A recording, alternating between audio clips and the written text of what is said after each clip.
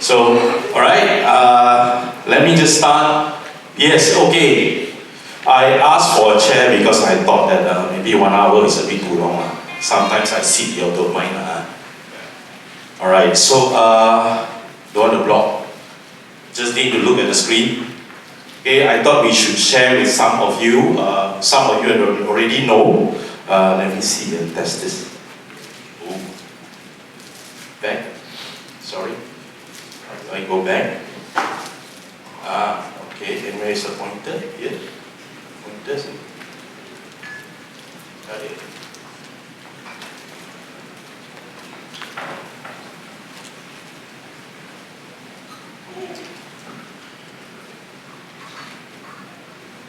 Alright, so there's no pointer, but anyway, I'll try to use my finger. Okay, so 18 months ago, these are some of the awards that we are very blessed, we are privileged to have from Alcom. So we won the transformation category, right, in the Star nationwide. That was about 18 months ago. 20 months ago, on the AI portion, we did machine learning. Alright, machine learning in the sense that we participated in this AIBP, ASEAN-wide, 5 countries, and the host is Singapore. And I want to say this, this machine learning part is also part and parcel of what we talk about ESG. And you can see the names there, Petronas, Tenaga, Maybank. The big boys of Malaysia represented Malaysia. And the collective revenue of 100 over companies around Southeast Asia who contested here is over $80 billion, right? Huge. We in the management team of Alcom were like considering should we participate. We are really the smallest fish in this place. But with the encouragement of the hosts, or rather the judges, we participated. We didn't win. We went into the finals of the top 15. Alright? Those are just the recent 1.5 years or so. Now next thing, very recent, only 2 months or 3 months ago, November last year, we won the Prime Minister's Award, and you can take note here, notable environment, again it's on ESG. Right? And we just attended the gala dinner to receive our award last month in January. Next. This is the one that I love and put a lot of effort with the team, and we are so humbled by it. It's called Product Carbon Footprint Certification, PCF. You'll hear a bit of these words later. What is this PCF? PCF actually is a license that we receive to calculate precisely and quantify the carbon emission for all the processes that we do in our factory. Right? So this process, how much emission of carbon, next process, how much, and then you total it out. But we didn't stop there. We didn't stop with this. We went one step further. We went through what we call as a life cycle analysis, and that allows us to go through our supply chain all the way to the bauxite mines. So our PCF really calculates the carbon emission from the bauxite mines, how they take out from the land, all the way to our guardhouse before we make delivery. We total up that one. And this is, the significance is, this is recognized by CBAM. CBAM is the authority that collects the carbon tax in Europe. They're going to start collecting this 1st of January 2027. Right? And with this, whenever we put in our report, they recognize it, and clients in Europe, they pay much less carbon tax because of this. Now also, since we've gotten this certificate, we have 5 certificates. 1 for the general company, and 4 for different product ranges. Alright, specific product range. Now I will tell you that after traveling around last year, for the 4 product ranges, now for this certificate, my competitors around the world, probably I've come to know about 10 of us around the world, have this certificate as a company. But for the 4 product ranges, namely and especially roofing, walling, roofing, cladding material, this certificate is the first and only one in the world today. Right? We represented Malaysia for the first. Okay? Now this is just to give you a backdrop. What are we going to cover today? Anyone? So first question, are my gold coins ready? Alright. You all see anything familiar in this? Who wants to? Penang people? Yes sir. What do you see? Penang one sir.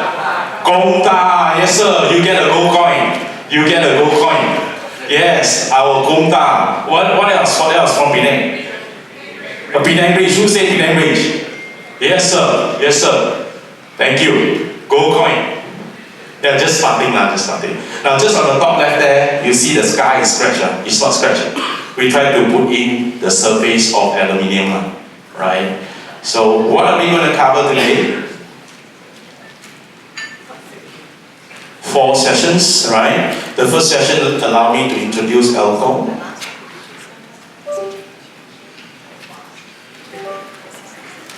So now we have a pointer. Let me try.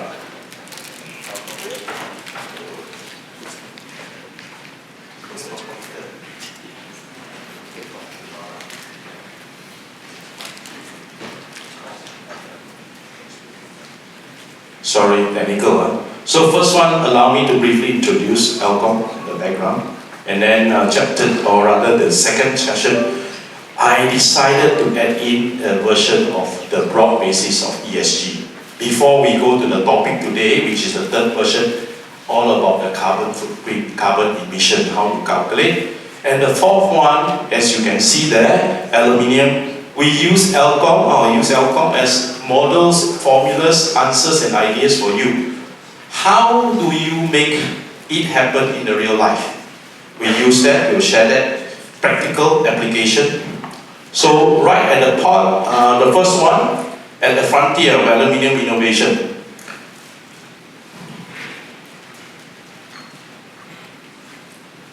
Quick one, incorporated 1960, so we are 66 years old, still very young. 69 we are listed. We define ourselves as raw aluminium product manufacturers, so our products come out with a big like tissue paper, but big coil. We're definitely leading in Malaysia. Just to share, we were 55 years under this company called Novelis, and Novelis produces our kind of products, 100 over mills around the world. They are the biggest. We were 55 years with them, and in 2016, as they exceeded the foil business, that's the thinner part of the business, they want to go aerospace, they want to go car. So they sold off Alcom, Aluminium Malaysia, to a local owner, and today we are still public listed, but we are fully 100% local company. And we are owned by a local from Penang also, right? Okay, next.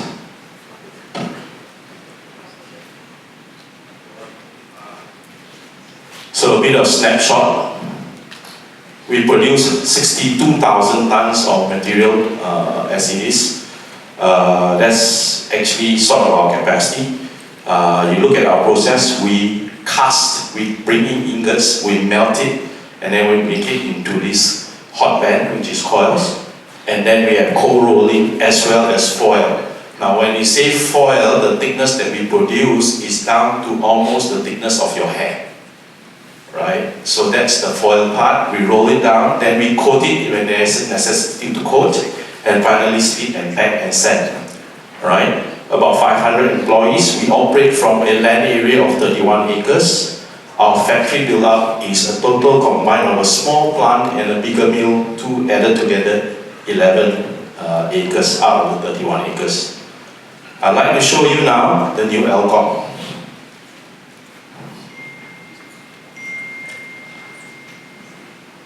We have invested since 3 years ago. This is the 4th year and the final year, and the whole project of 4 years. We are 2 months delayed. We will finish mid of this year. Right? 2 months delay. The investment is exceeding 550 million ringgit. right? And you can see just now was 62,000, now we're aiming for 120,000 metric tons. We are doubling our capacity. We change all our equipments, you will see some of it later, right? And you can see now we have used up our whole area. 27 plus 3 is 30 acres, our land and build-up area is 31. So phase 2, which we hope end of next year, office pun boleh. Office all got kicked out. Go to your Wisma or whatnot already, no more, right?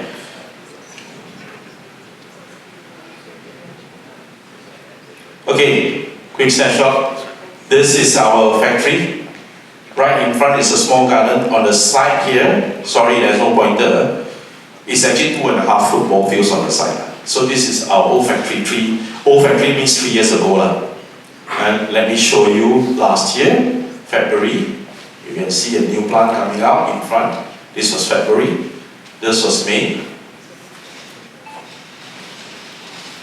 This is August. Today. I hope you see all the solar on top. I want to take the point to share this with you. 550 million still going up. I think we'll close the whole project about 600 million.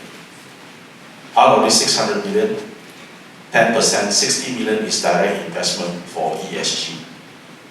Right? I will share what is it all about. The indirect ESG investment that we put in is almost 150 million.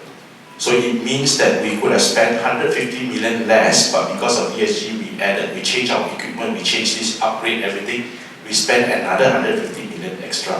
So all in all, 550 million, about 200 million is directly or indirectly related, and I will share again later. Sorry, bear with me, I'd like to give a bit of suspense to the front. Okay, product range quickly. These are the 4 areas, and the area that is concerned, more of us in Malaysia, it's about 7 to 8% of our turnover, 70 to 80 million a year. That is on the building products, roofing and cladding. Many projects, LRT, MRT, airports, the LRT in what they call Central Kuala Lumpur, the bigger projects like the KSO and the ECRL from Kota Baru to Kuala Lumpur, all the 20 over stations, all us, our material, many other various projects. The bigger malls, that curve and turf, right? Those are more or less our kind of liking. Yeah. The rest are more global. That's about 90+% of our turnover. I must say that you see the Finstock. Finstock is that one that you open up your aircon, you see inside, right? Now, we are a major global supplier to all the regions around the world. You name it, Europe, US, Japan, Southeast Asia, India, Middle East. Now, we started our ESG journey 3 years ago. After returning from one of the visits, I decided, learned that, hey, you know what, ESG is the forefront. Clients from Europe actually were the ones who pushed us. And 3 years ago, our company added together our knowledge about ESG zero, maybe negative, right? And it's just a 3-year journey for us. And today, I think many of us are very passionate about it. Okay, that's about, I think, the company. Right? Let's go into the lighter topics, ESG. I'm sure many of you know what it is. Sustainable values, we're going to cover this in the next 10 or 12 pages. Economics disclosure. Everybody knows the E, S and G, environmental, social, governance. Environmental, very steadily looking at the environment around us, whether it's air pollution, whether it's biodiversity, deforestation, and very importantly, climate change. How's the weather changing? That's the topic we want to save. Alright, the ES, the S, a lot of people don't see it. It's part of it. What is it? It's all about you and me. For you, owners of your own businesses, how does your staff and your team work for you? Are they happy? Are they not? Are they okay? What's the labor law, labor rights that they have? Right? All this, what's your customer's satisfaction all over this? This is part of ESG, guys. So I will talk a little bit more later, and then we'll come to this G, governance. How do you do it? Do you have a procedure, a system? Does your board of directors have this particular passion to do composition and rightfulness? Do you get audited by it and whatnot? Then bribery, anti-bribery, anti-competition, lobbying, political interests. These are all the governance of ESG. So now I want to tell you a personal pain that I have. A personal pain that I had. 2 years ago, just probably about, I come out from my house, my taman, I come out, I turn left in here, I see this huge billboard, and this billboard promotes an industrial park somewhere in Klang. And the promotion is, the tagline, Malaysia's first ESG compliant industrial park. Malaysia's first ESG compliant industrial park. And it's a pain to me. Because why? Malaysia doesn't have an ESG law yet as a whole. How did they put out this advertisement, ESG compliant? What does it mean? Next, I drive further from my house.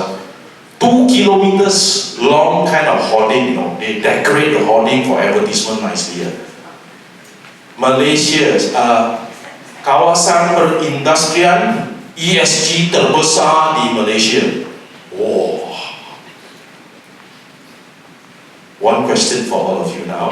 Gold coin time. Do you know what they are doing? There's a technical term, 2 words. Do you know what they are doing?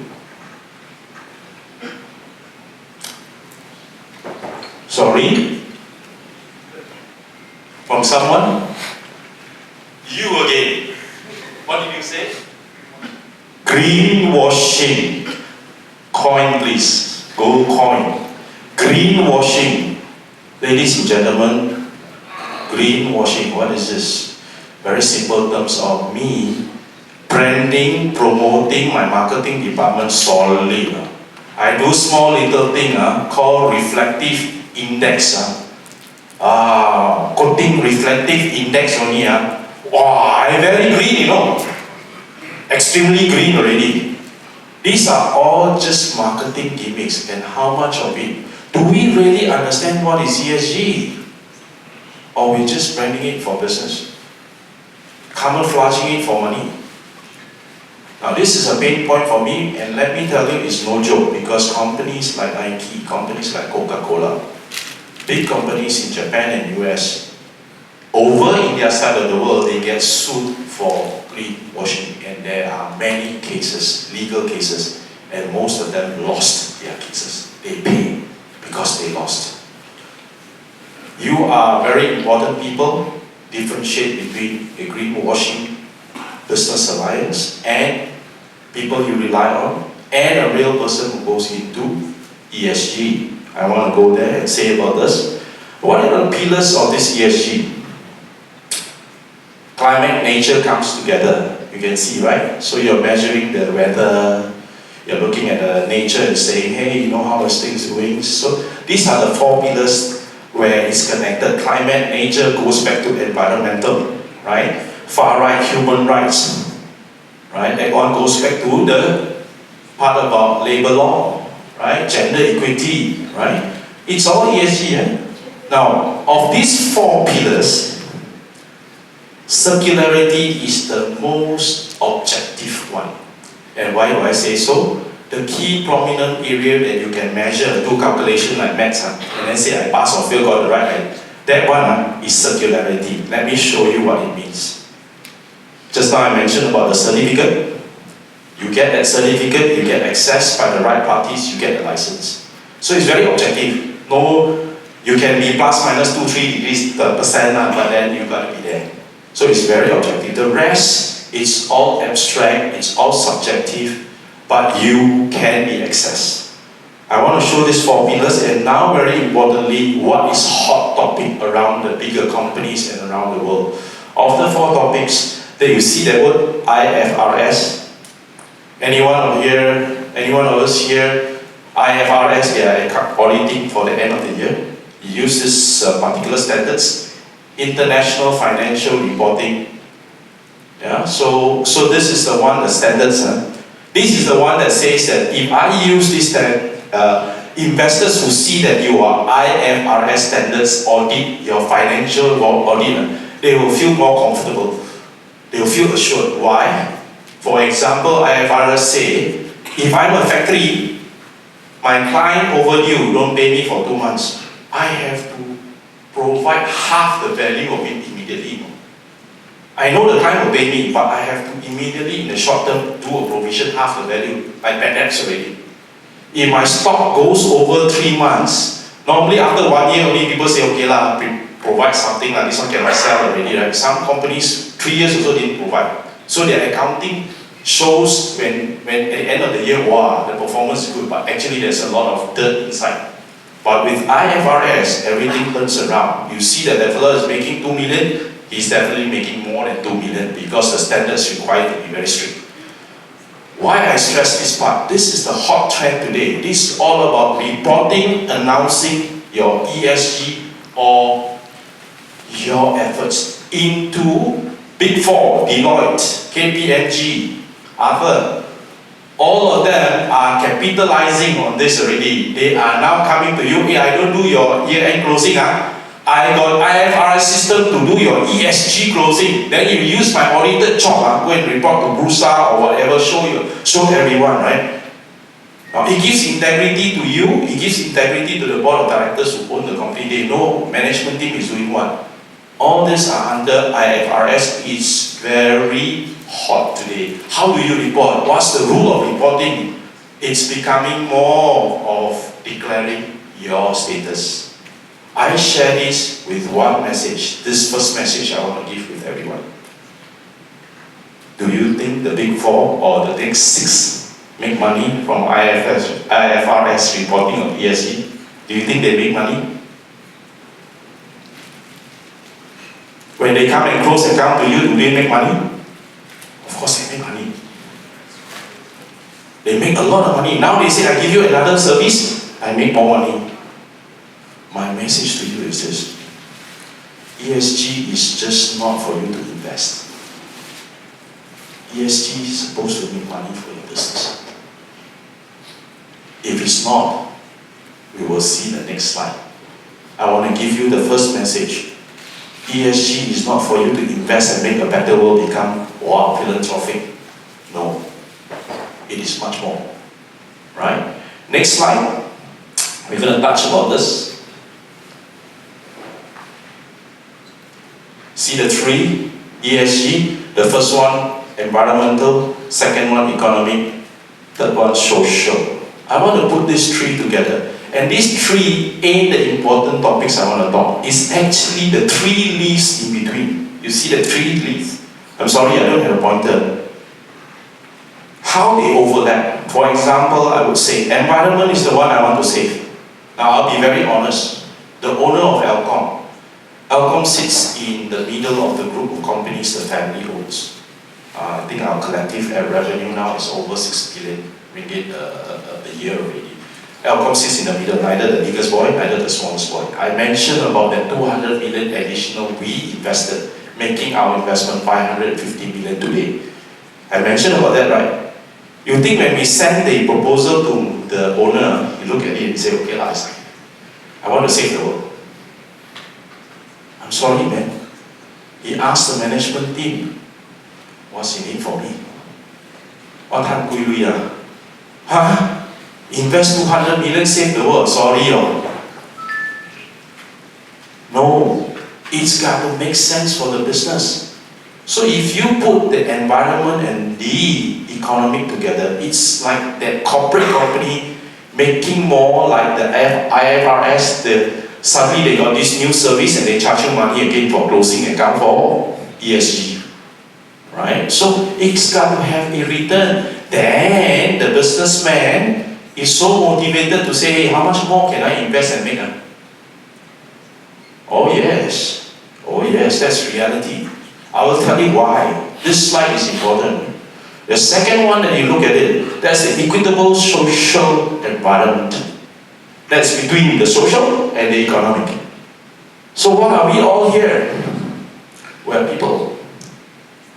We are the very life inside an organization. If the company, you are the owner, or you could be one of the team members in a company, if you are not happy, you don't feel safe, you don't have rights in your company, your boss comes to you and say, no, I don't like you, tomorrow don't come to work already. Jalala. Right? And if you're the owner itself, you will drive your team members to say, hey, you know what, you guys, I want you to feel happy, I want you to feel safe, I want you to throw me all the ideas you have so my company can grow and grow, right? Now this symbiosis between the company economy and the social is ours. Are you happy? Are you feeling safe at work? You spend 8-12 hours a day on work. Imagine you're not happy. ESG covers this. You want to capitalize on the ideas. That's the owner's perspective. I need to take care of them, encourage them, engage them. On our perspective, I want to be happy so that I feel free to share. And that is the leaf in between, right? The last one, which is sustainable, natural, and built environment over the side. Social and environment. We are talking about a community. Your gotong royong. Your choice of buying an apartment slightly more expensive because why? It brings about a lot of green features in the building. Your choice of getting involved in a mangrove planting social event. Your choice about supporting waste management, what they call stations around your place, even though it's a bit smelly. All these are hard decisions we make as community to go inside and say, hey, yeah, the world will become greener, right? So that's the third leaf between all this overlap. Both parties from the three bubbles, when they come together, they must benefit. Now I give you the closure of that three and that one message for these three. The closure tagline for you is sustain. The sustainability. If you want to do environmental work, you got to sustain. So the first thing I would like to tell you is that the business must make money, make more money as it invests more into ESG. Otherwise, it cannot work. The second one between the social and the economy is that here I use the word life cycle. And this life cycle is social and economy, which means your career path, your business path. There must be a longevity, passion between these two. Right? This is the summary point. The third summary point between the social and the environment is your lifestyle. Do you feel good when you buy a little bit more of this house and say, okay, I pay a bit more because it has a bit of environment feature? Why?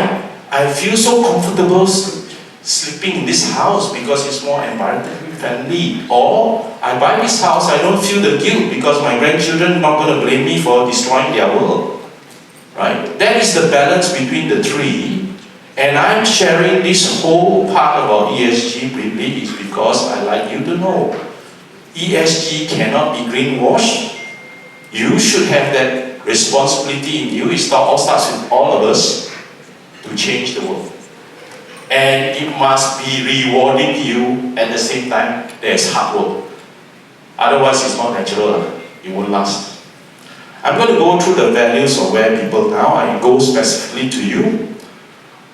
Alright, Antonio Guterres, the UN Secretary General for many, many years now. He's a very powerful man. He's the top man in UN. What does he say? He says mankind has to make a very important choice. You either break through or you break down. And he's talking about greenery and environment as he made this comment. Break down or break through. Start an urgent choice. Before I show you the next one, I will tell you about this fraternity today here in this room. You have taken your Saturday morning Chinese New Year, you've come here to know a bit more environment. Thank you very much. Now I'm going to share to you. I share a lot of times. Architects are very powerful people. Yeah. So you're not the guy who creates a house become a home. I want to go home because my house feels like a home. 2026 already, back to your age. How many times have you seen a bee last year? Every day. Wow! I know this guy every day Right? Who said every day? Yes, sir. 2 gold coins. Not 1, 2. Right? Every day. Okay. Guys, between your 10 years old and today, out of the special people in the room, has that incidence of seeing a bee reduced? When was the last time you see a beehive? Last year. Did you see a beehive in the first place? The whole of last year. But those days when you were 10 years old, see beehive normal. Like guys, biodiversity is talking about the animals that survive with us because we need them as much as they need us. They can be a nuisance, but we need them. We urbanize, we change, we deforest, we go mining, we go and do all these things, right? At the end of the day, without us, you guys, Penang very good what reclaim land.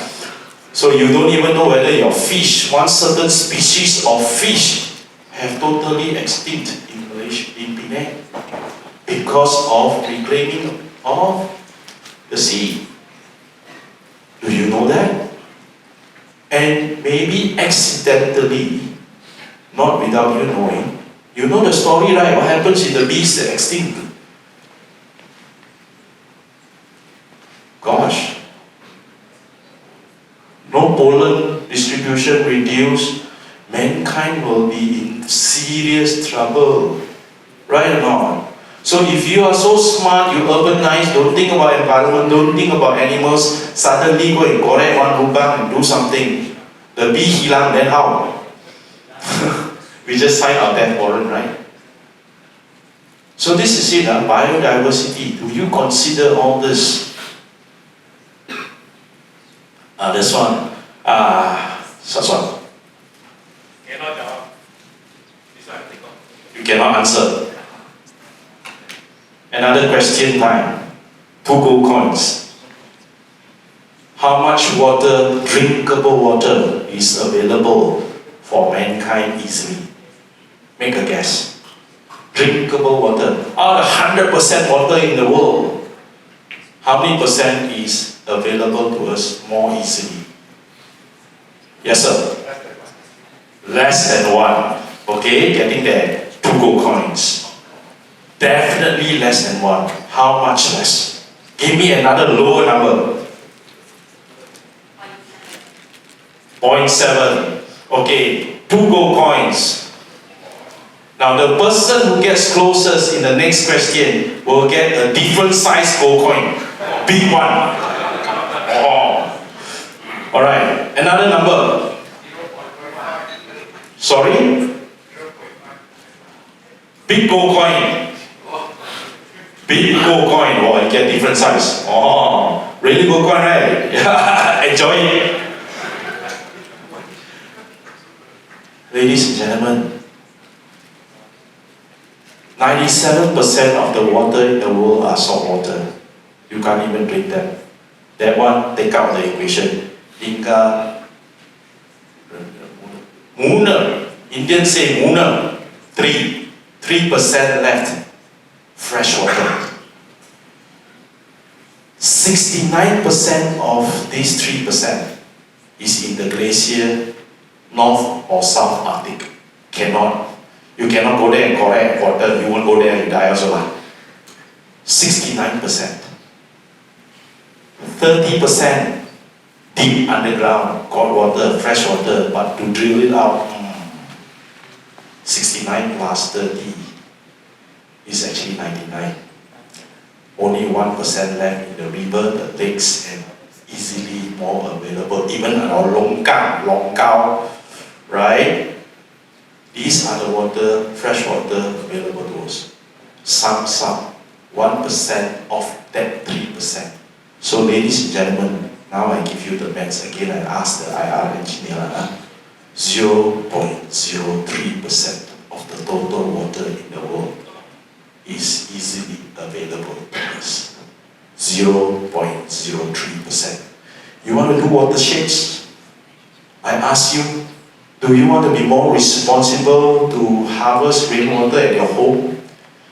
You want to do reservoir, make sure your reservoir is okay. Maybe you want to do what? Recycling of water at your home. Right? Use some of those dirty water to do some fertilization or whatnot. Think about it. Only 0.03%. This one I'm not going to say too much. It's easy because later we're going to go very deep about it. It's all about the carbon footprint and why it's important. This one has to do with you again. This topic is the most difficult amongst all the values. I fear supply chain management, ethical sourcing, supply chain responsibility. I fear this. This is, to me, big homework. It's the most difficult. Why? You have to manage your partners, whether it's upstream, your suppliers, or downstream, customer lah, right? Which of our customers say, give me more expensive, very expensive, okay quality will do already. Which one? Which customer of yours say like that one? Got show of hands. No. What do they want? Big and cheap. Sorry? Yeah, big and cheap, right? Good and cheap. Quality very, very good, but very, very cheap. Hard to find. 做 architect 排面 right? But let me tell you one thing. Truthfully, your work, hopefully after today, will be harder because you have to prepare your homework. You got to go and convince them. You got to go and talk to them and make them see, hey, you know what? If you pay 10% more, 10% more, 10% more, let me finish. I do all the maths and tell you. In 3 years' time, you're going to get 50% back. Not easy, think it's easy only, Go there and do your homework before you go there and show them. You make this choice for environment. In 3 years' time, in 2 years' time, in 5 years' time, you're going to get more than what you invest today. But 5-10% more now, very painful. But guess who has to do this? The Datuk's here, the Tan Sri's here. Ladies and gentlemen, it's you and me. I'm trying to do that with you today. If you don't do it, nobody's going to do it. That's why it's difficult. Let me give you an example of our end. 3 years ago, we had our first conference like this. We had 100 old vendors from Alcom. We invited all of them to come. We call it the ESG Day. 60% turn out. Not too bad actually, but 60% turn out. The second conference, which was within last year, 100%, more than 100% turn out. The last conference, 40% of that 100% that turned out, which is also full, sign up and be engaged into ESG with us. We managed to convince them to come. They start asking about carbon footprint, what to do. They don't know. We send our experts to their place, audit them, set up a system, run with them. We invest that time and they change their business, they invest, the owners invest for us. Why? We give them that twinkle and the reality where they invest, they suddenly duplicate this success to other customers, they make money. They become the different guy. Right? But to do that, it's a lot of work. That's just supplier, not customer. And then guess what? If I tell you this beginning of the year, last month, January, they come back and say, hey, Alcom, we all invested already. Now we want to tell you, after investment, we want to key cap. Up price of 5% because we invested. Then guess what? We tell them, you spend over.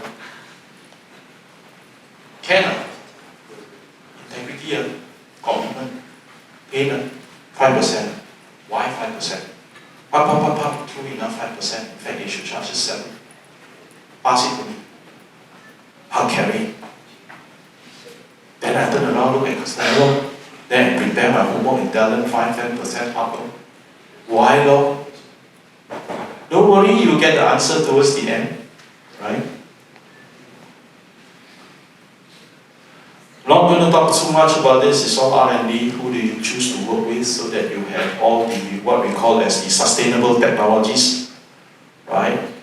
These are all the educational institutions. These are investing into your team members to go be trained and to work with all these new ideas, hopefully towards the direction of ESG, right?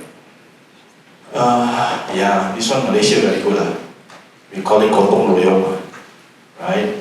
In some places those days, villagers built small little huts for their for people in need who live with them, right? They spend 2 days there, build a wooden hut for their friends, right? Family friends, right? We go and give out food during the season of what we call it Bendera Putih during COVID, right? We go and give out food during COVID, endanger ourselves. Come home, feel good about it.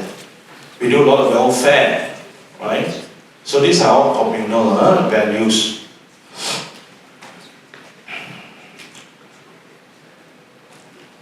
Social. Does your team member come to work because your office is zen? Or they come to work because it's flexi hours, they work for you, they like it? Or we work 24/7, right? Are they so engaged and happy about things that, yeah, they know it's safe? The last thing is they leave the office knowing it's safe. Because what? When they challenge their boss and challenge the ideas, they know the security is there. They dare to give you ideas, values, right? Or you dare to give ideas and values that is against your boss, or you are the boss accepting ideas challenging you, and everything's still safe. They've got gender equality, everything there. This is social, right? Third session. I think we are okay on time. This session, don't worry, 5-6 slides.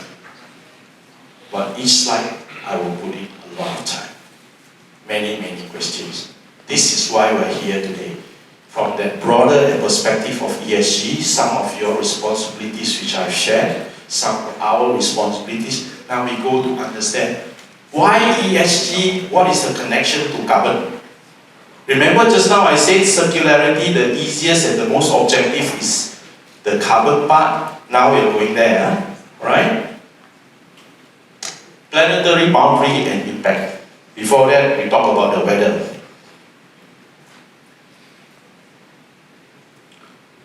Okay, so you can see the weather changing on that map there, right? Red color means getting hotter. Right? Then this table shows 100,000 years ago. Right? By the way, if you look at the left side, the negative 42 and 34 is not degrees Celsius. Sorry, it's a bit more scientific. This is actually a calculation of the oxygen, or rather 18 oxygen isotope. Meaning to say that oxygen, you know H2O is water, right? That O is oxygen, right? There are generally two types of oxygen that is to us breathable and usable, convertible. One is called isotope 18. Why? It has 10 neutrons, 8 protons, 8 electrons. That's why 8 plus 10 is 18. There is another one called isotope 16. It's 8 neutron, 8 proton, 8 electrons, balance. Both can form with hydrogen to become water. Both are breathable to us.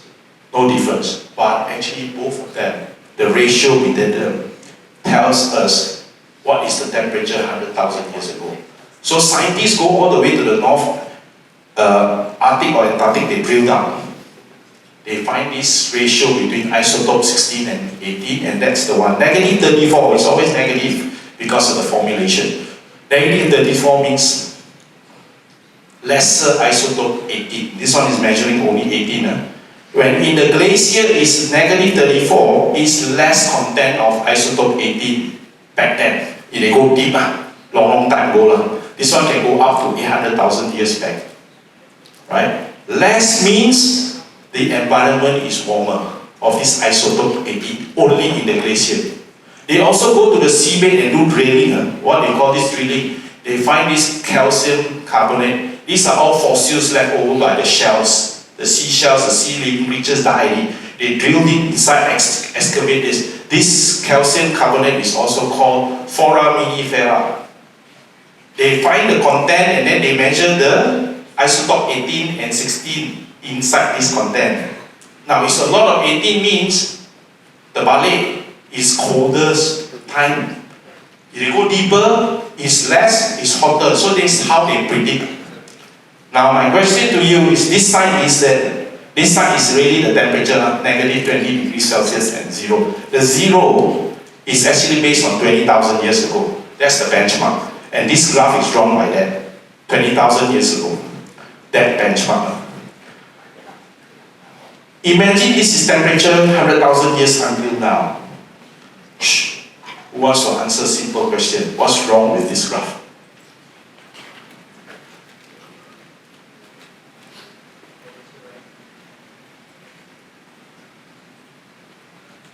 Jack, maybe you can check. Does the hotel have a pointer? Thanks, sir. Maybe the shape I see. Sorry, who is that? Oh, sir. Maybe 2 big gold coins. Big one. 2. Sir is very sharp. You see the circle coming up.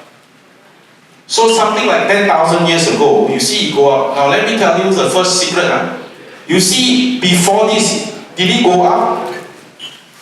But did it come down? It corrects itself, right? Up, down, up, down. Over 100,000 years until 90,000 years ago, it goes up, it comes down, it corrects itself. Mother Earth corrects itself. But you see the last 8,000 years, suddenly it go up. You see here not flat already. Don't know how to come down. Now I ask another question. What else is wrong? You get it right? 2 big gold coins. Yes, sir. Oh, sudden peak. He wants more. The gentleman wants more. 2 more big gold coins for him. Oh, he's a very rich man. You see, not only you don't know how to come down, he went out of wet already, right? How soon was this?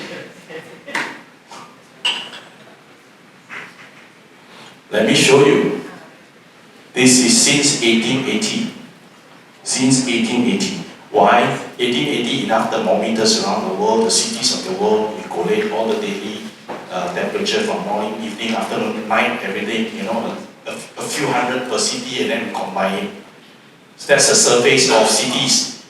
Enough ships and containers going around the ocean and measuring the weather, or rather the temperature of the ocean.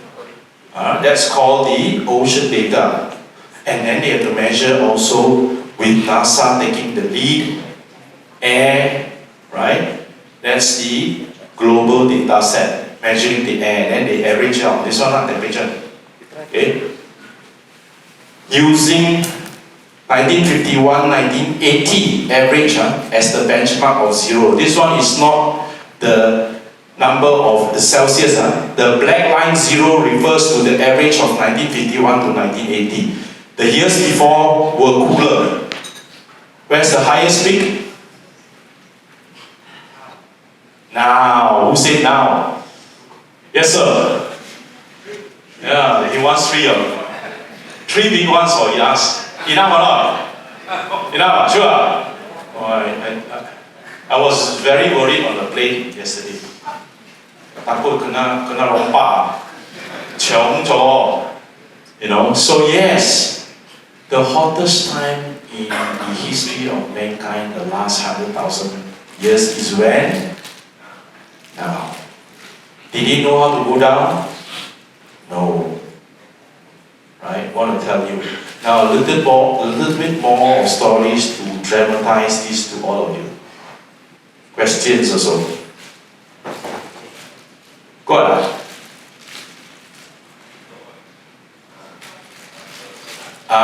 Okay, so the problem is not this. The screen, I forgot, this one digital. Old man like that.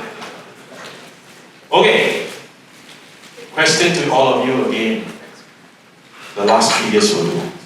3 or 4 years. What are the big weather anomalies? Big weather anomalies. That means, oh, this weather. Big deal. Sorry? Typhoon. Who said typhoon, sir? Young man, very young man. Handsome. And sir, what did you say? Heavy rain? Yes, please. What else? Big ones. Give me incidents and tell me the place some more.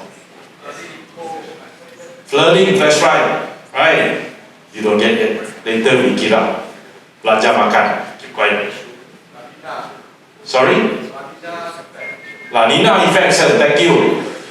So, Ban, remember the gentleman? Right? Where else? What else? Tell me specifically. Let me give you a hint. Dubai. Big deal, right? You guys are architects, right? Dubai can flood. What is this? The mega city of the world flood. And the flood so bad that the planes have to land in the airport in flood waters, run out of fuel, no choice. Take the risk. Hey, Dubai flooded. What is this? The irrigation engineers know what they're doing. Come on, this is really well-planned model city in the world. How can it flood? Some of you know. I tell you another short story that you don't know later about this incident. You want to know what happened in Dubai? The government decided to seize Dubai because it was on a heat streak. So they spit out chemicals like silver iodide. Silver iodide is actually one of the components that you seep to the cloud to make it rain. They calculate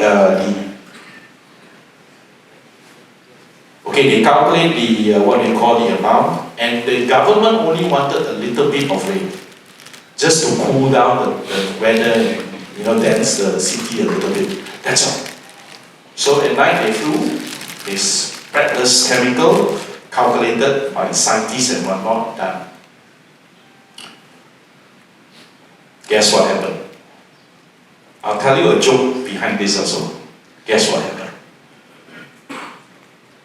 A few days later, Mother Nature decided to teach the government and mankind a lesson. You guys think you're so good, right? Calculate, and put down there one discount amount, 2 mm, 3 mm of water rainfall that night, right? No. Dubai flooded because that one night, from 4 o'clock that day until the next morning, about 12 hours, the rainfall that came down in Dubai was 1.5 years of rain. In a neighboring city was 2 years of rain one night. If you're an irrigation expert, would you extrapolate the longkang for 2 years rain one night? No way lah. Right? Are we in control? Sorry guys, we are not. We think we are. Mother Nature taught us a lesson in Dubai. Now I was just in India 2 months ago, and someone from the environmental fraternity told me this secret and joke. He said, Daniel, you got these facts quite right, but you missed one thing. I said, what did I miss? He said, my brother was on the plane who seeded the chemical. Oh, interesting. So what happened? His brother is soldier, he's soldier. But he's what? I'll tell you the joke later. But he said, apparently when they flew over the clouds, this guy go and pour everything. That's why 2 years of rain came. Right? Is it possible? It's not likely possible, because you need rainwater condensity to create 2 years of rain. You don't pour chemicals, suddenly it rain too. You don't even have enough water for 2 years up there. How to have 2 years of rain? Not possible. Right? But I'll tell you that he told me that, oh, I hear say it's like that because my brother is on the plane. Unfortunately, I was in India, and this close friend of mine, Indian. I said, in Dubai, not India, eh? Why your brother on the plane? Right? So that's a joke to the side. But guys, this is it. I'll tell you a few things that you want to be very careful. Less than 3 years ago, many families have to jump into the sea in Hawaii. to save their lives from the big fire, remember? And they are looking back at mainland and they see their house all burned down. The father is looking at it, worried about the lives of theirs, and they are quite safe, but it's quite hot. When they come on the land, they realize one thing. Everything in the house plus the house burned down. And they don't have insurance. What does that mean? Almost everything they have physically from the house is gone. If they don't have savings in the bank, next month they still pay installment. But they don't have money. If they have money, they pay installment, they don't have house. House burned down anyone. Famous capital of what they call movies, Hollywood. Before Hollywood, 1 year ago, was actually starting from West Coast, near Hollywood, San Francisco. Big fire, 100,000 acres burning, bigger than Penang. Much, much bigger. Right? And then after that, a few months later, Canada. I think Bigfoot also ran from his house. No house already burned down. Then come back down to Hollywood, right? Hey, what happened if you have insurance, but in the fire someone you love died? Got burned down. The person missing, never found the body even. And this is how serious it is, right? You all get it, right? Dubai flood. Up 4 years ago in Europe, not enough snow, cannot go skiing. When down south in what they call Karachi, coldest winter ever recorded, 8 degrees colder than the previous record. Taiwan became too cold that year. Weird. Recently, the last few months, typhoons after typhoons after typhoons, right? Crazy typhoons in US, typhoons in the Far East region of Asia. These are the impacts, right, of the weather. Now, I don't know whether you all are aware, I bring you all to another topic of science, but this is signed as an accord. Right? Paris Agreement 2016. The objective of Paris Agreement by all the nations who volunteer to attend is that they will volunteer to watch their country not to allow the temperature to exceed 1.5 degrees Celsius. Increase 1.5. They have to declare that. If it goes to 2 degrees, it's super big deal. Right? You look at 1910. 1910 is 0.5 down, right? Average line. You look at 2020, it's 0.89 highest. That's already 1.39, 1.4 thereabouts. And today is increased a little bit more again already. And 2 degrees coming already. Why 2 degrees? Why 2 degrees? Why did Paris Agreement set 2 degrees? Didn't set 3, didn't set 1, set 2. Let me tell you now. If you live in an era where it's 2 degrees cooler and an era which is 2 degrees hotter, it is not when you walk out, you feel the sun, wow, hot. No, not about that, we will survive. Okay. Right? But the exact 2 degrees Celsius hot is the one making the abnormally, the crazy weather that comes suddenly, typhoon, rain, never like that one. Chinese New Year this year rain, no? Always very dry, right? You start to say, hey, how come I don't understand the weather anymore? That's the difference. If you live in an era 2 degrees cooler, you live in an era 2 degrees, you will find that the 2 degrees hotter is that specific time that, wow, you don't understand the weather anymore. That's that version. How does it impact us? You don't lose your house. You don't lose loved ones. When there is drought, what happens? When there is floods, what happens? Food becomes scarce, right? Increased cost of living. That's an immediate impact, man. You can still afford it, but if you're living in a poorer country, it's not necessary so. So these are the ones that affect us in that 2 degrees, but I will reckon all of us to be that frog in that water. I always say, experiment, put a frog into normal temperature, crank up the heat a little bit, let it boil slowly. That frog also don't know how to jump out, die inside. It's different. If you're living in that situation, you're that frog or I'm that frog. You throw that frog into 100 degrees Celsius water. What do? It jump, try to escape. It try all its life, jump out of it. It will get burned, pain. But if you're soaking in there having bathtub time, the temperature slowly come up. The fellow died inside there, he didn't jump out. But we are like that now. This is the era we are living in. And that's why I want to say that, yeah, sorry, I dramatize a bit. Right? I want everyone to feel it in you. Now the next slide is the last slide of this before we go to, second last slide before we go to A, the final moments. So here is this is called a planetary boundary concept. It gets updated once in a while. It's by Johann Rockström, and Johann Rockström is one of the chief scientists in the world in terms of environment. He was almost Nobel Prize kind of guy, right? Now, he created these elements, these 9 elements, and these are the ones that actually affect. We go from ESG, encompassing our life, social, economics, and governance and everything, ESG, right? Then from there, we are zooming down to weather, right? Then from the weather of 2 degrees, now we zoom down to... So what has it got to do with carbon embodiment? What has it got to do with carbon? Right? How does it impact us? We are getting into the core of our topic this morning. 25 years ago, what was the major, if anyone can remember, environmental issue? 25 years.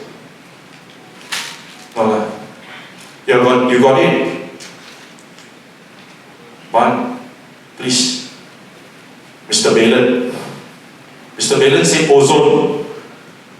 Yeah, remember not ozone, the hole on the hemisphere, stratospheric atmosphere, right? And then the sun's beam comes straight inside, right? It burns us up like microwave, right? Ozone. But guys and ladies and gentlemen, datos, I will tell you, congratulations, well done. Why? You see that big thing.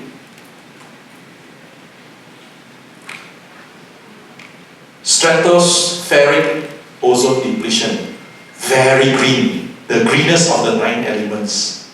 That means if we put in the effort, we can do a lot of things successfully. Alright? Now, I'm not going to go through the ocean acidification. I will not go so much on the biogenicals. The freshwater, we talked about it already, 0.03%. You want to jaga. Urbanization. Land system change, people go and do mining, illegal overlogging, right? Modernization, soil degradation, harvesting of paddy and durian can be more times a year. You think the soil can take it? You add more fertilizer, then you have what? You have your nitrate poisoning or phosphor poisoning. The phosphor goes into the water, you have biogeochemical flows. I'm not going to go through all this, but if one day we have time, we can go through every single one. And today, I just want to go up to the 2, functional and generic. Now, first thing, Mr. Balen, permission, your favorite animal. Yeah, friend answered for you already. That animal. What is that? Polar bear, right? Question, what's wrong with the polar bear? Sorry? Sure got one. Of course, all questions come with gold coins. All answers come with gold coins. If you ask me a question, you get gold coins as well. Gold, not gold but you get some kind of bar also Some kind of bar, I won't say gold bar. Mr. Ban, please, the gentleman. What's wrong with the polar bear? Starving, yeah, feels like starving. Yes, very thin, right? It's like my youngest daughter, maybe about 15 years back. She threw chicken, the chicken from Tesco without feather one, no head one. That's chicken, right? Yeah. Okay, jokes aside, it looks thin, right? Let me tell you, this polar bear is not a simple photo. This polar bear is a scientific research by rangers. They shot the thing, he went to sleep, then they tagged the thing. And then they follow it around, they study its life. This is imagine a father polar bear. It is thin. Let me tell you now another fact. It is not sick. This photo is taken right about summer. You know, during summer they thin down. During the winter they fatten up purposely, right? So they can go and hibernate and take on the heat, the cold. So this is summer. It's supposed to be a bit thinner lah. But it's not supposed to be that thin. One gold coin, why is it that thin then? It's not sick. Let me tell you. Why is it that thin? Mr. Baylor wants to answer a few of them, right? Please, some gold coins around, right? Got enough or not? Well, okay, I'm very worried already. Okay, so let me tell you, it exercised more. Why? Food was scarce. Instead of doing one round of swimming and getting all the seals and the fish back to the family and feed them and eat together, the feasting didn't happen. The father had to swim 4 rounds a day. Longer distance, right? To the south or to the north where it's a bit cooler to find its food.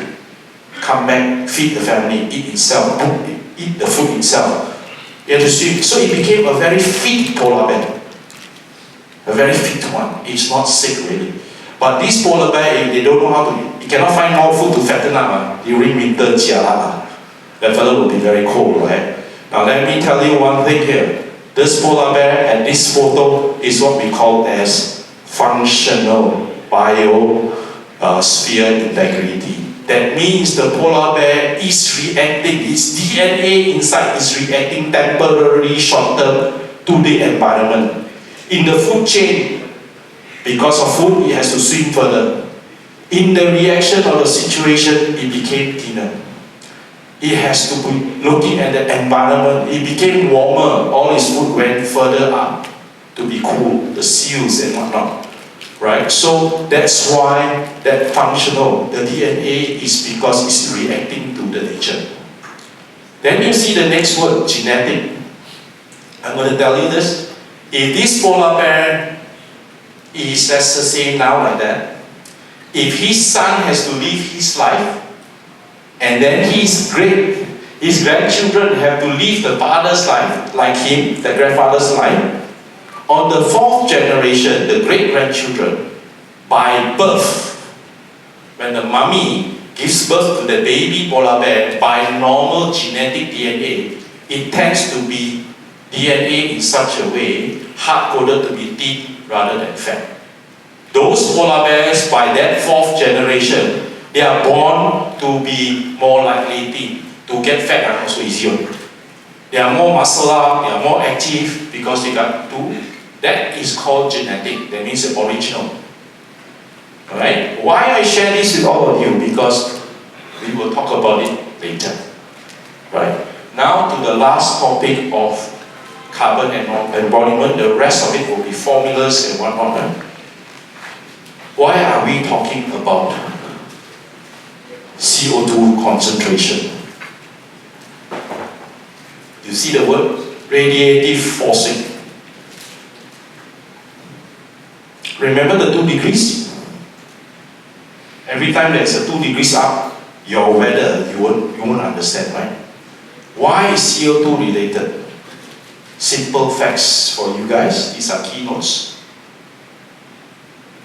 Carbon dioxide plays 2 nemesis role. Not good. When carbon dioxide increases, it entraps heat. Entraps heat. Alright, that's the nature. 1. 2. Imagine the atmosphere filled up with more carbon dioxide, layers and layers of carbon. When the sun shines its heat down to Earth, on the surface of Earth, on the day, at night, all this heat dissipates all to the outer space. The problem is when you have layers and layers and layers of carbon dioxide, the heat gets entrapped. It cannot go away. It causes, next one.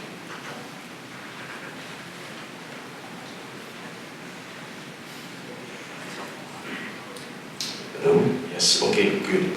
So it causes the heat to be entrapped. And one more thing, it actually forces the heat downwards. That's the radiation downwards. And that's why the word is called force. Normally heat goes up, but because of carbon dioxide, layers of it, it cannot go anywhere. It gets entrapped. When it's too dense, it shoots downwards. It cannot get through the clouds of CO2. So that makes the world warmer and hotter.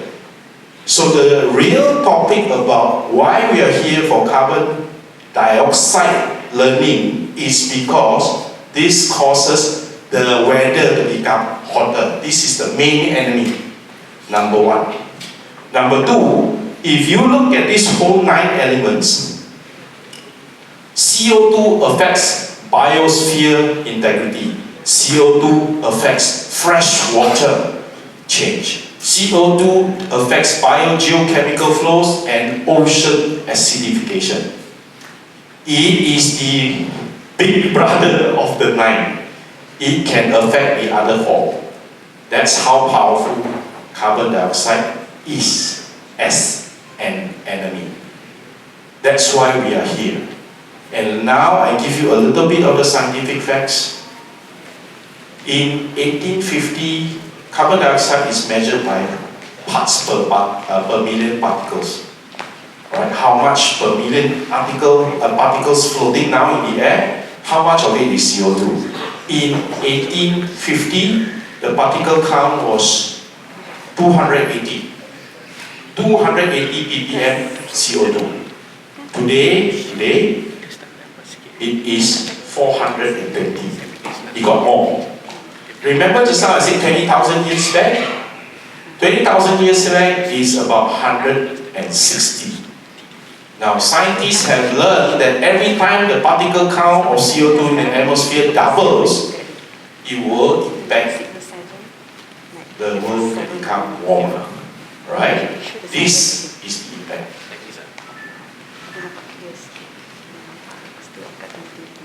So 1850 was 280, today is 420, almost 1.5 times.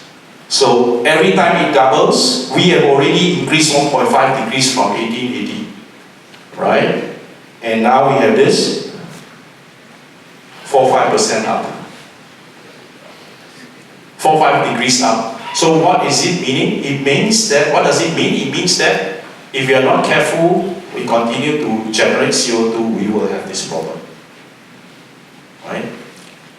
Now for the interest of time, I've seen some signs there. So it looks like I know how to count. We're not going to be able to finish it on time. But I guess we'll skip the video. We'll skip the first video. Yeah, we just move on. So there's supposed to be a video for everyone. The Earth is watching. Unfortunately, we don't get to see it now.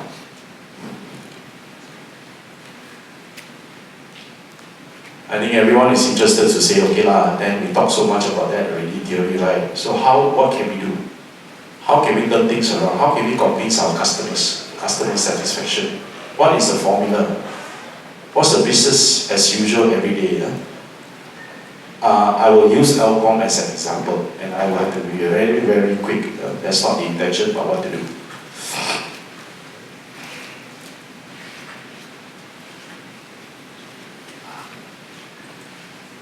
Okay, let's study a little bit more about carbon emission, the calculation. Carbon is calculated by 3 portions, scope 1, scope 2, and scope 3.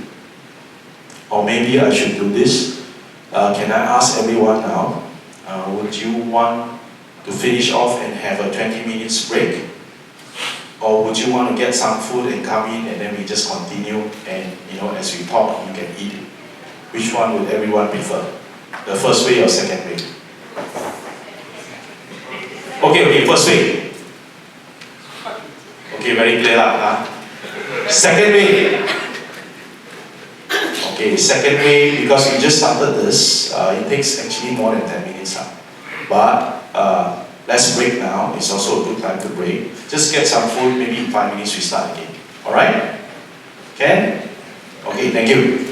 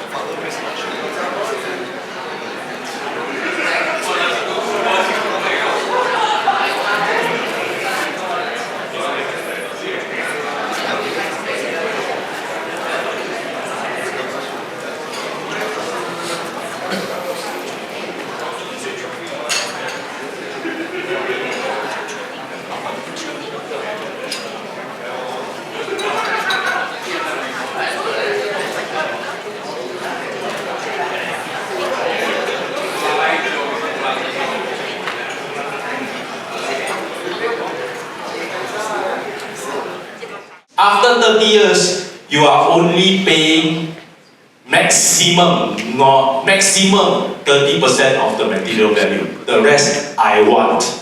Now I want to connect the dots for you. What does Elcom want?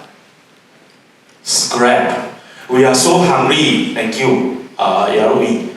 We are so hungry, not enough. You got scrap, come, give me. I will tell you one of the things that we just done very recently. In one of the projects, warehouse, aluminium. Back then, no contract. This contract was only after 2015. This type of buyback guarantee only to one. That building 30 over years, they took out all their material, but aluminium. I know that material is not from our factory, but we gave them 82% material price. 82. Give back to me. The guy only paid 18% of the material cost. He gets a total new material.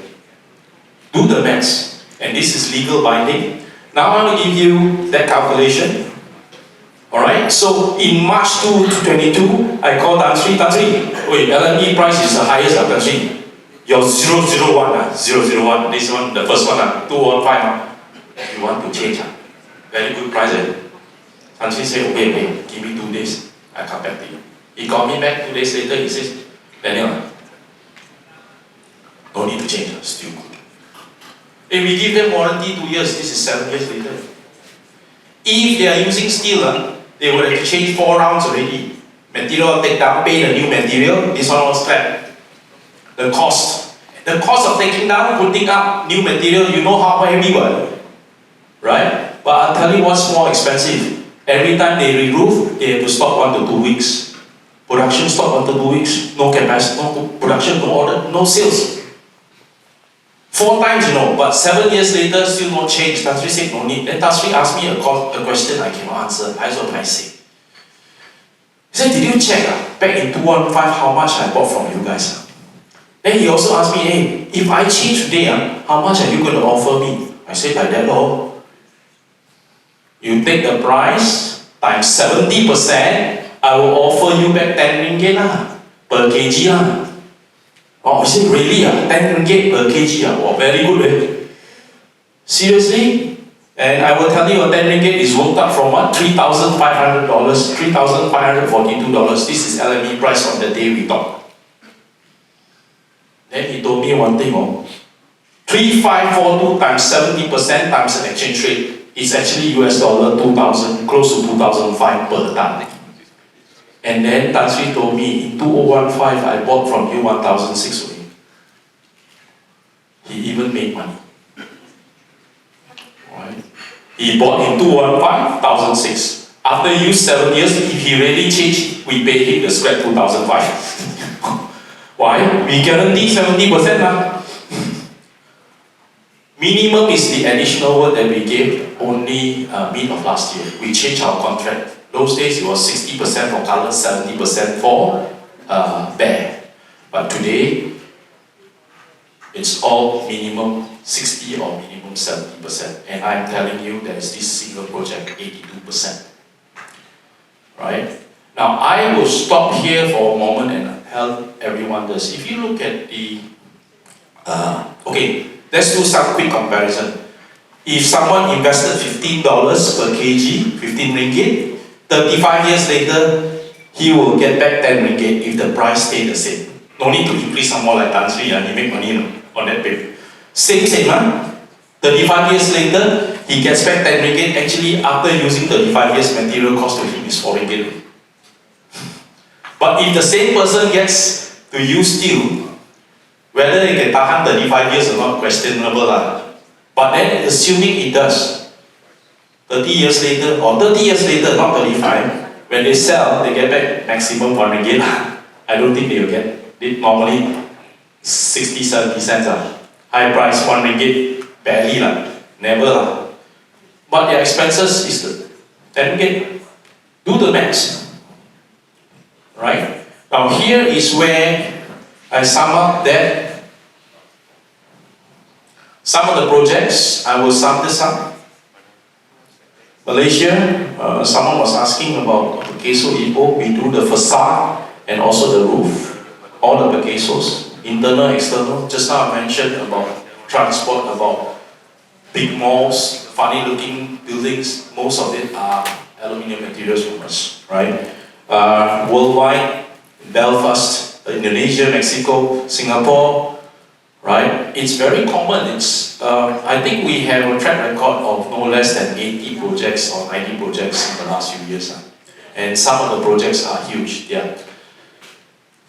are like 100,000 meters square and whatnot, right? We do supply, we do install, right? Tan Sri started with us 001 in 2015. Today, we have done 46 factories with them. 600,000 meters square so far, the last 10 years, right? It never changed back to any other material. Now asking for us, your aluminium got beam or not? Structure, sorry, no such thing. Aluminium not as strong compared to steel, to be fair. Alright, let me sum up this and then we'll do our closure. Alright, so let's compare this. This page is more for me to wrap this up. I said ideas, formulas. Now imagine you're telling your client to say, hey, you know what, pay a bit more, 15% more for the material. But 30 years later, you get back 70% of that price you pay.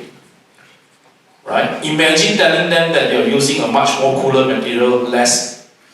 You can work it out. Today we still have to work with the insulation fellas to get our rating of 0.4 and above by law, right? We have a handicap there, but actually we know it's a cooler material. You don't need to blast your aircon that way.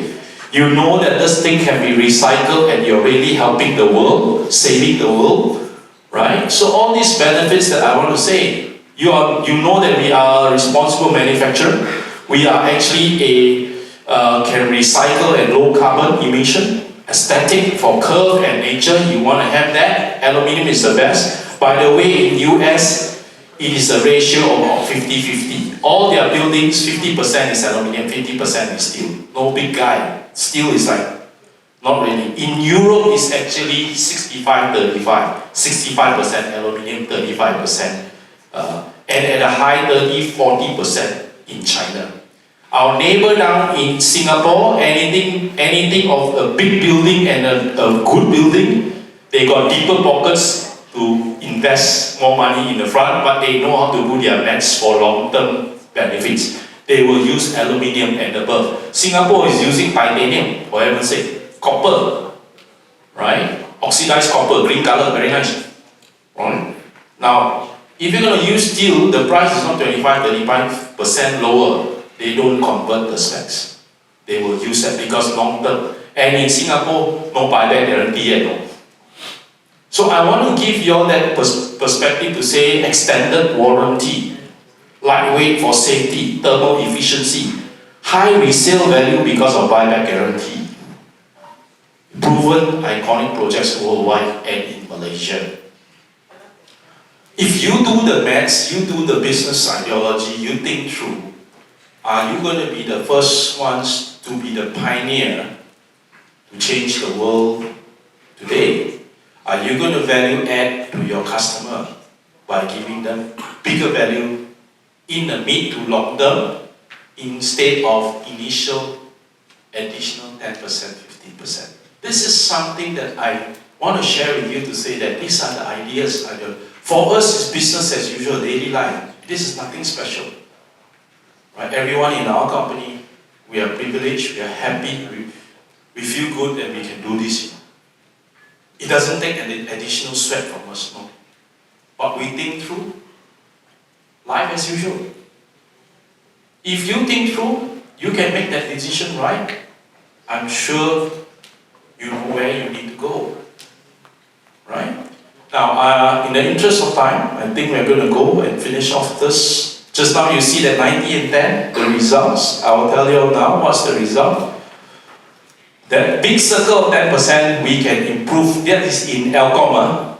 With all the efforts that we are undertaking now, we have already improved 60% of it. So the 10% that we play now, tinggal 4%. And I think we can improve another 1 to 2%. That's where we can play. But having enough scrap by using low carbon ingot That 90%, 10% left. So you can imagine how much carbon emission we have reduced to be responsible to the world. How? Because our business offer comes up to the customer, already benefit them, and then they give us back the scrap, it benefits us. When they use our material, they have a lot of benefits in corrosion, in cooling, right? So all this comes about, and at the end of the day, everyone is saving the world. Right? Next. Just want to share with you, if someone uses normal ingot, use 50% scrap if they have 50% scrap. If they don't, the reading of CO2 per ton. So just to let you know, 1 metric ton of normal material, 1 metric ton of aluminium produced by Elcom produces 8.5 tons of CO2. If you use less scrap, it's going to increase lagi. But as it is today, we have enough scrap to consistently perform somewhere at this level, 80%. And we have reduced from 10 to possibly less than 2.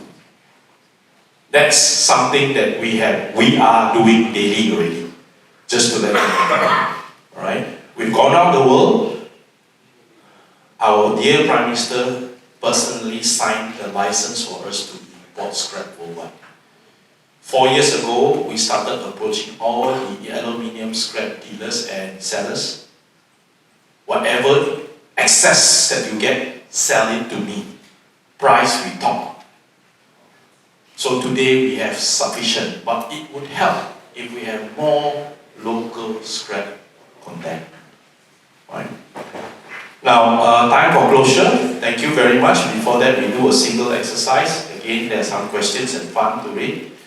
Closing starts with C, right? Some of you know the answer, please keep quiet. Starts with C.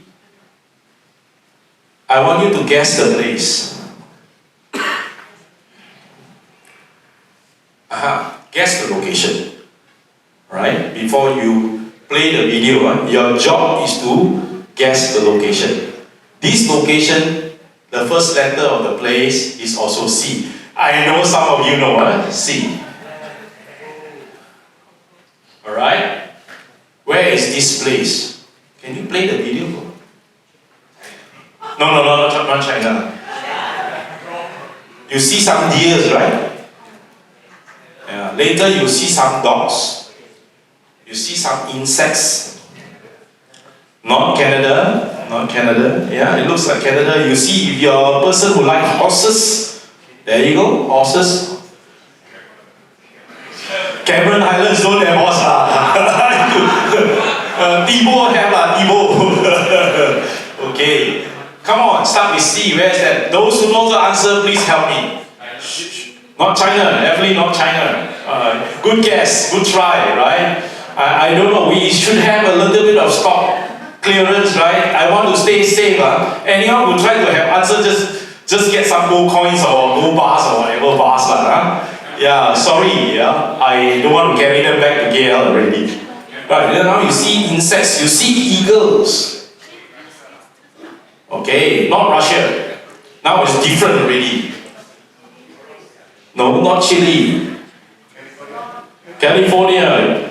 Yes, sir. New face. Chernobyl. Thank you, sir.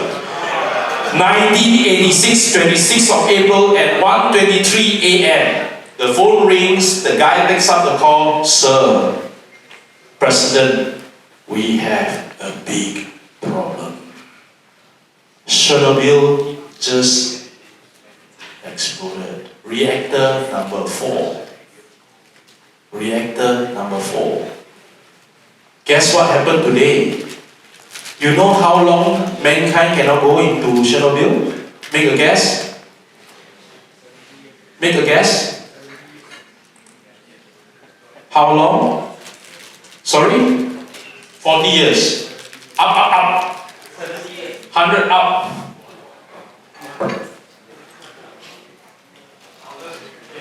Up. 1,000 up already. Okay, guys, prediction is easily over 10,000 years. But look at that forest. Look at the animals. Later you see Bambi, some more Bambi. Just now deer you see it. There is a family of cougar. Any of these animals have 3 eyes, 4 ears? Do they look sick? Do they look sick? I can tell you they don't have a short life cycle. They have a normal life cycle. No man. Animals thriving on. Why? Why? Yeah. And now the scientists are flying drones. Why not Russia? Because this place is now in the where the war is already is in Ukraine. It's now part of Ukraine. Those days it was part of Russia. Right? Okay, so yeah. Hey, I can save for our friend there at the corner. No need lunch to treat him. Right? Just give him a bar. Right? So yes. We are all here because we think of something, right? We need to save the world. Don't we? You want to leave a good legacy to your children and grandchildren. Otherwise, we damage the world, they suffer. If you're alive, they're going to look back and you say, thank you very much. We're supposed to save the world. Was Chernobyl a disaster? Definitely. You can't even go there. But look at the animals. They are doing well. They are not short-lived. They are all normal. No horns coming out, no unicorn. Do you know why?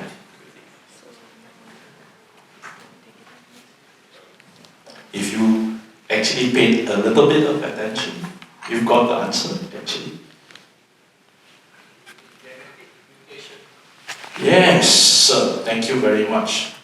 It is not the genetic part, it's the functional part. Now let me tell you why they can survive. Some of these animals have an auto switch. Some of them have a manual switch, but they have both the switches. And what do I mean by these switches? Their forefathers, long time ago, would have gone through worse than radiation. They would have gone through asteroids hitting Earth, and their forefathers have this switch because of genetic DNA to survive. Suddenly, you got radiation, automatic switch turn on, radiation no impact. That's why they are surviving. Some of them have semi-auto. After a while, then they switch on the next generation, they switch on. Alright? That's, their forefathers had the key. They don't use it. They live with us. Until Chernobyl happens, we cannot go in. You go in, you come out 4 eyes. Right? Or you come out without, I don't know. It's bad. But for them, life goes on. Ladies and gentlemen, I want to close for you today. Do you know what I'm trying to say here to all of you?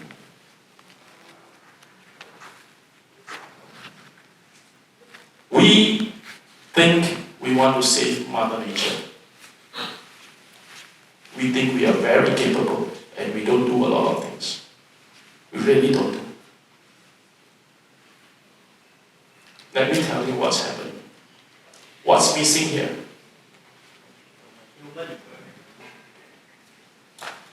Thank you, sirs. This is Earth telling us, bye. You want to blow up? You want to carbonate? Bye. The trees, the animals, Mother Nature all will move on as usual. Who is they?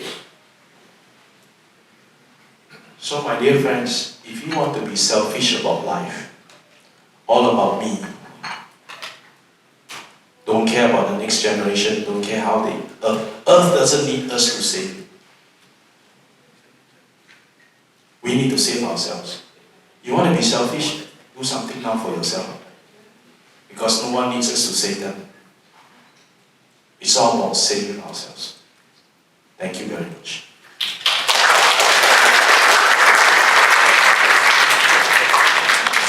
Thank you. So I'll go onwards to our next speaker, who will be continuing with this session. I'd like to invite our next speaker to the stage.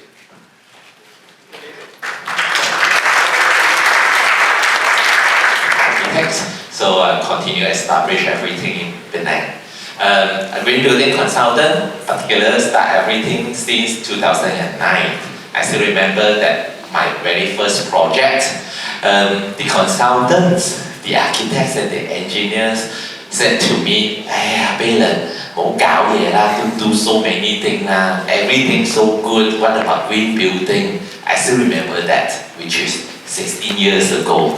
It is proven that going green is not a trend. It is a need, indeed. It is a need. And now when I meet back the architects and engineers for my very first project 16 years ago, then I'm still telling them that, yeah, luckily I'm still here together with you all. Yeah, when you see me, then yeah, you see a green face. Just now when Daniel asked how long that you guys, never see a bees. If you guys didn't see a bee, come to my office. I designed my office surrounded with pollinator gardens. With my own records, with my own handphone, at least more than 20 types of bees fly to my garden every day. Butterfly, never see a butterfly in your daily life, come to my office. I guarantee, anytime you come to my office, you can see butterflies. Because I purposely designed my garden in a pollinator garden concept that attract, all pollinators, all days, 365 every year. Any days you can see butterfly and bees in my. That's a little bit that I'm trying to do as a green man, okay, on myself with our own circles. I always believe, if you believe in that, do it, start it with your own circle first. Then everybody join up together, then you can see how great is the power that we can actually save the poor Mother Earth. Today, we also talking about how we actually save the poor Mother Earth. I know, I've started quite late. I will try my best to get it done and finish it, as soon as possible. But it won't be the original timetable. Just now I talked with Simi. It won't be the original timetable.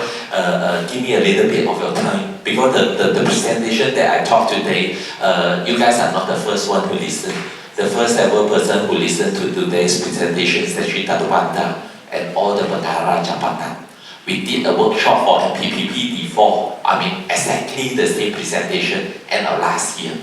And after discuss with Pam, okay, I think it is good, okay, to let everybody listen to all this presentation again. Not only my side, later on ARB and also Engineer Wong's side. Because today is all about the new Syarat Kelulusan. The new Syarat Kelulusan on green building compliances and also the solar panel, the renewable energy compliances, which compulsorily mandate to be compliant for all new submissions since 2024. So this is what actually today here we all about, okay? How to calculate, how to comply, how to make sure your project can be approved, okay, to this Syarat. That is all about today's seminar. So I see you guys, a little bit of time, okay? I will drag a little bit on your lunch time, but you should have sufficient enough time for you guys to take your lunch, okay? So ESG 2.0. I choose rethink. This is bad, right? Yeah, rethink. So I wouldn't drag much on this, okay? But again, I always want to highlight, the base things of a guy who go for green. Green is all about passion. Green is all about belief. If you don't even have a belief or a passion in green, then there's no way for you to go for sustainable. As an architect, as a key lead consultant in the entire built environment, although I know there's engineers here, you guys are great, okay? because of you guys that even inspired me, to do more things on architectural parts. As a professional key lead consultant in the entire built environment, we are the one who actually have the optimum power, who actually change the entire built environment in a correct way, in a correct, sustainable way. That is what I say. Okay? You need to believe that whatever you do on your design, that actually is the base of solutions for the entire sustainable built environment.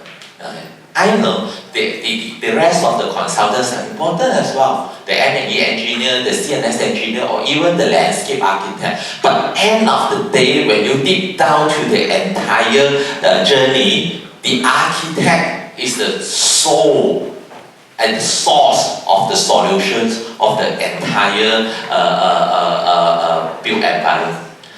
I've been checked with a group of M&E engineer in KL before. They said, Baylen, you guys architect design the building like such, and you want us to praise magic, how we can do. When we talk about energy reduction, when we talk about energy efficiencies, then everything we push the ball to the M&E engineer, am I right? When we talk about energy, then everybody look at the engineers, how to reduce the energy, how to make the energy, design in perfect efficiency. But end of the day, when the group of my architect friends in KL tell me, Baylen, if you guys design a building like a glass box oven building, we can't play magic. No matter how efficient the aircon system is, if let's say the heating loop the building continue to accept heat, that actually is the source of the problems. If the architect don't solve it, don't push the ball to the engineers. So I start with my topic like such. So I make you guys understand how important we are in the entire journey towards sustainability, okay, as a key professional architect. Okay? So don't talk about this anymore. It's continue happening and getting worse and worse. 2 years ago, 2024, starting early beginning of 2024, worldwide report statistics show the Paris Agreement, bye-bye, proven, entire Earth record data stated more than 1.5 degrees Celsius. Actually, originally, the entire world, the scientists know that not more than 2 degrees. That actually is the target. But during Paris Agreement signing, they make it 1.5. Human, if you say 2, then they will make 3, okay? So we know that it's 2, that's why they kept at 1.5. But too bad, 2024, January, studies, data proven, statistics show that it's already more than 1.5. But one thing is good is that at least not more than 2. We are still ways finding ways to keep it there. Not to say push it down, but at least to keep it there. That is what actually we are concerned about. Okay, how much we care about all these facts. Okay, this is a long, keep repeating information that all in my presentation slides. I want you guys to know how important we are, okay, in the built environment. Since everybody here is in the same sectors in the built environment, 70% of the fresh water is actually consumed inside the building. Okay, don't ever tell your client, the council, Shalat Kelurusan, to have a rainwater harvesting system. They didn't tell us how to calculate. Just put a small dam and then comply it. Do you guys do that? No, not the architect in this hall, right? But I heard some architect did so. You see, less than 1% of the fresh water that we can consume. And the council already, the state already, in fact, it's not the council. I remember the rainwater harvesting Syarat is actually carried out by PPA, approved by the state government at that time. and the state government push it to both council to implement it. So we face drought or even a water shortage. So last year we experienced that. You still remember during the Chinese New Year seasons? So this year luckily we have a raining Chinese New Year, but it still keep continuing drought. I don't know whether our dams have sufficient water for us. So design your harvesting system good and not just only a gimmick for compliance. 1/4 worldwide wood deforestation contribute, to the building standards. 40 to 50% raw material also consumed by the building sectors. This is all facts. Okay? We are one of the biggest factors who actually consume all the resources on earth. 30 to 40% and the percentage keep continue to rise because of populations. Okay? Energy is all about energy. So energy usage in building keep continue to rise, and that actually make this happen. Carbon. When we talk about carbon, it's not the transportation. The building sector will have the highest percentage of carbon emission to the atmosphere. It's building, it's come from the building. It's actually, we are the one who should responsible how to reduce the carbon emission from the building or the embodied carbon from the building, okay? Not the other sectors. We can't actually solve all the carbon issue without looking at the building sectors. You see how important we are. So it's not just only for compliance. Okay? We need to rethink and rethink where are we, what is our responsible, and what actually we can do for the poor Mother Earth. Don't look at this anymore. All these things, sometimes I look at it, I feel so I don't know how, because the more that I dig into the data, the more that I feel disappointed, especially to humankind. There was a joke in my talk. I still remember the pandemic when everybody trapped in our house. We can't even get out from our house. You look how beautiful is the beauty. Nature. Everything come back. But when human come in, then we are the diseases.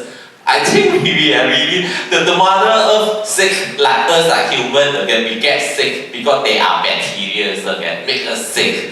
I think we are the bacteria on Earth who make Mother Earth sick. I don't see others, flora and fauna make that happen. Only human manage to turn what it is now, like what we feel now. So 1.5 degrees Celsius already exceeded. Okay, so what to do next? That is something for us to think about. Just now, one statement by Daniel really hit me. He talked about the forest fire. Try to think about, if let's say that happened to your family members. I know it's still Chinese New Year, not good to talk about things about pass away. But think about, if let's say one of our beloved family members passed away because of all these sustainable, impact, climate change, or floods, or fire forests, what will you feel? What do you think? When we submit plans, there are so many agencies and departments that we need to handle. I believe every one of you guys here, especially the architects, are so afraid of bombard. Am I right? I heard architects are very afraid of bombard. You don't show your face like that. Okay. So you guys are so good to make all compliance to bombard. I don't know why. Okay. But when we talk about green building compliance, you go away lah. No need to comply. I can comply like that enough already. Am I right?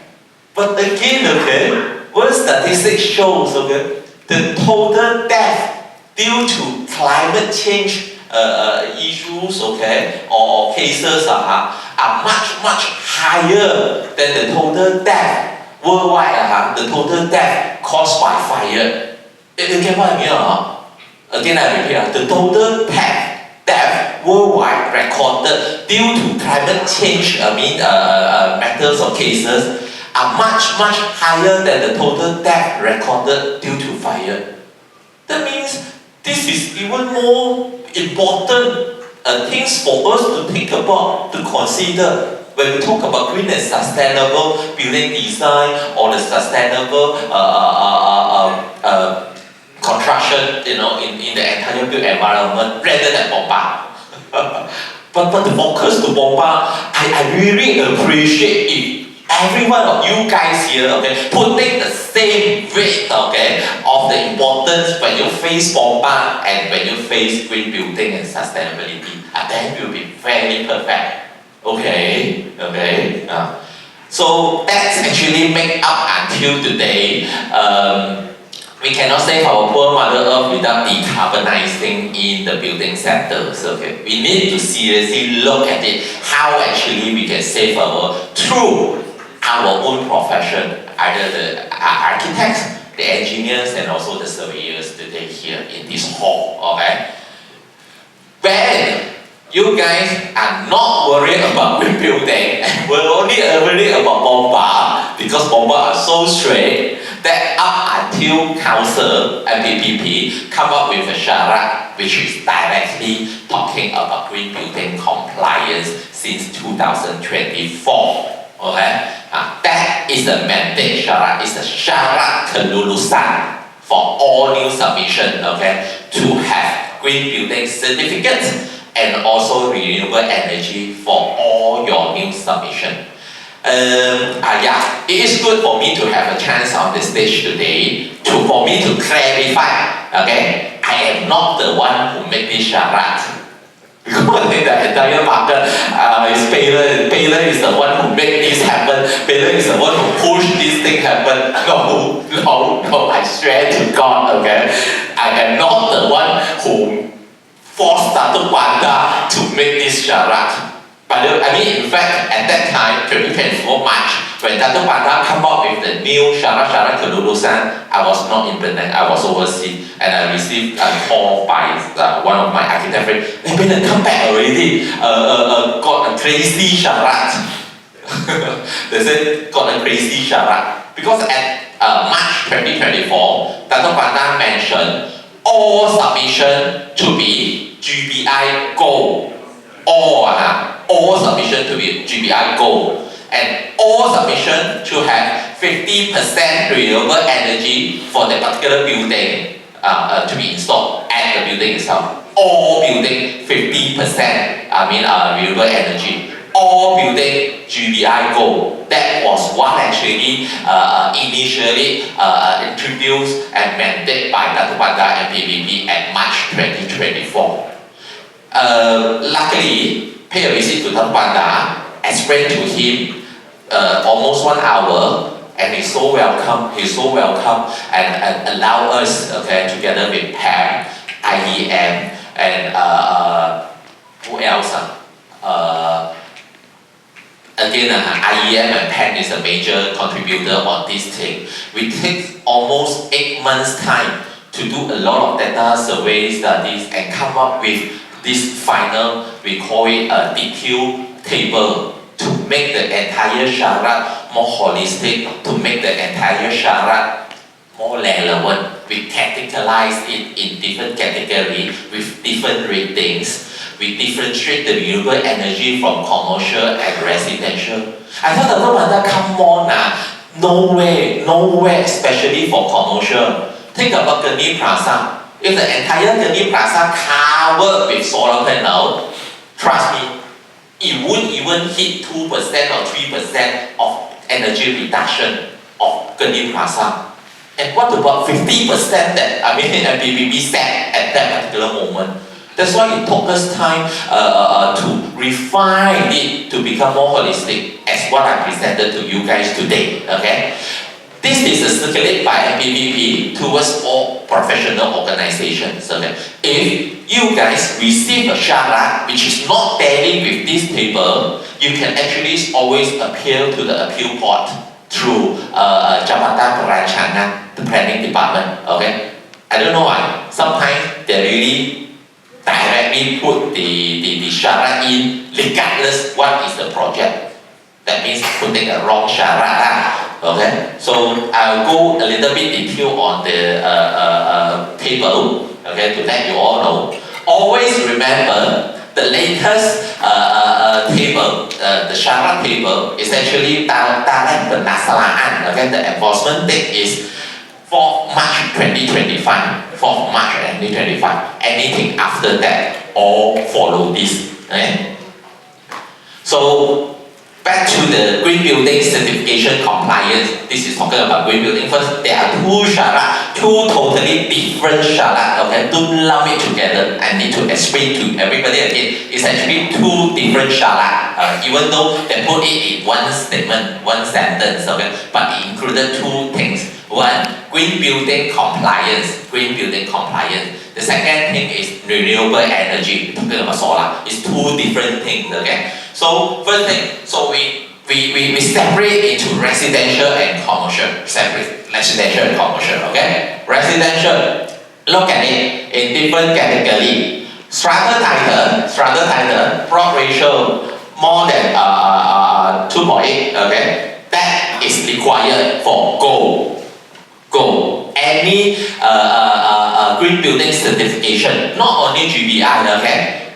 Sometimes they will put up a statement, GBI, ignore that. All sorts of green building certification, green building index, GBI, green RE, or even Iskandar, MyClass, all be accepted, okay? Not only GBI. I just want to make everybody clear, okay? So for all high density strata development, go, okay? So Kediaman strata density 30 acres or lower, silver. If yours is 30 unit per acres or lower, okay? So then strata rumah mampu milik, that means all the affordable housing, okay? I know nowadays no longer calling affordable housing because they come up with Rumah Mutiara, but it's actually the same category or like the old days affordable housing. So all the RMM, okay, the affordable housing is required only silver. If you receive gold, go and appeal. It's only silver, okay? So then Kediaman strata, LMC, low medium cost. Last day called low medium cost that is also silver. But the low cost, the cheapest one, the low cost is waived, not required. After a long discussion with Dato' Bandar, okay, we waive it, low cost waive it, okay. Then continue the CLQ, the Asrama Pekerja Pusat, that is certified only, okay. Because I heard some receive higher than certified. Go and appeal. Always follow this Bible. Okay? This is the latest table distributed by the council. Then continue by hak tanah, pembangunan hak tanah sehingga 3 tingkat. We only need certified. Whatever development, individual housing, okay, 4 unit or below, you are not required. Let's say you for 1 bungalow, you are not required. Okay? So all following this. Okay? So again, we put up also a statement that pindahan KN bagi orang P yang dikemukakan selepas tarikh penkuasaan. I know there are some project in the transition period. Some already started work, suddenly come for amendment plan. Boom, GBI go like hell. Cannot be lah. I mean, if you ask me, I think that's not fair. Very not fair. Because when everything that is the tarikh penaslaan, anything after that, then comply fair enough. Anything before that, no. So if your KM when already issue Pola P, that means you already started work and you submit amendment KM, you are selepas tarikh penaslaan. Okay. The first one, when your KM with your Pola P after the tarikh penaslaan, nothing much you can say lah, because after the tarikh penaslaan, you need to comply. Okay, there is another category where you submit your amendment KM where work already carried out before the direct penghasilan, if they still insist to put in the syarat, go and appeal with this statement, you're supposed to be dikecualikan. Fair enough, right? So that is what actually the successful case, did by PEN and IEM towards, Dato' Banda, to make the whole thing more holistic and look at it. Okay? So the Penanjutan KM is subject for, discussion. So that is for kediaman. Okay? Clear? Then the next one is for commercial. Bukan kediaman. Bukan kediaman, commercial, plot ratio more than 2.5. Plot ratio more than 2.5, gold. Okay? Commercial, plot ratio lower than 2.5, silver. Okay? Then for commercial building, small one, so that day we say certified, am I right? Okay. The third one, okay? Small commercial, like 1 unit commercial like that, okay? So where your built area is less than 10,000 square feet, okay? Because the distribution by MBPP is wrong. They put it 10,000 square meter, 10,000 square meter, not considered small development, okay? 10,000 square feet commercial building, okay? Again, I should amend this also. It's already tabled and approved, okay? Whatever commercial building, small one, less than 10,000 square feet, that only requires certified.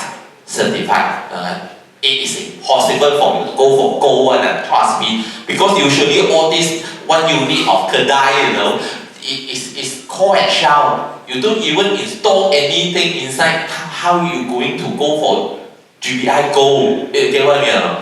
So less than 10,000 square feet is only required certified. Then Bangsa Puri Perkhidmatan Service Department, SOHO, or the Sud Perniagaan, that is gold, okay, because it's service department. Then continue, hotel 2 category, plot ratio more than 2.5, gold, plot ratio lower than 2.5, silver. Then the rest of this is under silver category, your station minyak, your pusat beli belah, hospital, or even industrial building. That only require silver. Okay? So continue with that. All these things, it only requires certified. Medan Serela, pasar, bangunan keagamaan, bangunan pendidikan, bangunan awam, dan also bangunan kegunaan persatuan atau institution. All these certified. Okay. If you guys receive a syarat which is not tally with the table, immediate go for appeal through planning department. Okay? So today is for us to make all these things clear. So the rest of it is almost the same like what I mentioned just now when you submit your amendment KM. Okay? If your Borang B dikeluarkan selepas dari penasaan, you need to follow. If a Borang B amendment, Borang B already issued before your direct penasaan, you are actually not required to comply with this syarat-syarat kelulusan. Okay? There to make your appeal correctly. I remember one thing. I don't mind to open and share with you because I'm also one of the panel in the Green Building Advisory for MBPP. That is actually under SME Architect. You know Gembira, that commercial Gembira near where the Lima, they call the Lima, right? The Gembira, the old Gembira Mall. Mr. Lee, he actually submitted only extension outside to add a lift, to put up a lift outside of the building only. Nothing happened internally, just outside of the building.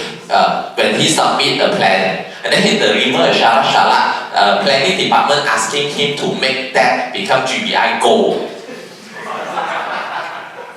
Commercial building plot ratio high gold that's why I said, don't panic. Always refer to this, since this already distributed out to all organizations, okay?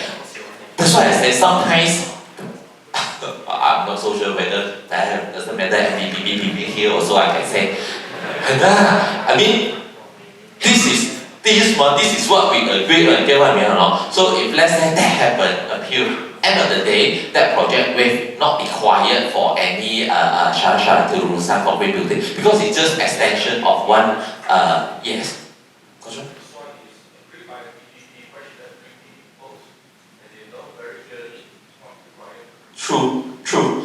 That's why I said, I mean, technically, somebody inside or the technician, they just put a standard shara. You initiate an education program on I try my best, okay? I try. Even at that meeting, I highlight that case 2 times to Dato' Banda. Dato' Banda immediate, in the meeting, Dato' Banda, Encik Bashir, how come this happened? I really highlight 2 times. But as I say, no worry, don't panic. Or even you can contact me if let's say they come up with a wrong, shara towards your project in wrong category. Okay? So today make you guys clear on the green building shara. That is for green building. Okay? Remember, there is also another category talking about renewable energy. Okay? Solar. Okay? So for solar, again, we have a long fight with Dato' Banda. And again, I can't say we win. Okay? Because Dato' Banda as an engineer, he knows the benefits of RE. Maybe he wanted to create his own legacy also. I mean, which is good, frankly, which is good, okay? Talk about green building. Let me share with you guys. You know our close neighbor Singapore, okay? Singapore compulsory green building at the year 2008 for all new building submission. 2008, where are we? GBI also not yet launched. GBI launched at 2009, 2008, Singapore already mandate green building submission for new building development. 2014, 2014, Singapore mandate green building submission for existing building submission. That means whatever existing building in Singapore since 2014, once they want to redevelop the existing building, they need to comply with green building compliances. You see? But where are we? We only started this at 2024, and MBPP is the first and only local authority in the entire Malaysia who compulsory green building compliances. We should feel proud, I know many of you guys feel sad. I don't know why. Now is the time. In the last time, when you tell client build green, they say don't want to waste money. Now you push the ball to council, MBPP one, you need to comply that. They got no way to argue anymore. Am I right? You all should ask the professional architect or engineer. I thought we should feel glad, we should feel happy with this. Because this is the right path towards the global warming, towards the climate change. This is the way, okay? Be proud and tell your client, this is the right way to save your next generation. Yeah, I do say so to my client. I don't know how about you guys. This is the way to save your future generation, and this is mandate. If you want to develop, you need to do so. Okay? So then that's green building. Back to the we negotiate with Dato' Banda. We negotiate up until this thing come up. Okay. Again, originally Dato' Banda said all sorts of development, 50% renewable energy. Okay, which is impossible. Frankly, which is impossible. So end of the day, okay, we only settle with Dato' Banda agreement with him with this. Also again, differentiate in 2 categories: residential and non-residential. Okay. For residential, too bad. You still need to comply 50% of the total energy consumption for the residential common area only. 50% energy consumption of the common area, okay, have to be generated by RE, okay, renewable energy, which is solar, the best solution, okay. And we also, as excluded the total energy consumption by the car park area. That means your EV charger lah, or the lighting or whatever system using for the car park area. Because sometimes you got underground basement parking which you need keep exhaust, air out, all these sorts of energy consumption lah. So that means the entire car park taken it out. In fact, it is really doable. Okay, it is not only doable, it cannot be compliant only with one reason. When the building getting higher and higher, for this for me is still manageable. Anything above 40, you might face difficulty.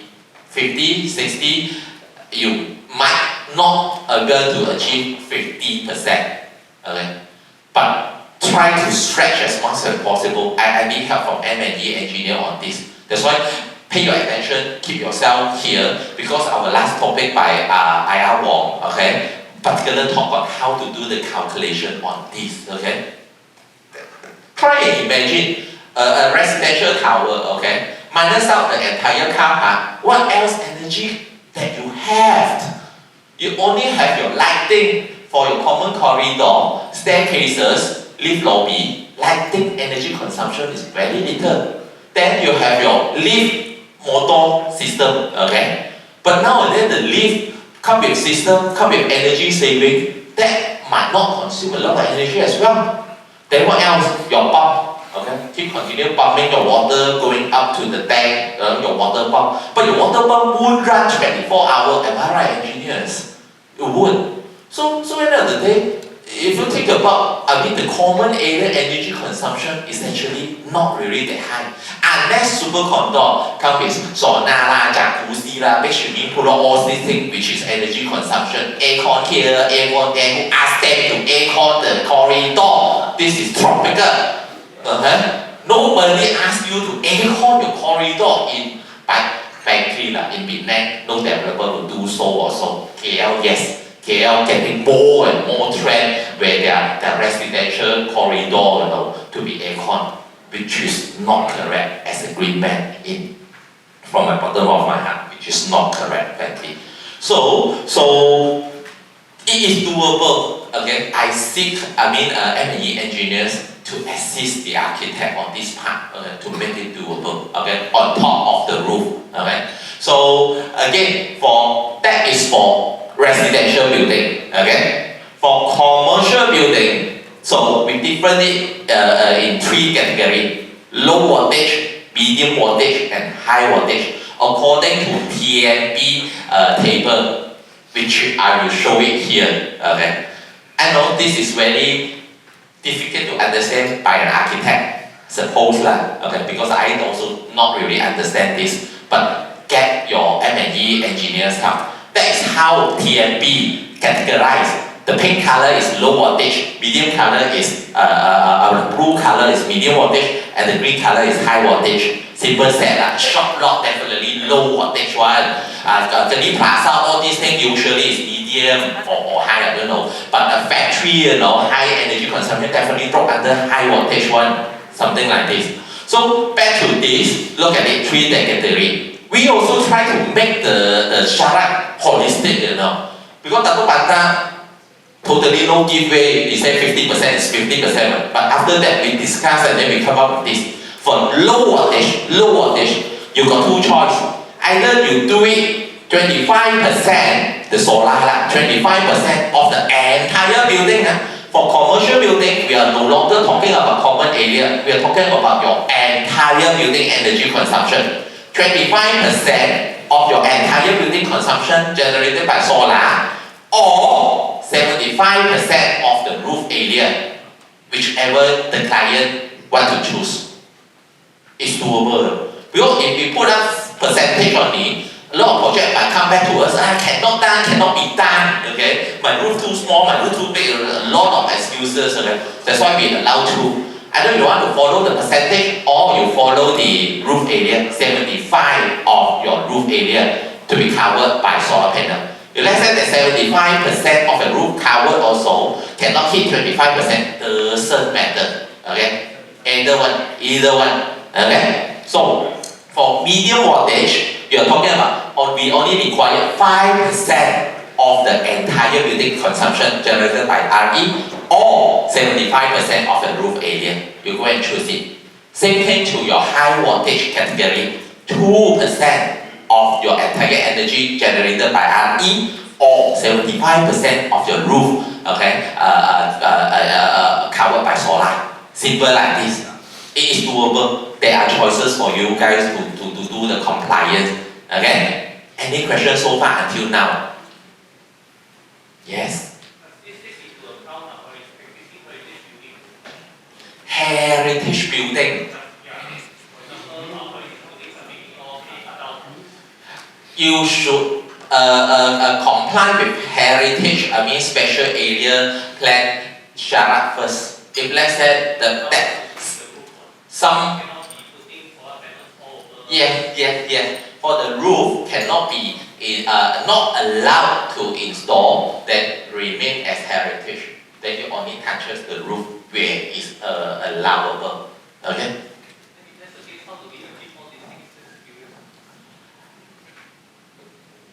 Okay, when we're talking about the roof area, okay, like your case, okay, the roof that not allowed to be installed because there are special area plan X there, so that area has to be excluded out. You only focus to the roof area which is allowable to build. Get what I mean or not? So, okay, roof area, a very good question, roof area. Okay, so, same thing, the roof area, even though we certified at 75% during our last renewal activity, but some of the buildings still not able to achieve due to the architectural design. Because the rooftop must come with a parapet wall, and they mustn't have too much extruded building from the rooftop, the room of the putting guidance. And a lot of architects now, they also design with the funny structures of the rooftop. So the wall actually does not have any engineer. The wall actually is on architect hand. Now you see, thank you, Chao. I have to stop you first. You are using some terminology that scared me because of more than 70% of the participants are architects. You guys are minority today in the hall. Although you guys are come with numbers, but you guys are still minority. Okay, the rule. Allow me to say so. Okay. You can scold me, but allow me to say so. Follow these three ideologies. The first ideology is, if this is already a syarat, okay, this is already a syarat where the architects, as the designer for the particular project, you already aware this is the syarat, you should design in the initial stage. Agree with me or not? Am I right? Impossible, you know bomba, that is syarat, then you design not according to the syarat and go and appeal to bomba. Alright? You already know this is the syarat. Understand that? But from what our understand, I mean, if you're asking me, my understanding is 2.5 and above supposedly to be one category. Because you enjoy that calculation already, you enjoy all the allowable buildable space. And anything below 2.5 is another category. That is my understanding. I'm not so sure whether you guys agree with me or not. Angam is below. Angam is below. Okay, good. That means I am wrong. I mean, clarification from architect is 2.5 and below is one category. Anything above 2.5 is one category. That means when you are you are actually drop under 2.5 and below. Where you find that? Council requirement.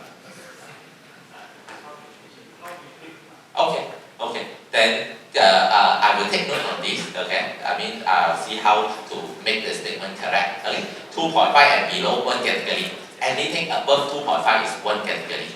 Okay. So next question. Okay. OTTV. What is the time now? 12:35. What is the time now? 35 minutes. 12:35. Hey. This is super important. Super important. Because this is direct. The the root of the green building, the root of green building, OTTV, the root of green building, OTTV, okay. I will make it very fast, but you can stop me, okay, you can stop me. But you guys are actually have more than long enough lunchtime. I don't know why you guys need to eat so long. I'm like, 1 hour plus or eat what? I know we are here in oh, okay. But this is super important, super important. Okay, OTTV, and my title is rethink. Why I put up rethink? Okay, because after 15 years in the market, I found out that all the buildings in the market fail to comply OTTV. That means all the base root of the design towards sustainability is failed. That means the building is not cool at all. The building is hot. I'm looking towards to the architects, okay? The building is hot, it's wrong, okay? Don't ask the engineer play magic, okay? They can't, okay? They can't. Because the building, the heat loops of the building, the original loops of the building is hot. That means they need continual pumping energy to cool down the building, okay? So we need to rethink what actually we need to do when we do a building facade design through OTTV. So nothing new, OTTV started since MS 1525 at year 2007, okay? 恭喜发财. At year 2007, this is nothing new. It's the Malaysian standard 1525 when the first, introduction of the term of OTTV, overall thermal transfer value. Okay, simple said meaning throughout your facade, okay, you are actually not allowed, okay, you look at OTTV, not more than 50 watt per meter square. That watt here meaning heat energy as watt.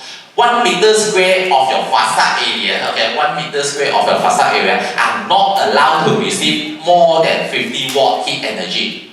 That means the more OTTV, the higher OTTV, the hotter your building. When your building feel hot, you need what?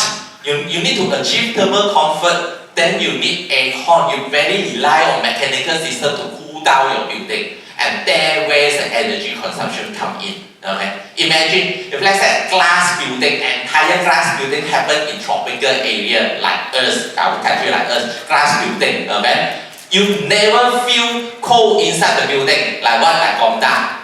I did an OTTV calculation for Gomda. Gomda OTTV is 86 point something, far higher than stated in the standards. Standard mentioned not more than 50. Gomda is 86 point something because all glass, the heat keep continue entering. Somebody working in Gomda here, you ask all the department, Jabatan, they won't feel the cool in Gomda, especially those sit near to the windows. That is design. Again, today we are talking about rethink OTTV. What we need to do before, we know that OTTV can be compliant. Okay, it's not that hey Valen, help me to calculate the OTTV lah, calculate until can.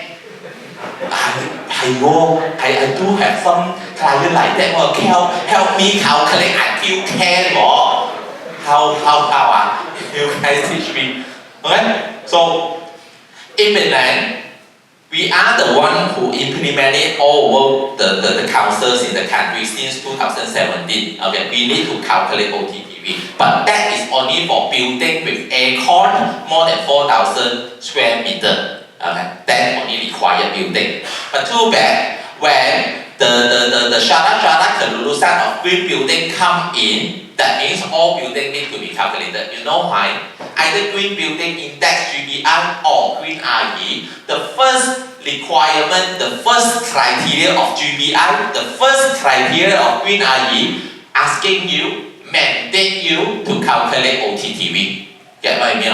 That means without complying to the OTTV, you cannot get your green building certificate. You can't even submit to green building. Okay?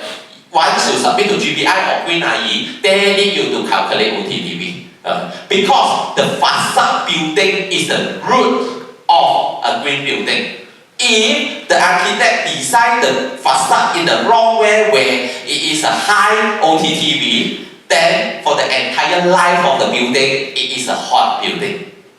Everybody aware about night shelter building or not? The pusat kerangangan. That one when we turn inside to First Avenue, on your left hand side.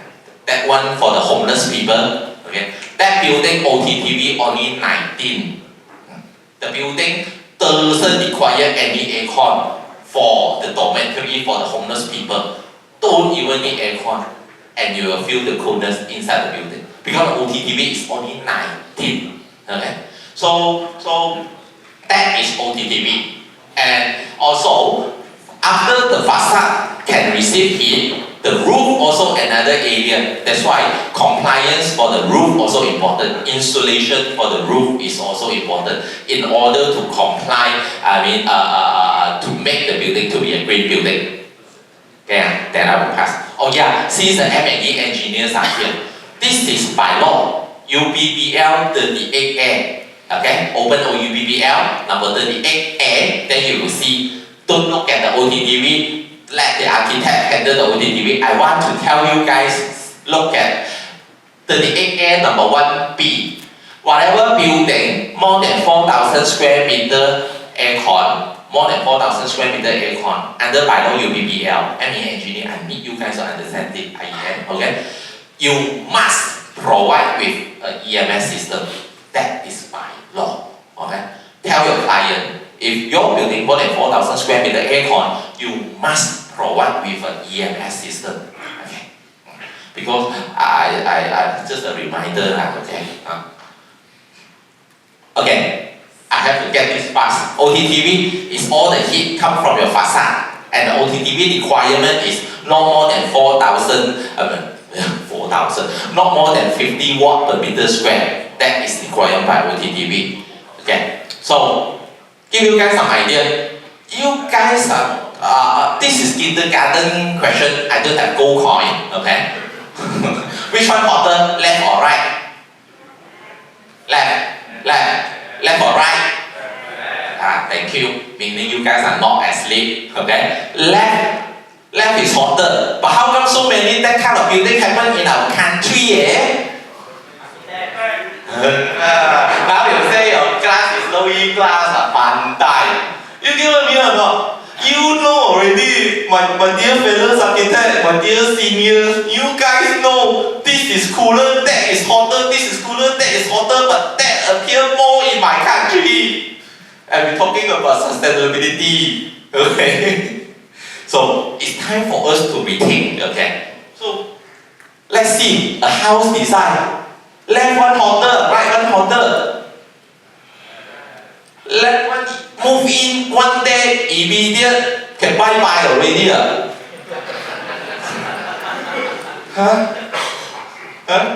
Or celebrate Christmas, put a turkey inside and celebrate roasted turkey come out.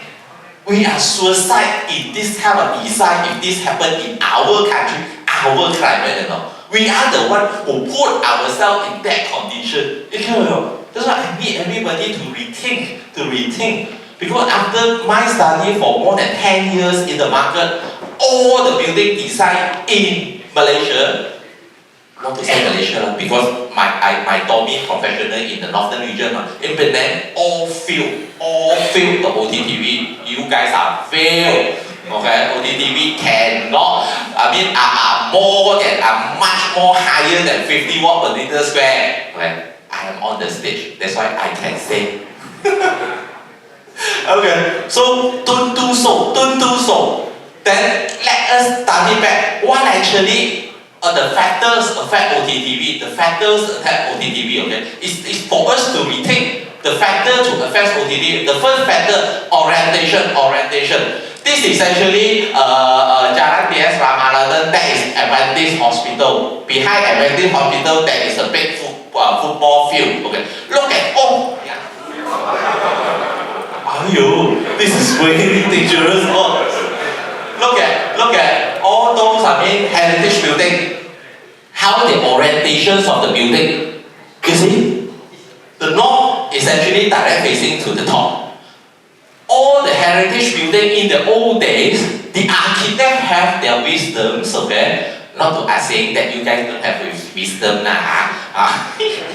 In the old days, okay, they noticed that that is the best way of their orientation.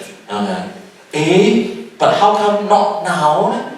I know there are many. I know you want to say a lot of things, I know nowadays the land cost is expensive. After step back, I got no choice. I need to do my opening like that. I listened a lot of these things already. Okay, but can we actually think about if we can't orientate the entire building, we can actually orientate the window. I come across with few European architects where the building directly facing to east, but they orientate their window a little bit, not facing to the east. We are designers, we are problem solvers as an architect. There are ways to do so. That's why I wanted to tell you guys, this is a factor why the building getting hotter and hotter, why more and more, higher and higher energy consumed inside the building. Orientation. Next, solar absorption. What means solar absorption? The colors of the building. The colors of the building. Look at the building, some of the photo, which is you guys very familiar because I took all this photo in Penang.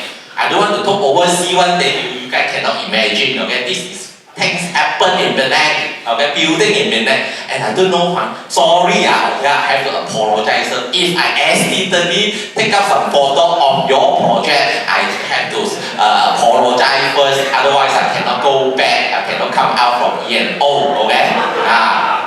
Very scared, but engineer, you all don't talk so loud. Architects are born today. I don't know why. Okay. If let's say now two cars underneath the sun, hot sun, okay, one black car, one white car, which one hotter?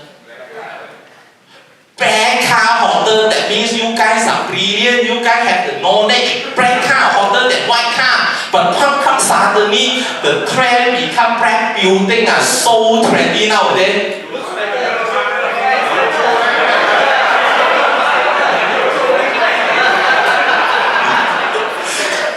I learned a lesson today. Never wear black in my home. I am happy today, still Chinese New Year, okay? I love to see you guys respond like this, okay? Think about, right? Sometimes I crash my head. How come?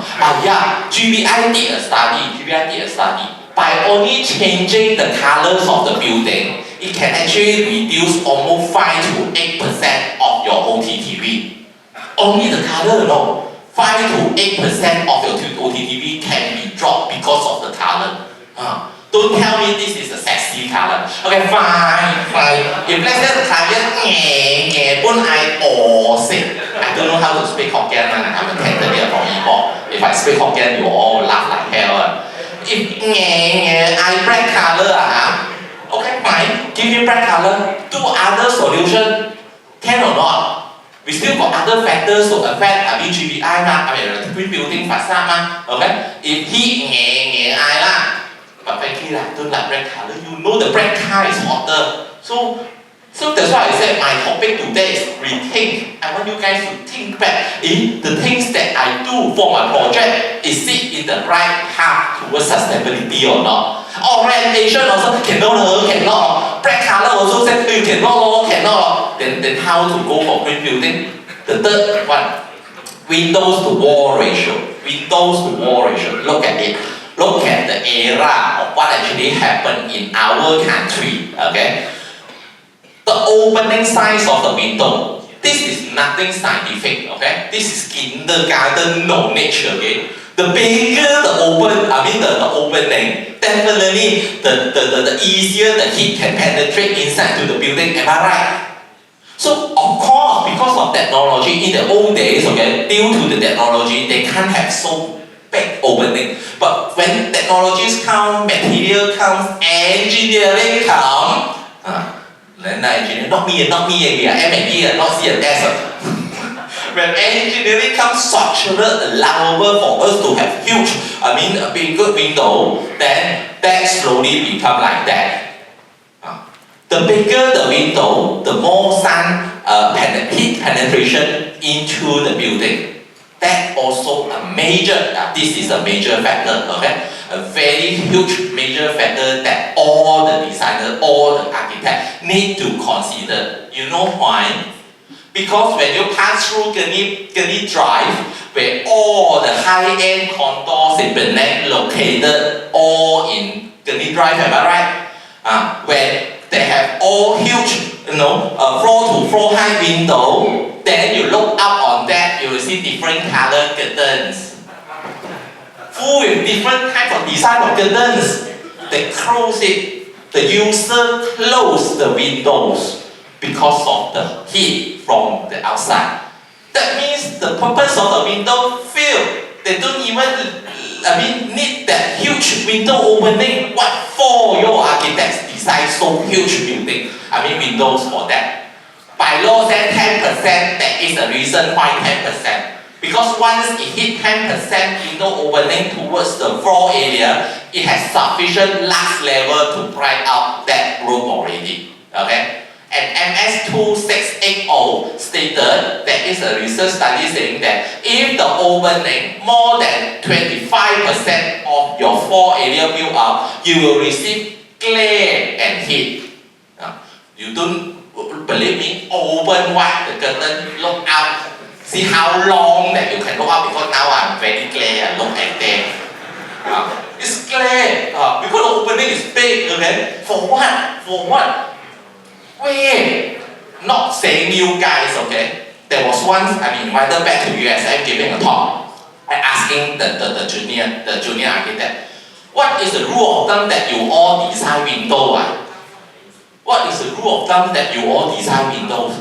How big is the window? How you all decide? How big is the window? You know what the juniors answer me? 800 window in the middle, then copy here, middle here, both balance, both sides. That is my window, lor.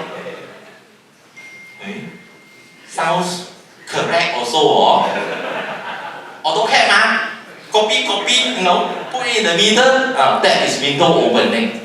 No. Different orientations of the building supposedly should have different window opening size. Again, view also a factors, okay? There's a lot of factors that we design window, and not like that only by AutoCAD. Alright? So window size, again, this is something that we need to rethink before, okay, we inline into green building design. You look at this. This is a very sharp picture that you can see. I believe this building, the style on the left hand side and right hand side, I think it's late 70s, something like that, or even earlier. I think almost there, 70s or 80s. Okay, I'm not that era. Okay, Siming that era, 70s, right? You are. Where got 80s? I am 80s. You are 70s. That era. Okay. So look at it, but after the millenniums, this happened, and you look at it, do you feel hot inside the building or not? When the sun directly shine on the opening, on the glazing area? I don't know why. A little bit sun shading, a little bit. So this is something that I want everybody here to rethink. Are we really need that big piece of window? I do have a chat with a developer, okay. Sometimes the developer will say, or the architect will say, the bigger the window is, the building looks more elegant. Am I right, architect? My seniors, it looks more atas with bigger window. Am I right? See, I learned Hokkien today. Okay. Sometimes yes, sometimes not.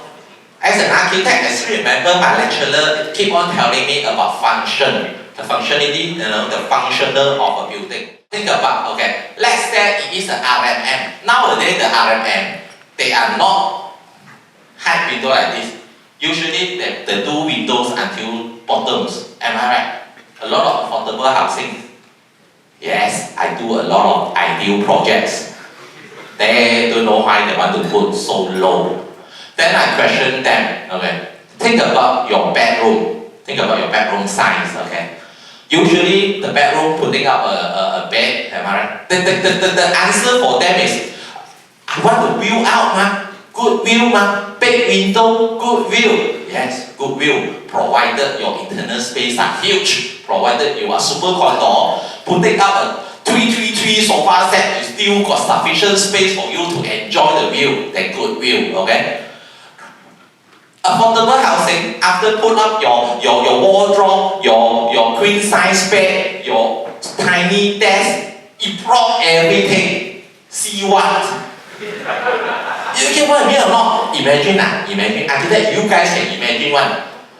Master bedroom, bedroom 2, don't talk about bedroom 3, because bedroom 3, I don't know why always facing inside. Give to your grandparents also don't want. Okay? When you're facing outside, your bedroom 2, sometimes the bedroom 2 put a queen size bed already full. Am I right? What for? To see the bottom part view is always blocked by your bed already. But when you cannot enjoy the view, it doesn't mean that the heat will not come inside. The heat continue to come inside because you design as such. Okay? So it's time for us to think about the logic, to think about how actually it will happen in future when the building being occupied. Okay? Look at it, window to walls ratio. The old ones and the new one. This one like the rock. You see, not yet. Who is the architect for this project? Not here, right? Okay, not here. I can stand up again. So scared. You look at it. I mean, if you're talking me aesthetic, more window, more atas, aesthetic one, look at sui one, just how somebody said. I don't know, personally, I think the old one looks much elegant, much better. Am I right? So sometimes the things that we think, more classes are more elegant, more aesthetic, not necessarily one. But one thing I know, definitely very hot. Super double, super very hot inside this building because it's a full glass building. So, no, not to do so. Then, the last one is, just how I'm talking about the window size, am I right? The window size, you see, orientation cannot do it. Color of the wall, client one black color, cannot do it. Window, client say big window, easy sell, cannot do it. Okay, last one, sun shading.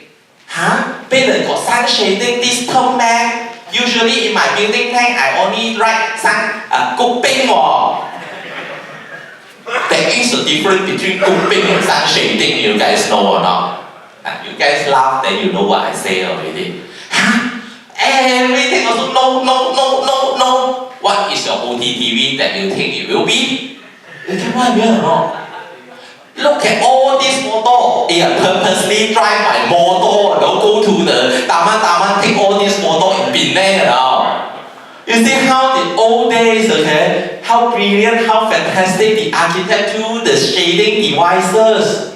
There are so many different types of shading devices because they know that in tropical region, sun shading is the most important features. Tropical architecture. Sun shading is the most important features for tropical building design. Okay? All you guys see, the glazed building is not belongs to tropical. It's imported from temperate country. Trust me.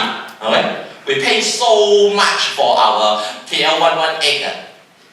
The full glaze, second tallest tower in the world. You know how much we pay for that? That building, entire building, triple glaze low E glass. Because the architect want to look like a full glaze building, triple glaze low E glass. For the architect, we should challenge them. Go back to your country. Look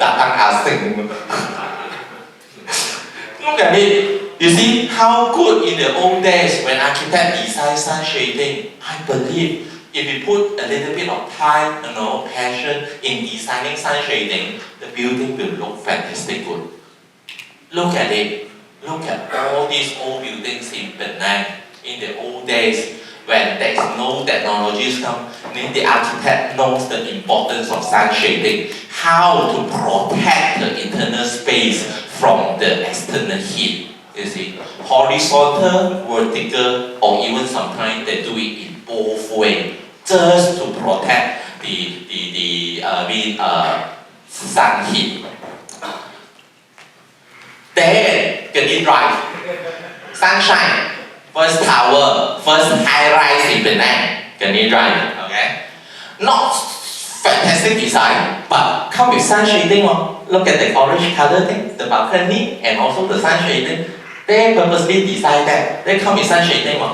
Then go for later a little bit, it still come with sun shading. Okay, but up until the 90s, the millenniums, I don't know why what happened. I don't want to fall into that anymore. See, I don't know what happened. Totally none, no sun shading at all. No sun shading at all. No sun shading also never mind. No sun shading with full high window with black color some more. Then what you guys think the OTTV of this building? Engineer take question architect now. They are so silent now. You get what I mean or not? Okay. We know this. I did believe everybody in the know. We know this. Okay. It just sometimes I know what you guys want to say. The client the client say budget burst the client say cannot do this, cannot do that okay. Now telling them no, we need to comply with OTTV. We need to do so. Okay, we need to do so. So this is something that we need to rethink. Where are we? Okay. I will go deep into the OTTV calculation. In fact, today my purpose is teaching everybody how to calculate OTTV. I even prepare a slide step by step to calculate OTTV. Okay, but due to time issue, okay, I can't do so. But I will distribute this slide to Penang Often chapter. Get it? Step by step calculate OTTV by using the OTTV Excel file. I just want to show you guys a thing on it. Since already 1 o'clock, when you guys hungry, you guys won't listen to me. Skip all this formula thing. Direct go to my example, which is my last part of my presentation. Okay, skip all this thing. This is a detailed explanation on how to calculate OTTV Okay, this one I want to highlight a bit. Okay, sun shading devices. Okay, I don't care about other things, color, orientation, all these things you all can settle. Okay, sun shading devices. What is an efficient sun shading, effective sun shading devices? Look at it, S and Y. What is S? What is Y? This is an example of horizontal sun shading devices. Horizontal sun shading devices. The protrusion comes from the wall towards out. That is X. Y is from the bottom part of the window go down to the lowest part of the window. That is Y. Okay, the ratio. The ratio of X to Y, rule of thumb, never more than 1/3. Okay, that means if let's say your window is 900, you need at least 300 to become an effective sun shading. Then how about I make it longer Longer the better Okay, so 1/3. Let's say your window is 900, you need 300. Okay, but if let's say you are not putting your sun shading direct above your window, you are actually putting higher, 300 higher. That means now your Y is no longer 900, you get what I mean or not? Because you 1 feet up, your Y is 1200. That means you need 400 sun shading to become effective sun shading. Get what I mean or not? Kindergarten also understand now, you put so high, shade what left? You're not shading the window, you're shading the wall, am I right? So the best way is putting like that. Okay? So that's how to decide perfect sun shading. If you're not allowed to protrude so long, drop it down. Because once you drop it down, look at it, both different. Okay, the second one is drop it down, but you look at the shading, on the window, almost the same. Because once you drop it down, the Y becomes shorter already. Okay, this is horizontal. So, I still want to have full piece of glass. Full piece of glass? Then you need to protrude very out. No, sunscreen. Divided it, okay, put more sun shading. You look at the right hand side one, that ratio X to Y is almost 1 to 1. Am I right? That's why it shades so effective, almost 1 to 1. Because the window getting smaller already, we break the window with the sun shading. There are thousands of ways to design beautiful sun shading to make your building look atas. So this is the way towards sustainability. Vertical, okay? So protrude up, that is Y. Between vertical fin and vertical fin, that is Y. Okay? So 1/3 also, simple thing. If I put like that and put like that, which one better? Definitely the closer the better, right? The shading. So the best part is 8-graded Penang building, our HQ Penang building, okay? And that is fantastic design because using horizontal and vertical combination. That makes Penang building become GBI platinum building. Okay, I don't want to skip this. I want to direct go to my. I thought I want to not to say teach lah. Remind you guys on insulations of the roof. But you guys are familiar with this. Next. Now this is Penang building. How fantastic Penang building being shaded. Okay, both horizontal and vertical. Okay, faster. Last one. Okay. OTTV calculation. I take this as example. Very normal plan that everybody do, right?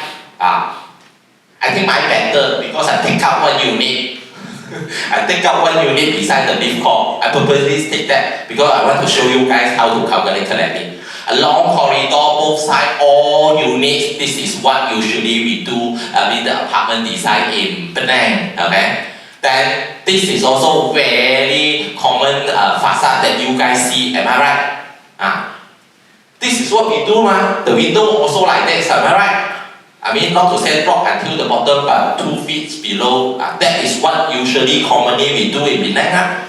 Why I want to show you guys this? Because no matter how I calculate, this is field. Get what I mean or not? That means whatever you guys do on all this design cannot comply OTTV lesser than 50. It is a hot building.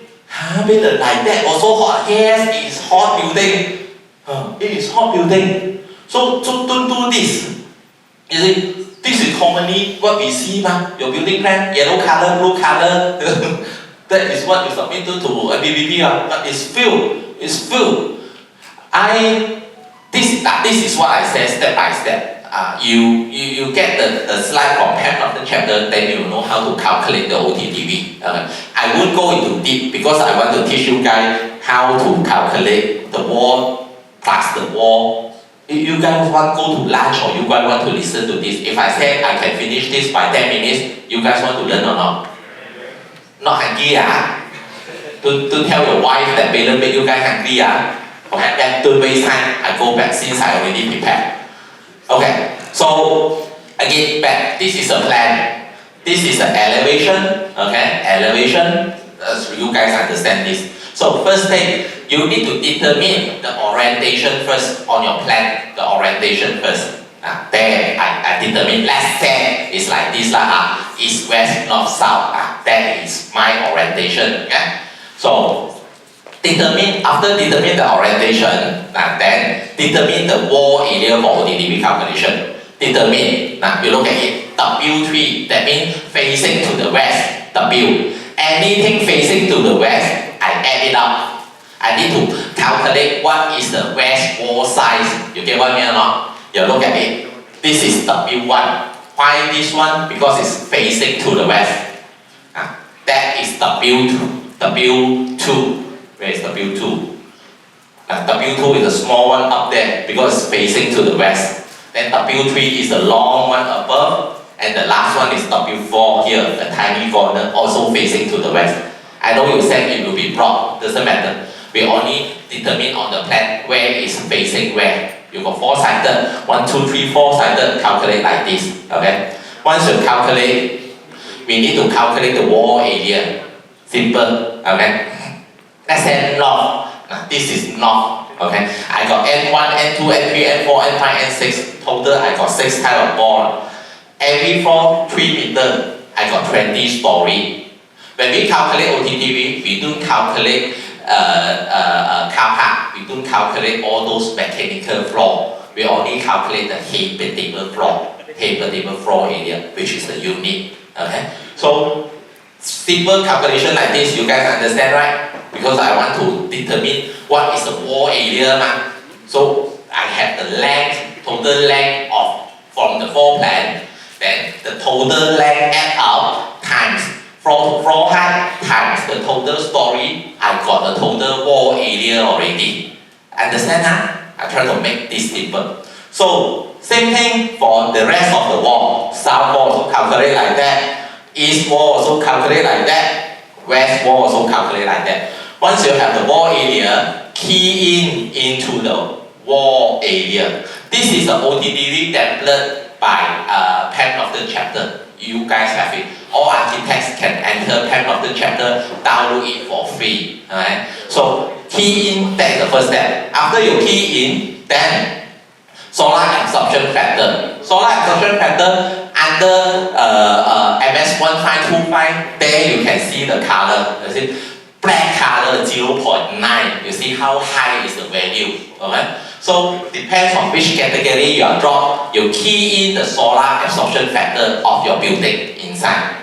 Let's say I do it in white color. You see, white color also feel this design. Some more you suddenly your client say want to black color even worse. How to comply with OTTV? I put it white color 0.4. Okay. White color is from 0.25 to 0.4. I put worst case scenario 0.4.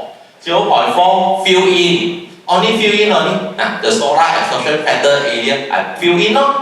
Fill in. After that, calculate windows to wall ratio. This is very simple. That means if let's say the ratio is like this, I got 100 meters square wall area. Okay. Then I got total window area 50 meters square. What is the WWR? 0.5 because it's window to wall ratio. Get what I mean or not? So simple calculate. Let's say this side I only have one window. That window size is 0.18. Then that is the total window area. So the WWR for the north window is the window area divided by the wall area. Then I got the WWR 0.093. Very small area the window for this side. Same thing for the west side also. Still with me, right? How to calculate the WWR? So when go for this side, then touch up already. Okay. So after calculation, all the window versus the total area, this is almost 31% window, 0.31. The worst case is the west side, all window. Okay. Not even leaf core, all you need. So this is 0.43. 43% only more. The biggest window area is my west side is only 43%, not a big percentage because my another side is only 31%, 31% only more. One side 31%, one side 41%, yet it still feel not really big opening, but no sun shading design like this it still feel. Let's see, we fill in the WWR. Since we already calculated the WWR for four-sided, so we fill in the WWR. After fill in, then we calculate the U value. This is how we calculate U value. Like what you all calculate the roof U value. Same one. Okay. So normal brick wall U value is like 2.64. Normal brick wall, both sides plaster. Very common happen in Penang. Fill in, both done. Then I done the first part, the heat construction through the wall. Done already. Okay? Second part, I calculate window. So glass, today is good. You can actually have the glass performance data by our sponsor. You can see all the data there. So the glass, the U value of the glass, we cannot calculate because it comes together with the manufacturer. Look at the performance data. Let's say I'm using 6 mm light green, okay, light green and then glass, okay, very common tinted glass, light green tinted 6 mm. So that is my U value. So U value got W got S. W is for winter, S for summer. We use the value for summer because we are tropical. Okay, so plug 5.2 into my OTTV 5.2 graph. Okay, done the second part, heat conduction through window. The last part, then we continue. Let's see how to calculate. So orientation factor also come from the MS1525. You can get this table. We only have 4 cycles. We pick the orientation factor and then key into the orientation factor. North is north, west is west, something like that. Just key in on it. Then the SC, SC is important. Just now I mentioned, okay? SC got 2 types, SC1, SC2. SC1 is for the glazing. SC2 is sun shading.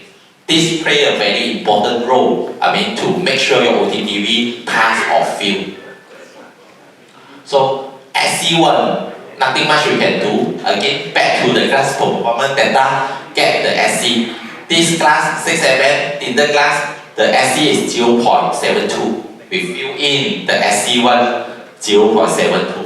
Above that say SC1. SC2 is the shading coefficient. For just now I mentioned, this is a little bit troublesome. There are graphs like this in MS1525, graph like this. Blue color is stated horizontal sun shading. Green color is stated that up to green color, vertical sun shading. If you decide horizontal, look at blue. If you decide vertical, look at green. Okay. This is the ratio. What is ratio? S per 1. Just now I mentioned the rule of thumb, ratio not more than 1/3, right? What is 1/3? 1 divided by 3 is 0.33. Why 0.33? Because you look at the data, it only started at 0.3.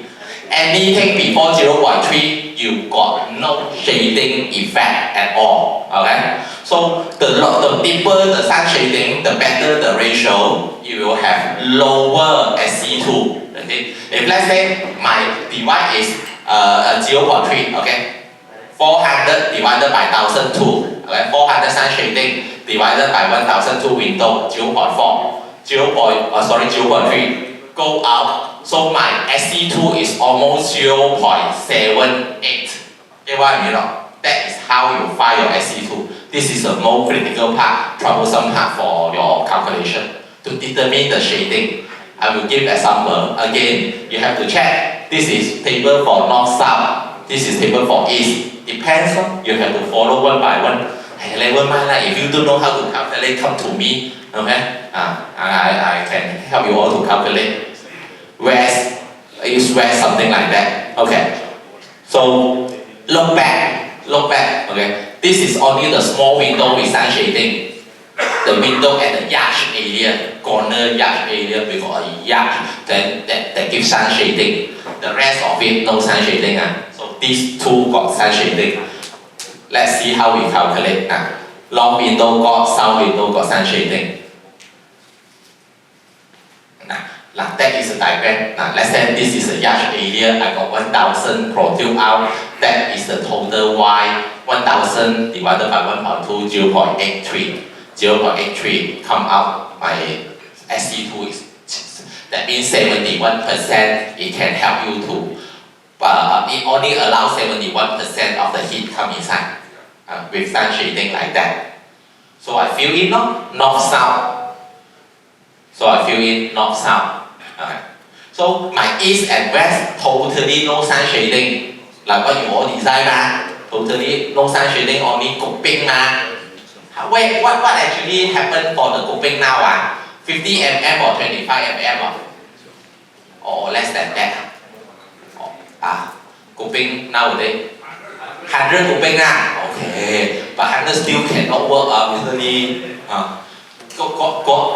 Recently say 100 lah. Anybody decide 50 mm coping?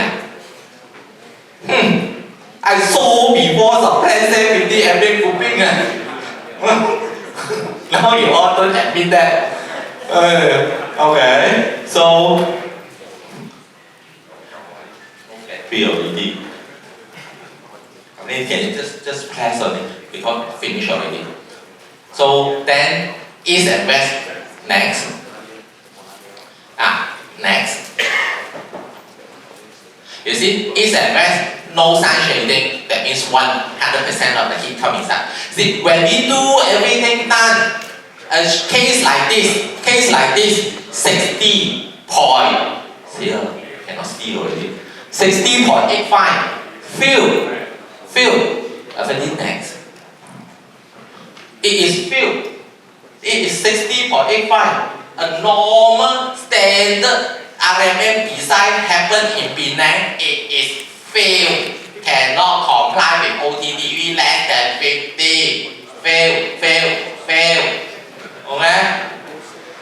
That is why I am here today. I want to let you all know, common meeting happen like this, okay ma, everybody build like this, end already.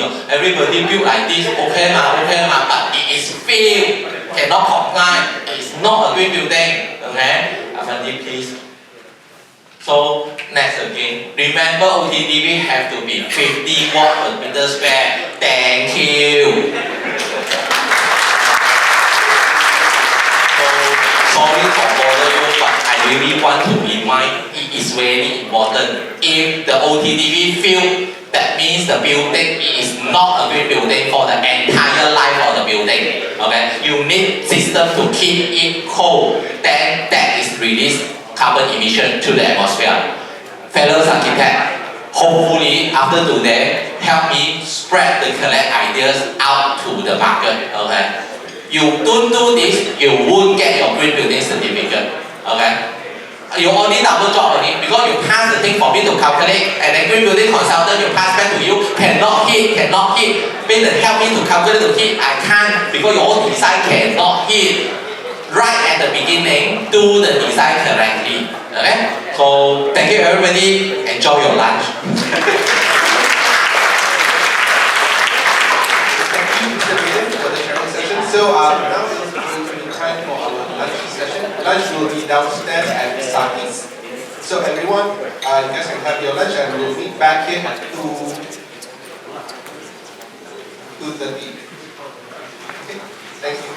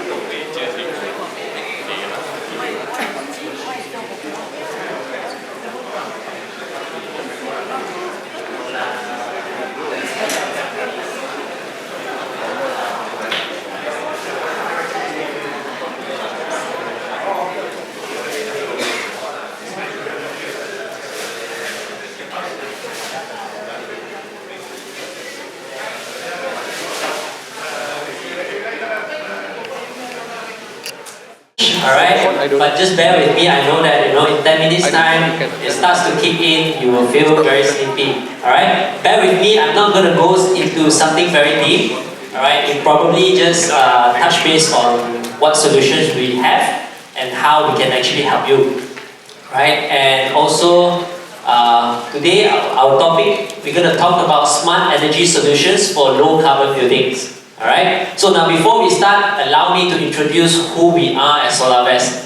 Many of you know SolarVest as one of the largest solar players in Malaysia, right? As you can see here, our portfolio, we have actually installed for more than 1,000 companies across 30 plus different industries. Alright, and we have our footprint in 8 different countries right now, mainly in Southeast Asia. But what you may not know is we don't just do solar. Alright, we have a total clean energy solutions to cover your net zero journey. Okay, starting from on-site generation, we do solar, wind, hydro, energy storage, and then some offset procurement, we do renewable energy certificates to offset against your carbon. Alright, and also the one that you see CGPP and CREST, that will be on the solar farms. Alright. And also we have our green mobility solutions. We have EV charger infrastructure, and also we have our EV app for charging. Alright? And then we does energy and decarbonization platform that will cover energy audit, energy management system, alright, energy profiling, especially to look at your load distribution and your maximum demand shavings. Okay, and we have our solar asset management platform, and also we do some digitalization tools and services platform as well. Okay, now all of us, we are aware the Malaysian government has actually have a NETR, alright, the National Energy Transition Roadmap launched to achieve a net zero emission by 2050, alright, and this one I think just now Dylan has covered a little bit, alright, and the state government has actually facilitated this transition. They have come up with their own framework on the RE and also on the energy efficiency. I will not go into detail about that, alright, we have a session later, will be more in detail, alright. So I just want to tell you, with all this framework and all that, how do we transition into this energy, into clean energy, alright. Just look at this chart, right. The first thing and easiest thing to do is to optimize the current operation, which is energy efficiency, alright. And then we start looking into renewable energies like solar. Alright, something that is more, it is to your cost, of course, but it's not that expensive right now, okay? And then after that, the last one will be something more premium. Just imagine this one like your health, alright? When we want to get healthy, what do? First step, something easy and something we can do by our own, which is to exercise. It's the same thing, alright? Carbon energy efficiency is something that you can do within yourself. Alright, next, you want to be healthy, what do? You look for some healthy food, alright, something that you can easily access in the market, alright. So same thing, solar is very common nowadays, alright. And then the last stage, you want to go for something premium, you engage a personal coach, you engage a dietitian, you eat supplement, all these are premium. So that will come the last part of it, right? And how do we prioritize, which one to go first, alright? Usually the criteria is, the first one, something that can give you an immediate carbon reduction, okay? And after that, we look at economic opportunities, we look at cost effectiveness, and also social inclusiveness, alright? In most cases, solar and energy efficiency are prioritized because they give you direct carbon reduction, immediate, it's cost saving, and it's a proven technology already. Alright, that's why you see a lot of companies already install solar. Okay? Now, our purpose here today, this session that we came up to speak, is not to sell you solar and all that. Okay? So the reason why we are here is we want to collaborate with you. Alright? We want to be of help, how we can bridge the gap.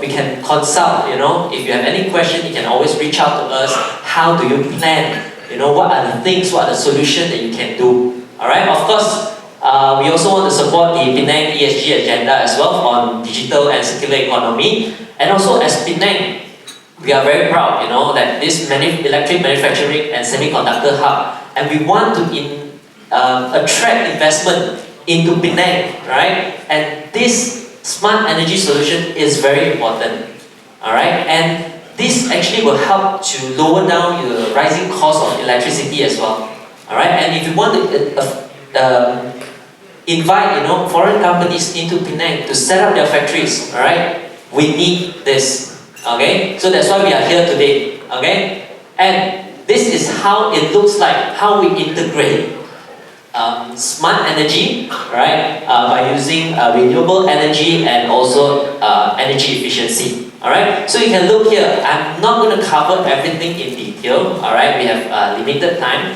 I'm just going to touch base on every little bit about everything. Alright, just to give you an idea. Alright, so if you have any question further, you can ask later, or you can always reach out to us. Okay, so we have on-site generation, mainly on solar, right? E-mobility, energy efficiency, battery storage, and also smart energy management. Okay, Now, let's talk about the solar policy here in Malaysia. Okay, so right now, very common, you will know that we have this self-consumption.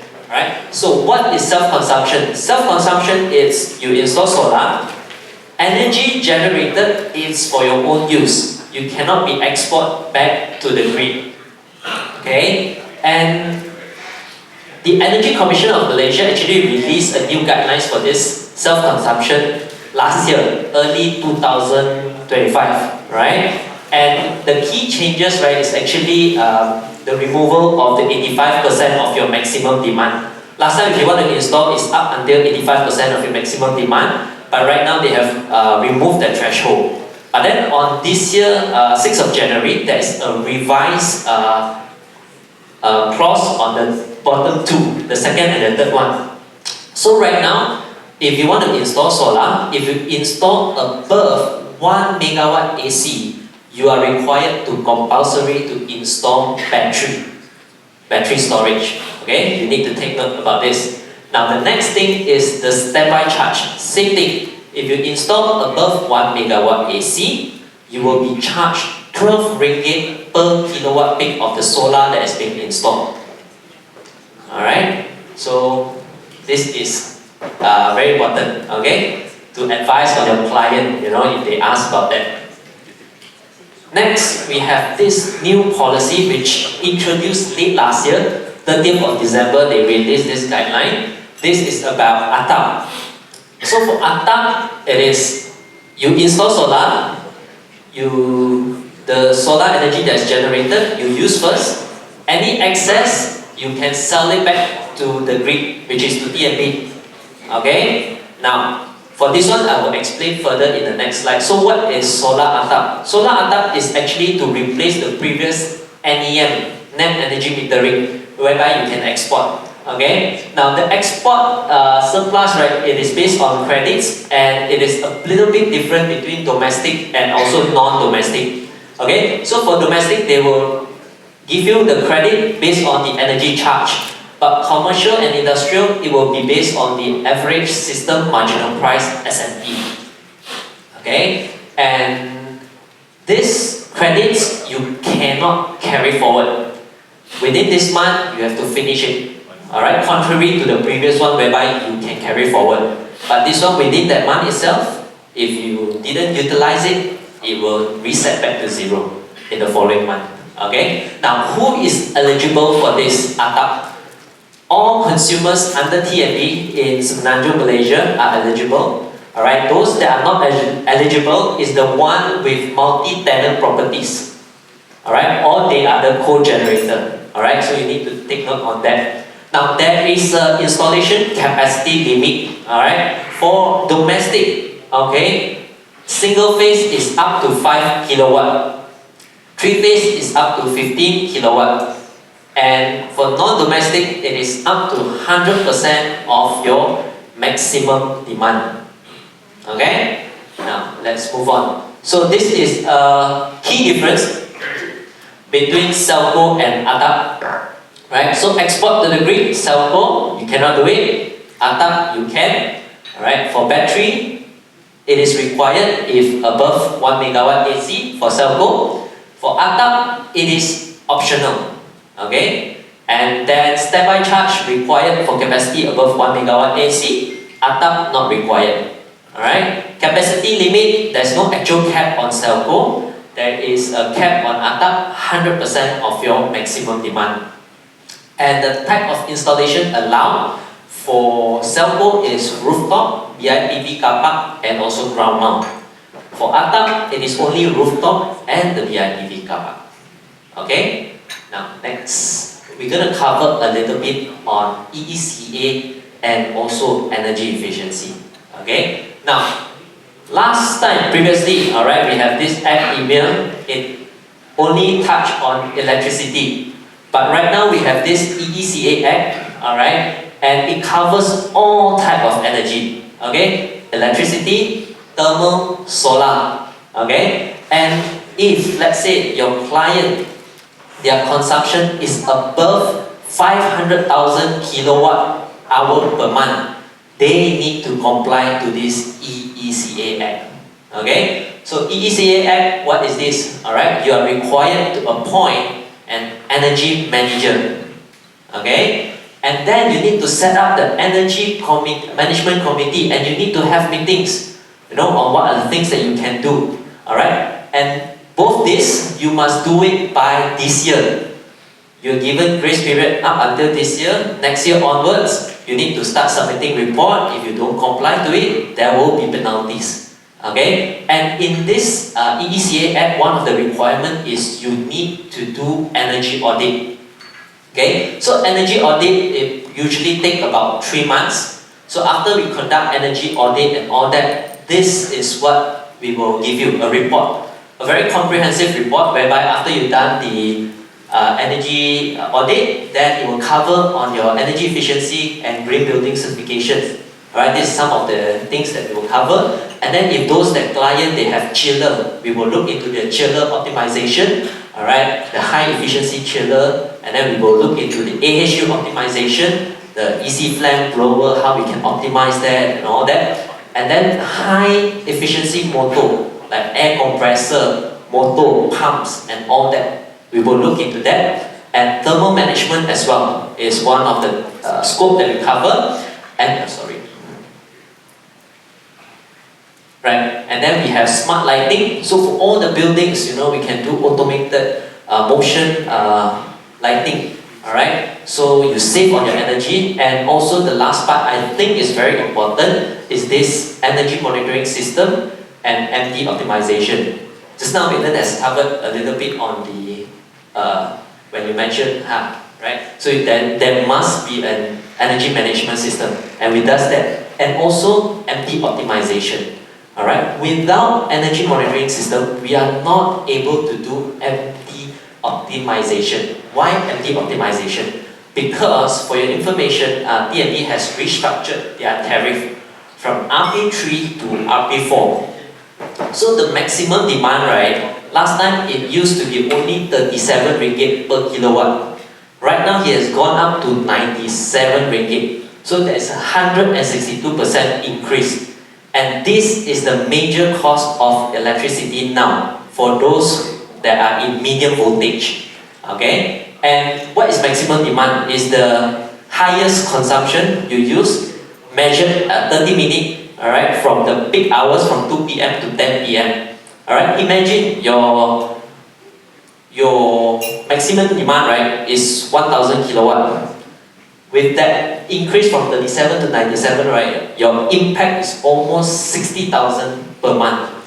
Alright, so this is something very painful for all the users for medium voltage. Right? Now, so we need to manage the demand, the peak that you have. Alright? So, like I mentioned just now, the easiest thing you do is solar and also energy efficiency, and something that you can do. So some companies, they shift their schedule. Just now I mentioned it's 2 p.m. to 10 p.m. So they shift their production. They work at night from 10 p.m. to 1 p.m. Alright? And then they do some automation. Alright? So you can see they shift their load to the side. So the peak will be flattened a bit. Another thing is solar that can actually help is the curve during the hour of the day. Alright? It helps to dip down. Alright? But if you comply to this energy efficiency, you can reduce the overall curve. If you look at the most left-hand side, my left, your right, okay? You can reduce the overall. Alright? Another thing that you can do is right now very common, I think people out there is selling battery, they are promoting you to shave your maximum demand. It is actually to shave your peak. Alright? So during the peak time, we detect, we will release, we will discharge the battery energy at that point in time. Right? So that you shave the peak. Okay? And just to give you an illustration, so this will be your load profile. It may not every time always be on a high. So there will probably be a few hours very high. Alright, the 800 kilowatt. Alright? Now imagine if that 800 we can shave that portion using battery to reduce it to your maximum demand is only 471. You times by 97 ringgit, every month you can save about 32,000 by just shaving your peak. Okay? Now, next, okay. So we have a smart energy management system as well. It will be integrated with the battery. We have our EPMS and AIES. It will actually helps you to look at the tariff type analysis. So you can actually compare your bill. You know, if you change from the normal tariff to TOU, will your bill be more cheaper or more expensive? You can do comparison. And then we can do your maximum demand monitoring and target control. And also we can integrate the BES into it and dispatch the logic how you want to discharge your battery.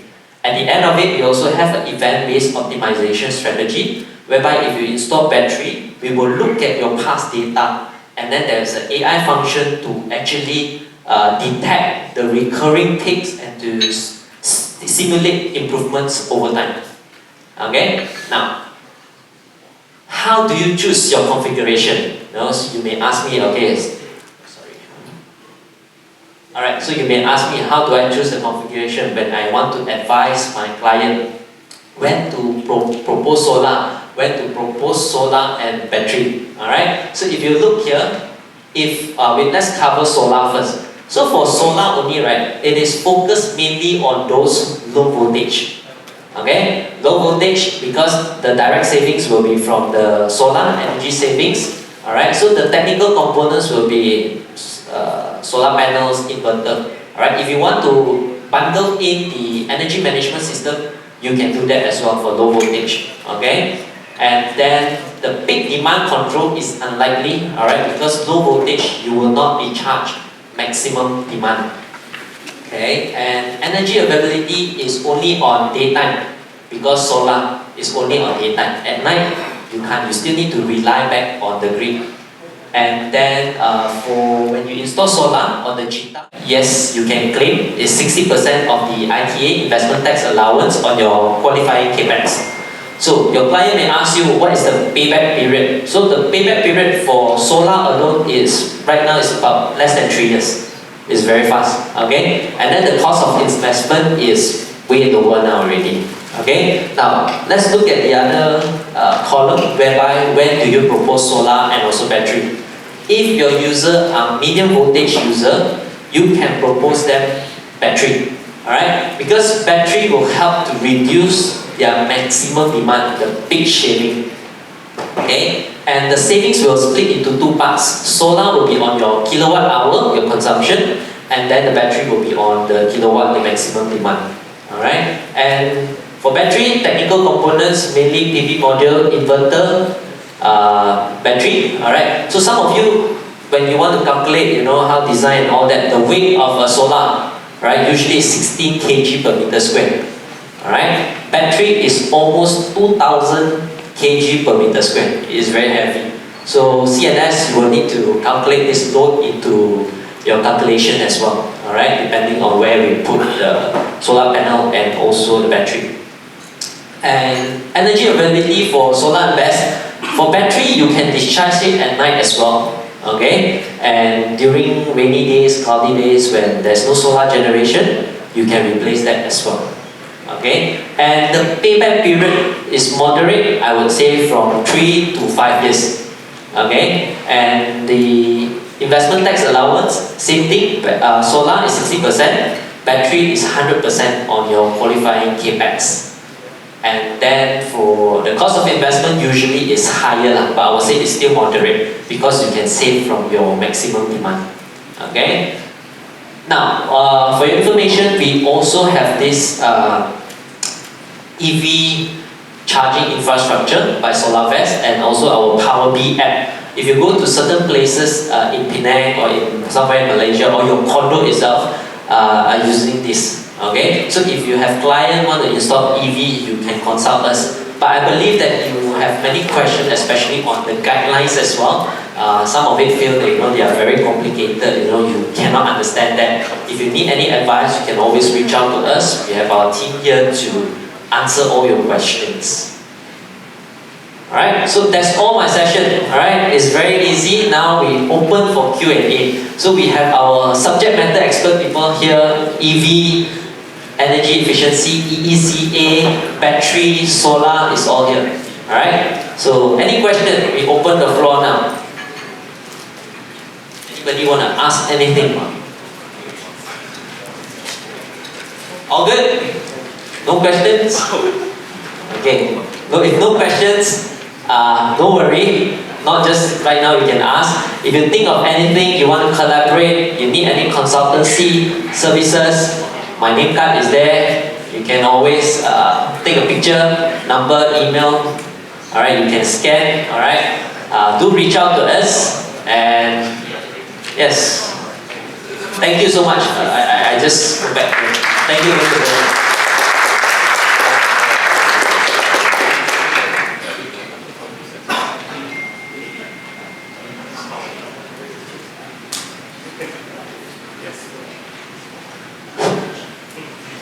Alright, thank you Mr. Alvin Tan for the very informative solar solutions.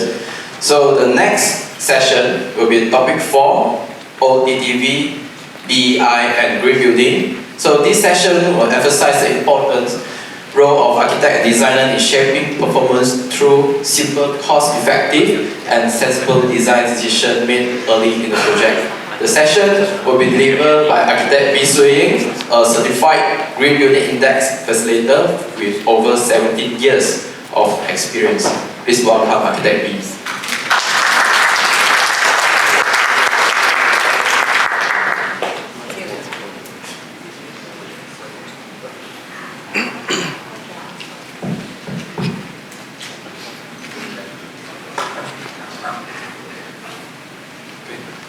Good afternoon. I'm architect B from Penang chapter. Okay. So first, I just to clarify power B actually is not relevant with me. Then another thing to clarify also to highlight is actually just how I want to answer to Daniel also. Actually still there's someone actually can see bees every day in this hall.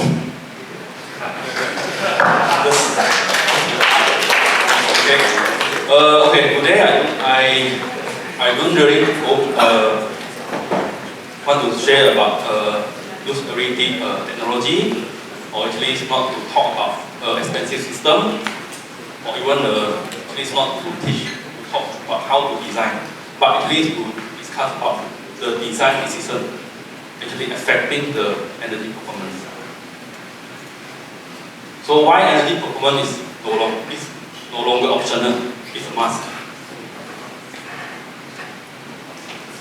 It's because of the building actually consume almost 40% of the carbon dioxide emission from the globe. Then and actually the buildings currently is no longer actually just divided by the aesthetics and also the functional. The energy also not only the cost, main operation cost. It is our responsibility and also the regulation. So we have this global direction.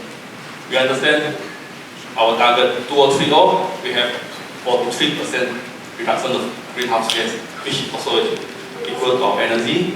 And 2040 target a mix, the renewable energy mix actually should be around 85 to 90%. And 2050, we actually the global actually have a very clear direction, net zero carbon, 100% net zero. Same with us in Malaysia, we actually have a almost similar target toward the 2050 net zero, and on 2030 also we have this direction, similar target, 45% greenhouse gas reduction, 31% renewable energy. So what this actually affect us in Penang? We actually in Penang translate it to this Penang energy framework. They actually having a target that toward 2030 we have to achieve 10% renewable energy and also reduce energy intensive around 25% on electricity. which actually the framework was actually fully run by Penang Green Council and also actually supported by us, PAM, and also IEM. We are one of the committee for this Penang Energy Framework. So we have 2030 target, but how about 2040 and 2050? In fact, currently the Penang Energy Framework only have target on 2030, and I believe the target for 2040, 2050 is purely depend on how we committed here today and all the commitment by all in this building industry. So what is action plan inside this Penang Energy Framework? So the first, all the new or existing building, government building, they need to source or sell, have minimum 5% for energy generated by renewable energy by 2050. In fact, last year. Then all the new buildings, commercial industry, I think this one we already explained just now. For LV, for low voltage, 25% of RE or 75% of roof should be with solar. Then for MV, 5%, high voltage, minimum 2% of the RE or minimum 75% of roof area. Then the next actually is a BEI. In fact, all new buildings need to achieve BEI, building energy intensity by 2050, according to the benchmark. Which office building 150, the retail 240, hotel 200 and also 290, depend on what star rated, and also the hospital. And also further to according to the target, actually you have to comply this 25% lower, which is 75% compared to this. So what actually is a BEI? Actually to understand the BEI, you can actually just to compile your electrical bill for existing building. For any existing building, you compile your electrical bill for whole years. I mean from January to December, then you just divide your area. Exclude, I mean the car park, I mean the car park area. So you will get your BEI.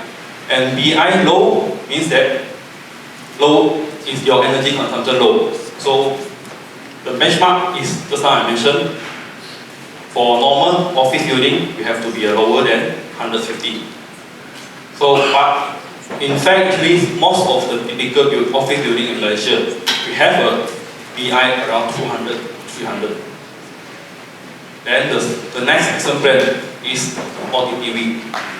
To apply OTTV and roof insulation requirement to all new building, residential and non-residential. Because actually this is aligned with the UBBL, but however, UBBL is only required us to comply for all the residential building.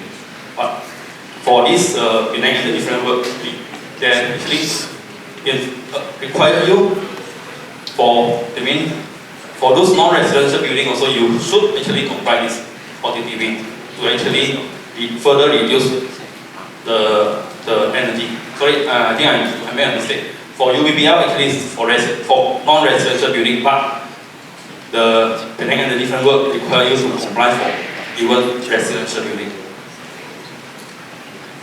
So there's others, awareness and educational. I mean, the action plan include others program also. So one of these actually is awareness program that PDC will collaborate with the professional bodies to actually for those awareness and educational program. Like actually what we do today is consider one of actually this awareness program and educational program. So then further, MBPP also actually put toward to have green building certificate requirement. Like just now what Darren already mentioned, we covered which accepted all these green building certificate. So okay. Next, actually I will talk about more detail on other than from just now all the action plan. I will talk detail on OTTV, which control envelope it can, BEI, measure the overall building performance, and green building, which integrate passive and active strategy.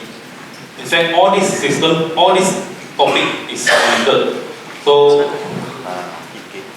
I will actually explain all this how OTTV BEI connected through a study model. So with this, actually, I will just have a study model, simple 5-story office building with every floor around 600 square meter. So total floor will be around 3,000 square meter. So this is just an example, simple design. So I will use,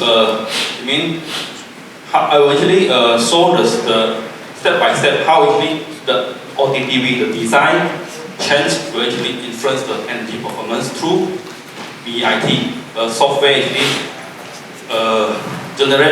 software actually is launched by PEM and ACEM, which you can actually find this software from Green Building Index. You can actually log into Green Building Index, resource, and you can find this simple software to do your study. I mean, when you design, you can do this study to understand how the design affects the energy performance. Okay, so for this simple building, with this simple software, you just key in all the very simple building information. Then for this, actually, this software can easily to estimate the energy for a building, which is a simple building, square building. But if for very complexity building, you may actually need energy to study lah. So for this, we just for actually study, the discussion purpose. So first, we put in all the data, the floor area, the floor, then floor height, the ratio, the aspect ratio is 2:1, means that the building facade, the long facade divided by the short facade, 2. Then the building orientation, floor area per floor, building length, with all this standard information we put in, then he will actually estimate the standard if this building without. Okay, later I'll show you. We also put in all those parameters, design parameter, standard parameter. Then this software will show you the estimate energy of BEI. So and also the people occupancy, total number of people, the operating hours, everything. Assumption by a typical office building, 5 working days, all is recorded, all basic design without PE features. So when you key in all these things, we will actually have the baseline BEI 239, which, like what I mentioned just now, a typical office building in Malaysia, 200 to 300. You can see this dark pink color is a total BEI in the bar. Then the next ACMV is actually, I show that the energy BEI for the aircon, lighting, plug, and others. So I will show, every step we actually do the design decision, the energy performance, how it's changed. Okay, so in this software, we will actually do the study according to all the design parameters, which is including the window, OTTV, then roof U value RTTV, lighting power, plug load, icon, all this. I will actually go through one by one. So, and for the building that I key in the data just now, you will see that the automatic will calculate the OTTV is at 71, which in fact is not compliant to the required OTTV 50. So okay, first before I do anything, so we understand that to comply the MBPP requirement, we also need to have renewable energy. So maybe we will first actually go through this renewable energy, how this building required, how many energy, how many solar that actually required by this building, and after we do the review, is it affected the energy performance and the solar requirement? So for a simple building like this, a 600-meter roof with a square roof, if we cover by 75%, each panel is around 2.7 meters square. So the output, I do a very conservative one, 600 watt per panel. So we will get around 100 kilowatt peak for this size of roof. Then our Penang, we may actually get around 3.6 peak sun hours. So yearly, we will get around 131 kilowatt hours the winters from solar. And if we divide it by the effective build up 3,000 meters square, we will have equivalent to 43.8 BEI. Means that compared to the original BEI 200 or almost 240, this solar actually generate almost 18% of it for the overall solar required for this building.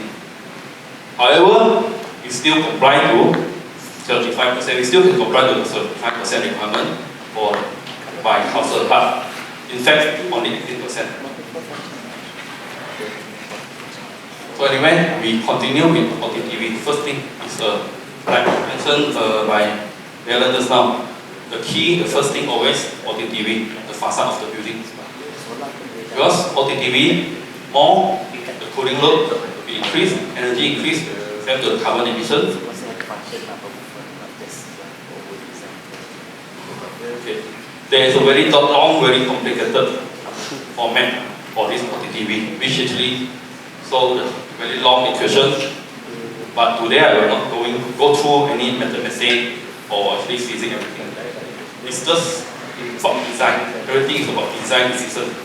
So it's about all these things actually represent heat conduction through the wall, heat conduction through the windows, and also the solar heat gain through the windows. And in fact, all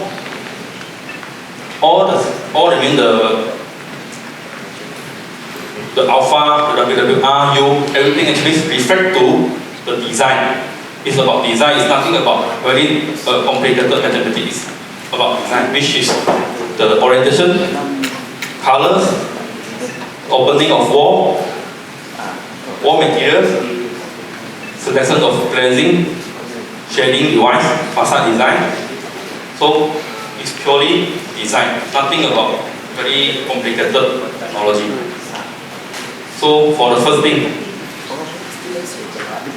just I mentioned this building originally is facing the main facade facing this. So we have a 239 BI and around 70 something OTTV. If we can actually, if the site allows us to rotate this building, if the main facade facing the north,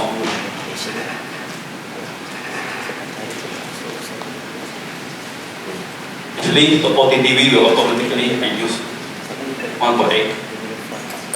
You just if you can just rotate the orientation.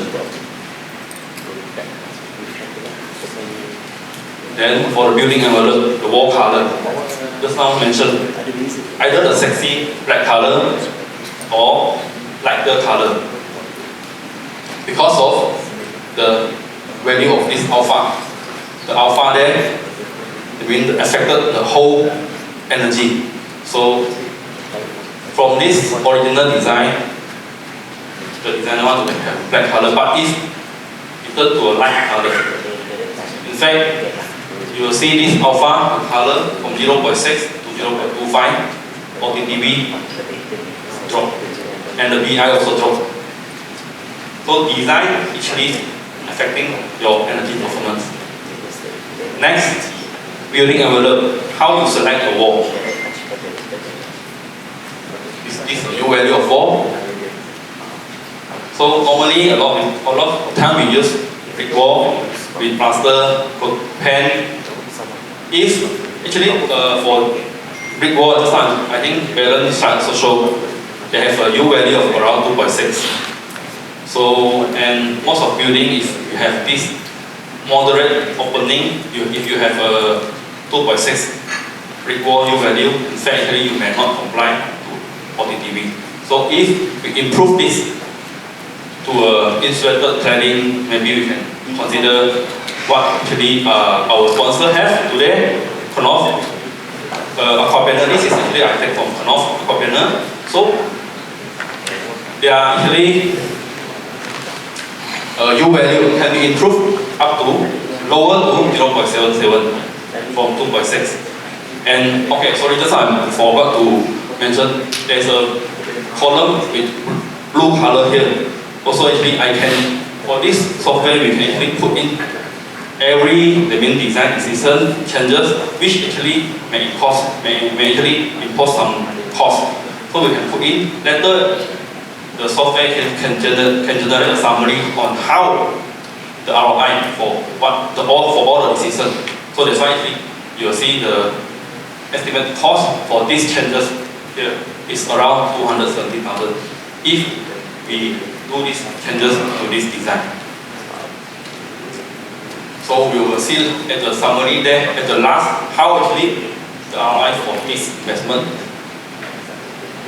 So with this, we actually further reduce the OTTV, now it's 57. Then the BEI, in fact, is actually continuous reduce. So the next window to wall ratio is actually, like what mentioned just now also, is decision on actually the architect decision on how we understand that we may not want full glass, full opening, but also we don't want very small opening. We each place up to the decision for the architect, how we design, how we ratio the window to wall ratio to be a proper convincing. Where in this case, originally the window to wall ratio is 40%. If let's say I reduce it to 30%, I reduce some width of the window. So in fact, this one may actually have some cost implication around 15,000. So, but OTTV drop drastic. Now actually it's already below 40, below 50. It becomes 43.5. In fact, it's already compliant to the UBBL requirement at 50. And the BEI keep dropping. The next, the glazing selection. So, okay. The glazing actually plays two roles in this equation in formula. One is the U value for windows, and the next actually is the shading coefficient. So here I also do an example with our sponsor glass. So it's a MHG glass. Normally we may use a 8 mm Eurograde tempered glass. So they will have this U value at 5.2. Then SC value may at around 0.57 for the gray color one. So if we can improve it to low E tempered, the SC value is only 0.5, then the U value will actually 3.32. So for this improvement, you can see here the U value improvement and also the SC value improvement. The cost for this improvement may actually involve around 60,000 for this size of building. And okay, for all the costs actually I did consult with supplier and equipment. So maybe it's not fully accurate, 100% accurate, but it's quite reasonable. So now for this, OTTV now we can actually use to 30. And the BEI now is only 209. Then the next what we can do on design decision is external shading. So okay, so the SC actually is the SC1 times SC2 means that actually glazing glazing, the SC1 is glazing, the SC2 actually is shading device. So what is the SC2? So I think this one Baron already explained. Either R1 or R2, actually we need to have minimum 0.3, only considered effective shading device. So this is for the accurate rules. Okay, so for our case, originally the designer may consider we put shading, also vertical shading to this facade, to all the glass, but this time, okay, but actually the originally design may not comply because of the R2 for vertical is R2. Is not less than 0.3. So we can actually improve it by adjust the distance and also adjust the size of this vertical lures to actually have this. Originally, this is 100 mm box lures vertical with the gap 400 mm, so it's 0.25.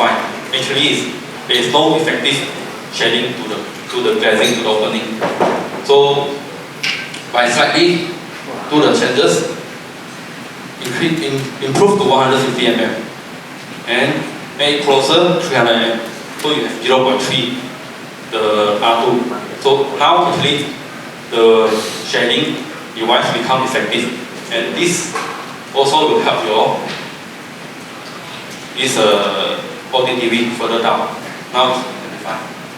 And with these changes, this improvement with the verticals, the lures, maybe we need to invest another 100,000. Or maybe okay, this the whole this thing is the improvement through the passive design OTTV. So the total you can see here is around 400,000. But your OTTV now is already 25. It's further low compared to the requirement. And the BEI now actually is around 205, but still far from what actually is required by the benchmark, 150. So what we need to do next? So okay, the next thermal for the roof.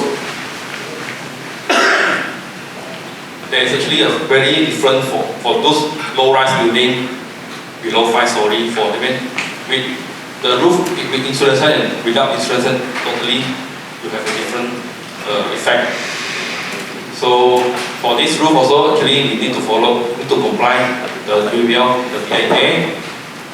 There is a thousands way of actually roof insulation. You can with mesh insulation, rock wool, or those foil, all those things, or actually with this green roof. In this case, actually I will do an example. This is very common for our case study. We use this metal roof, and we have a static space inside. A lot of time we use 50 mm rock wool, and this 50 mm rock wool, in certain cases we can comply to the U value 0.4, but in certain cases you may not. It's purely depend on do you actually create this refractive active space and unventilated refractive active space. Because of the calculation different. So the R value here you can see, if you are using normal, because still are there people using this chicken netting to actually hold your rock wool, then actually your active space becomes without refractive surface. So the U value actually is 0.56. But if you replace with refractive active space, then the R value, the blue color then 1.09 is different. So this is actually the standard calculation. So when you do this changes decision, your U value becomes 0.38.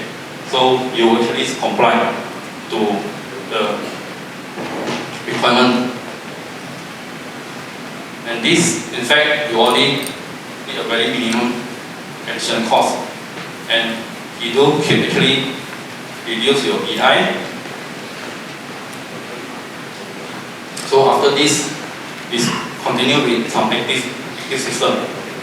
Before the pure active system, okay. Before the full active system, we talk about daylighting. So I don't know if anyone found there is some mistake actually. When we design daylighting, do we need light? When actually the daylight is there. So it's the proper daylighting design is actually considered to turn off. We should able to turn off the light. I mean we should actually have the proper system which photo sensor installed as daylight area to allow you can actually turn certain percentage of floor area to actually have a daylight during the daylight hours. So in this case, from normal design without any sensor, I mean all the light is not considered turn off to be installed daylight sensor and allow 25% of area can be turned off during the daylight hours with certain investment cost, so we can actually reduce the BEI. Then the next, for this base building, normal building, we actually the lighting may actually around the watt per meter square for this. The lighting design may actually around 10 per meter square. Then if you improve efficiency and control like motion sensor, joining, task light, dimming, and also the LED light improvement, you may actually reduce the watt per meter square for the lighting, and your estimate, I mean the investment cost may around 55,000 here. So with all this increment cost, you can enjoy at least almost another 30 of BEI reduction. So every design decision actually help to improve your energy performance. And the plug loop also, normal basic hours, basic office, the watt per meter square for office may around 12 watt per meter square. If we go for energy management, energy saving appliances, for all those appliances, we may actually reduce further with some investment cost, and the BEI now further reduced, and it's already achieved the benchmark of the BEI requirement. So the next what we can do else is aircon system. In fact, without doing anything to your aircon system, it just adjust the degree of your aircon setting, the set point. For normally, I think there's still a lot of office set the office aircon on 20 degree. You just from 20 degree to 24 degree, you can actually reduce 20 of BEI. 20 kilowatt hours per meter square per year is a lot. Just you see 20 over the original here, actually is around 15%, 20%. Just action that adjust your aircon from 20 to 24, which is still within the comfort, the thermal comfort. So next, if we can actually improve the aircon system from maybe a normal split unit, this one, the original is considered as normal split unit, to a high efficient VRV system. So we definitely with certain additional increment cost with around 280,000 for this case. So we will actually further reduce your BEI. Now the BEI is only 95.5. It's far lower than 150, which is the benchmark. So for the whole exercise, this is the end of this exercise. The whole exercise actually from 239. From all the decisions, what you can do, change the design, slightly do some adjustment, you can actually reduce energy around 140. Now it's only 95 BEI. So other than that, well, which actually this software BIT may not calculate, may not estimate, we still can do further with natural ventilation, with strategy landscaping, which may actually help to further reduce the energy performance. So from here, I'm do a summary. Passive design actually reduce load. From the overall here, passive design reduce 41.6 kilowatt hours, which is 30% of the load. Then active design, in fact, is reducing consumption. There is 102 kilowatt hours being reduced through active design. So another 43% reduction. So the renewable energy, just I mentioned, 43.8 kilowatt hours can be reduced through the roof. I mean the solar roof is around 15% reduction to the RE. So, and I just want to highlight within the passive design, within only the design, in fact, the passive design contribute almost 1/3 of the energy reduction from the passive. I mean, for the overall reduction through design, which means the OTTV itself actually can reduce the energy almost 30% from the overall process, design process. So, and we need to consider, and okay, now we need to rethink again. Just like I mentioned, the 75% roof, in fact, there is 18% of energy for the original scenario. But in fact now,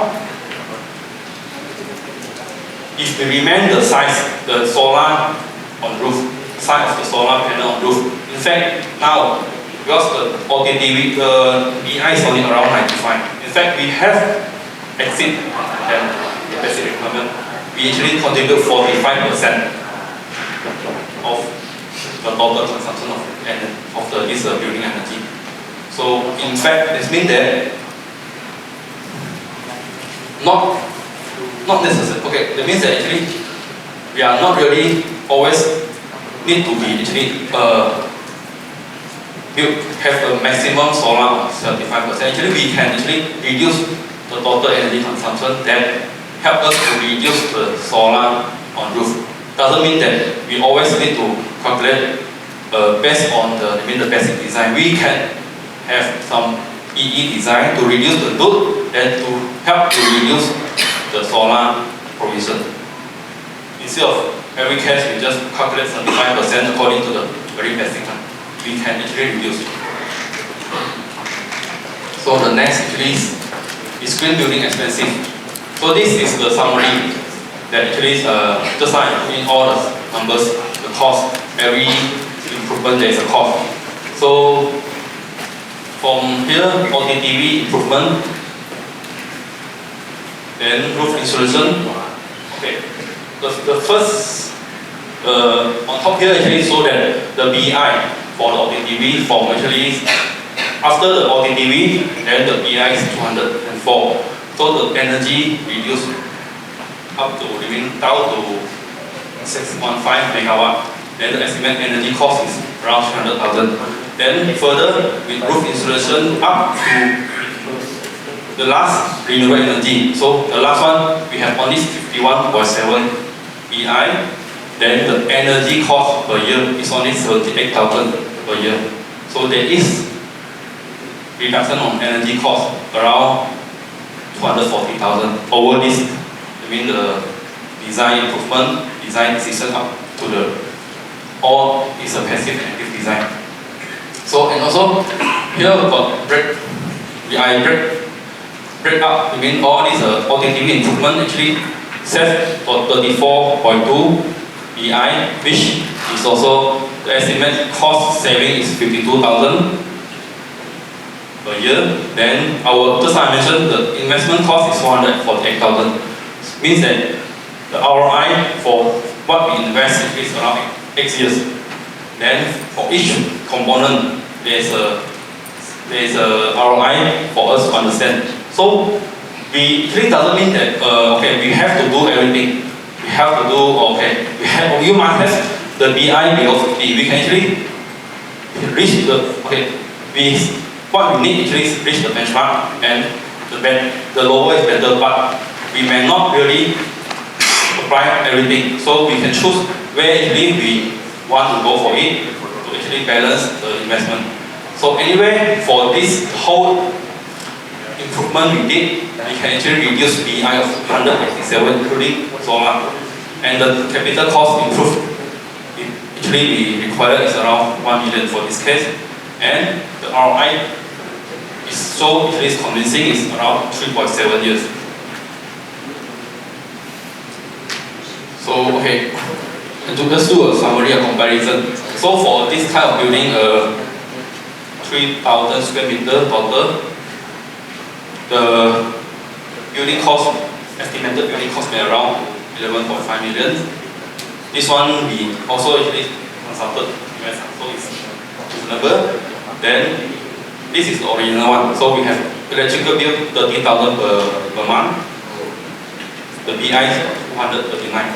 So if we improve all these things according to the design just now, the cost may actually go up to 12.5 million. The percentage 9.2%. But your energy cost only 6,500 per month. Which actually you have your BEI 95.5, or actually after deduct P, the solar actually you have only 51 BEI. So, and the RE here actually reduce your consumption at 45% on which with the 25% of roof area, 100 kilowatt solar. So this you may need 3.7 years ROI. If we actually, it depends on design or decision. We may actually no need to go extreme. We can actually do a revision. We reduce the solar panel because we only need 25% consumption. So we got chance to reduce. So we reduce the solar panel, and if maybe we no need to have a the better aircon system. Yeah, we can still remain the aircon system if you need. We still comply everything we require, the BEI, OTTV, all those things, solar also. So the investment cost reduced only 5.8%. We have 12,000 energy cost, and ROI also is still at 3.4. So it depends on how your design is. Next is green building certificate tough. Because now all the building need to be green building. That's why we actually, from what we did, we further go to this study about green building. For the same building, for the same building, for example, we proceed with green building. I will use BEI as a reference to discuss this. So if we comply the OTTV, BEI, RE just now for the basic building that I actually go through just now. In fact, we have 33 points for green building. Yes, we still not reach the certified, but this is only all this monetary return of investment. You can get back your investment within 4 years. So, and also you need to do, and how you need to do. Then the next further is the basic requirement. All is basic requirement.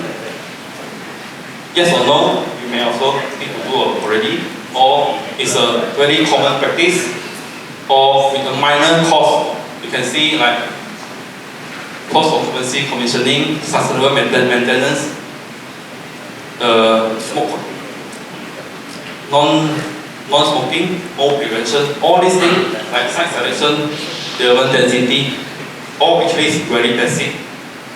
Compliance, practice, QLASIC, earthwork, green vehicle, stormwater design, all this in fact is a practice. It's a common, good practice. And rainwater housing, you already required to do. Just comply, council or comply further. Then water efficient fitting, already in our approval condition. So, and universal design is a good practice. EV charger is a requirement now. All this, if we do it, we have another 34 points. And for GBI, we already consider sewer, which just now, like better mentioned, for building with 2.5, corporation 2.5 below, we require to be comply sewer for green building certificate. Means that it can be done. And further, if we can actually improve the system further, or with some additional cost, like electrical submetering, daylight grade control. So like greenery and roof, we have more green. We further, we improve the rainwater housing. Then the landscape irrigation also with water efficiency irrigation, metering and leak detection for the water meter, and others innovative like green wall, like pneumatic system, climatic waste system. If we can do all this, we may actually get another acting point and actually can be GBI goal can be achieved. It's a very tough practice. It can be achieved. It's a not tough exercise. So if you know green building, in fact, it's expensive not to go green. So okay, I wish to end with this, summarize with this. OTTV actually OTTV is help to cut with the heat. Then BEI in fact actually is a tool to measure. Green building actually integrate everything. So and going green actually is a choice. It's not a compulsory thing. But going green is a choice, is a belief. So a commitment we choose, not just a requirement to follow. It's not because of the regulation, not because of we have to comply, but actually it's a commitment, it's a responsible for us in this building industry. Okay, that's all for my sharing today. Thank you.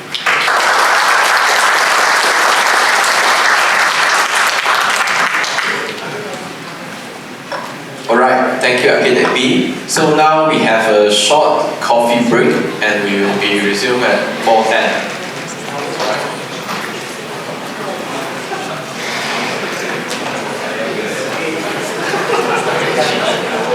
Less than 10 people. And within these 10 people who has the solar knowledge, I think it's only 2. One is me on the stage. Another one is my Sifu, Mr. Zhao, right there. So I'm like a final year student, present the final year project thesis on the stage in front of my professor. Okay. The second reason why I'm so kanchiong, because it's the topic that I'm going to present is on the case study, the calculation and the generation of the building. So it's a lot of calculation, a lot of figure.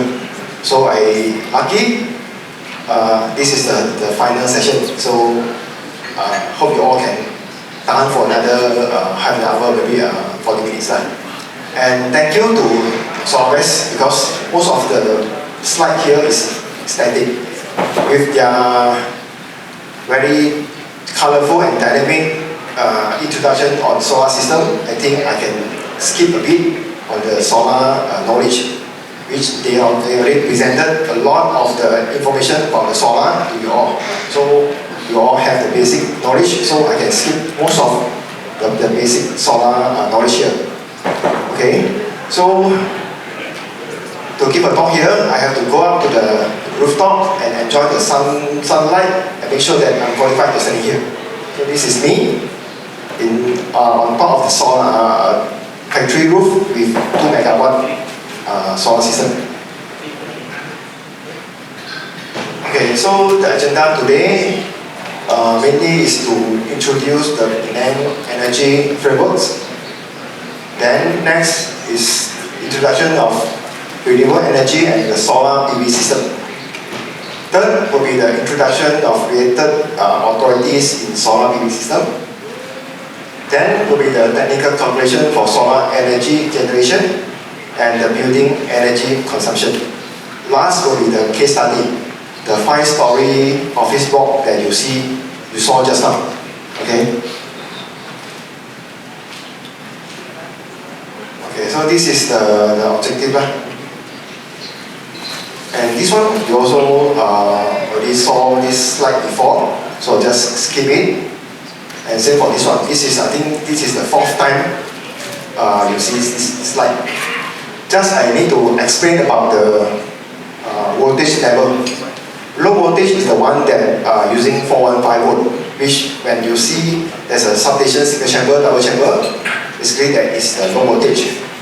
Then for medium voltage is for those users that they use intensive energy, which like factory, hospital, maybe shopping mall. They're using 11 kV and 33 kV. The one is classified as medium voltage. So because of they use a lot of energy, so the RE of the RE requirement will be dropped from maybe 35% to 5%, then down to 2%. For those using the high voltage owner, basically the very huge factory, such like this steel mill, then maybe data center, or maybe a very big semicon industry. Okay, this is the chart that we have from this Suruhanjaya Tenaga. This is the renewable energy that we have in Malaysia. So in overall, solar contribute almost 90% of the renewable energy. So the rest is mini hydro, biogas, and biomass. I think that one we can ignore. So we are now focused on the solar system. Okay, so this is the very static graph for the solar generation. From the sunlight to solar panel, they produce DC current, then go through this inverter and convert into AC and go in to the main switch board. Then direct to the point of use, which is called load. After that, if let's say we got extra generation, then they will go export to the grid through the DMB meter. So this one, I think, after you see the solar west slide, then you know better than before. Okay. So this is the solar panel that we have so far. We have thin film, then go up to polycrystalline, then monocrystalline, then this is the efficiency. The efficiency, which means the sunlight energy converted into the electricity percentage. Okay. And this is the inverter. Okay. So this is the related authority that in the solar PV system. So mainly there are three: Suruhanjaya Tenaga, SD, SEDA, and these are DMB. Okay, so SEDA is the Sustainable Energy Development Authority. So SEDA is the one that governs this solar industry. They issue the license for the EPC, issue the license for the designer, set the policy for the solar system, then implement the energy law. Okay. Then this one is SD. SD, the main function is to issue the license for the solar generation for those solar system more than 72 kW AC. And this MGDC actually is the one that for the client, the solar owner, to claim for the tax exemption and also the tax allowance.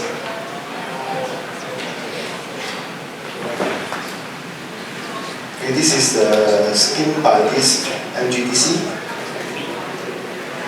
Okay, so this is normally how the solar project flowchart that we control from head to tail. Okay, so I break out. Okay, we have this customer when they have the intention to install solar system. First, they will approach this registered PV service provider, RPVSP, which is like SolarWest. Okay, then SolarWest will do all the information collection.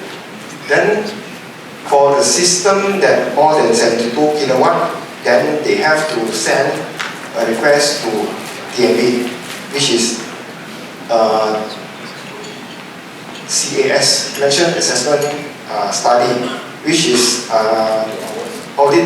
checked by this DMB to ensure that the solar system that inject into the solar the DMB grid is accepted. After that, you go back to the RBUSB saying that okay, your study is okay, acceptable, you can proceed. Then RBUSB will next collect all the information required and submit to SEDA. Then SEDA will study all the application.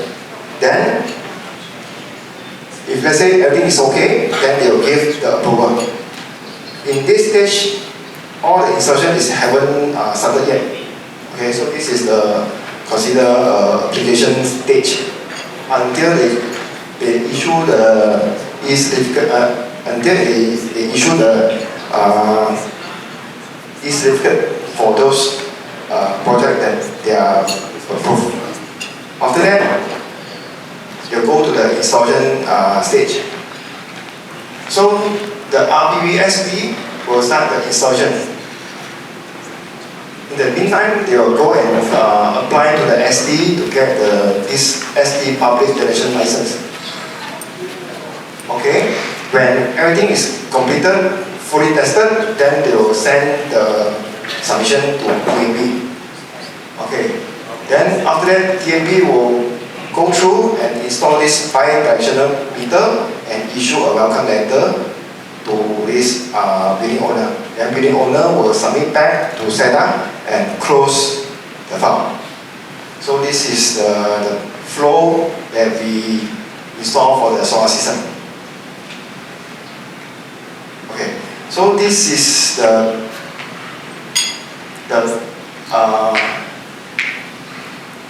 requirement that imposed by this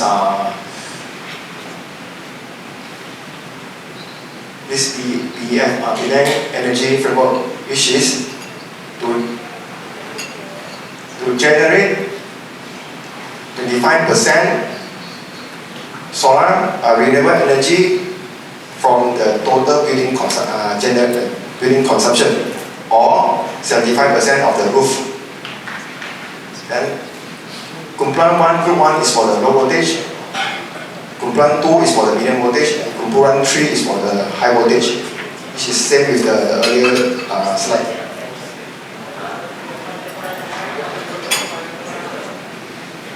Okay, so this one also, earlier slide also didn't already presented, which is the non-oily taken out. Then come to the stage like very boring. This is the building consumption calculation. Of course, it's just a A4 size paper. Okay, so I draw it out. Okay. So normally in the building, we have lift. So we have to calculate the lift consumption.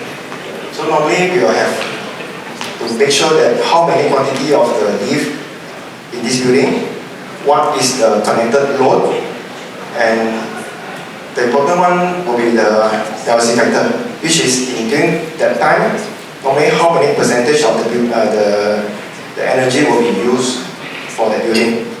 Okay, for this one, you will see for this building, per month, percentage lift will be 4 numbers. Each one is 17 kilowatt.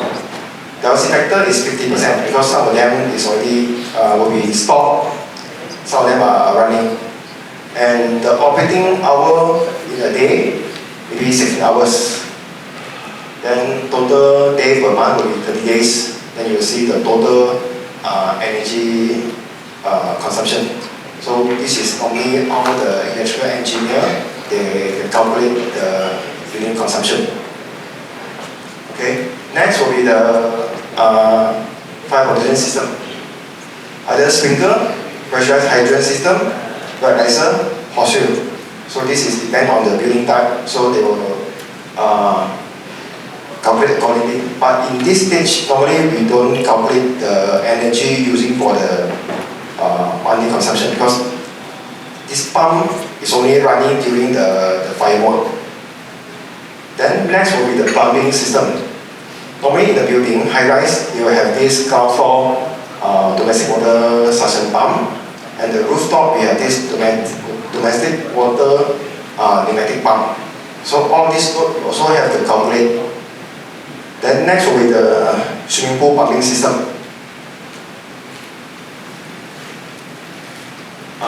Next will be the ACMV, aircon. So we will split into like, okay, common facility, they will have this aircon system, patient office aircon system, then the rest will be like general exhaust system inside the bathroom, kitchen, all these things. Then on pressurized smoke spill system, we will have staircase pressurized, lift lobby pressurized, and corridor smoke ventilation. Then next will be the lighting and small power system. We will split into very detailed category and calculate accordingly. Then this one will be the next one will be the car park lighting, then the EV charging station. So we sum up all the energy, then we will have this monthly consumption and also the yearly consumption. So this is typical electrical engineer have to do for the calculation. And from here we can have this yearly consumption for the building. So now this one is the solar generation calculation. Also A4 size calculation, A4 size paper. Then this one we have to create to Mr. Zhao. This is the one that created by Mr. Zhao. We just use it. Okay. So normally we will have this basic information. We will have this TMV account number, then what is the TMV meter city rating, then under which policy, under this is previously NEM, now it's changed to ATAM. Okay, and this is the solar PV equipment selection and also design. So this one I just go through. Then next will be the rating coefficient calculation.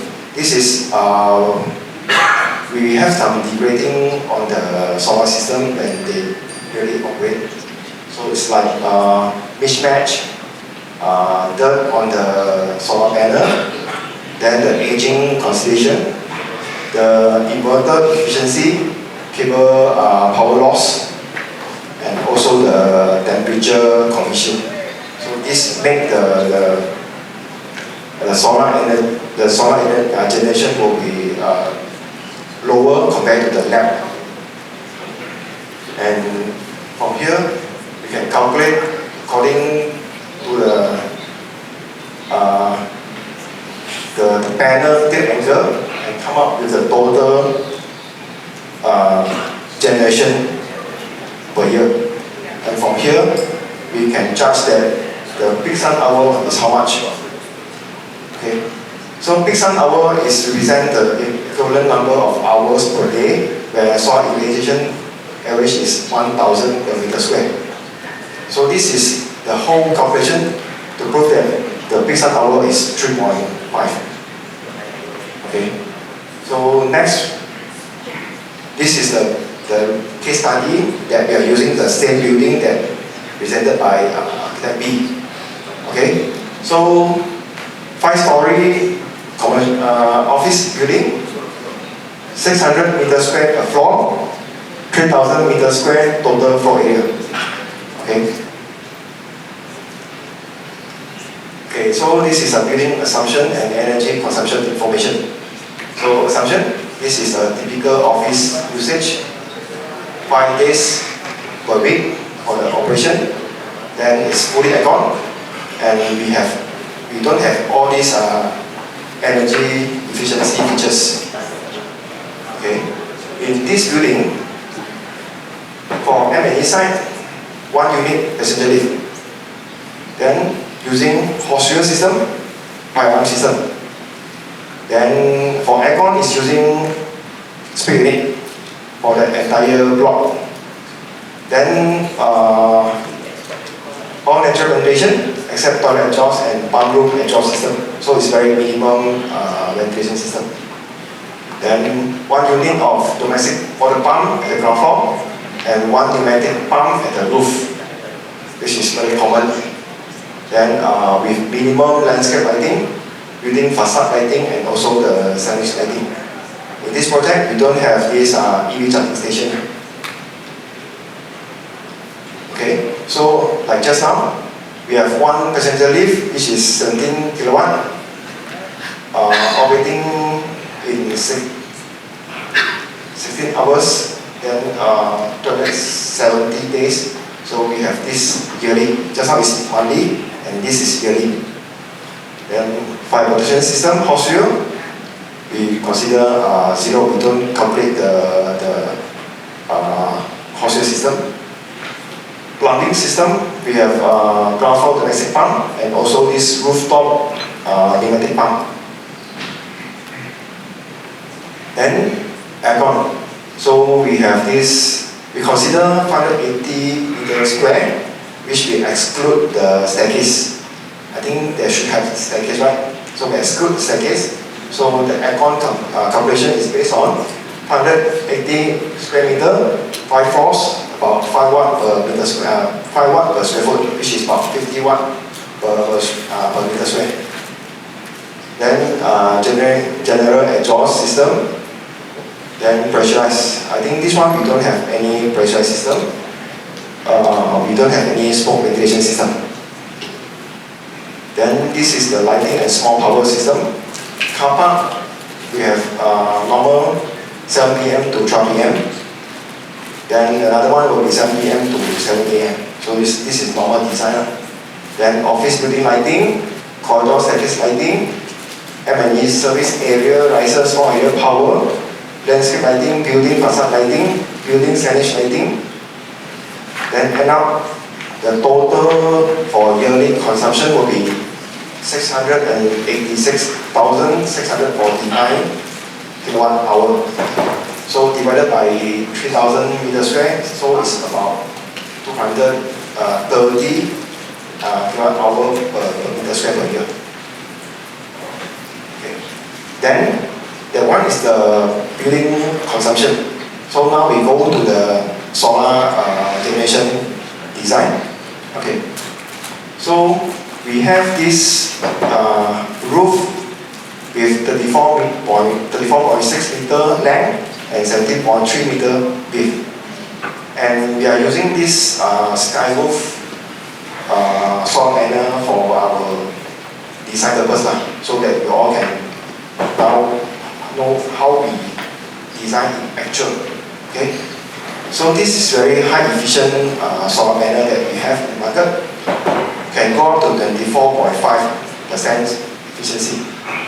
Okay, the size of the panel is 2.382 meter width and 2.385 is the length and 1.134 meter is the width.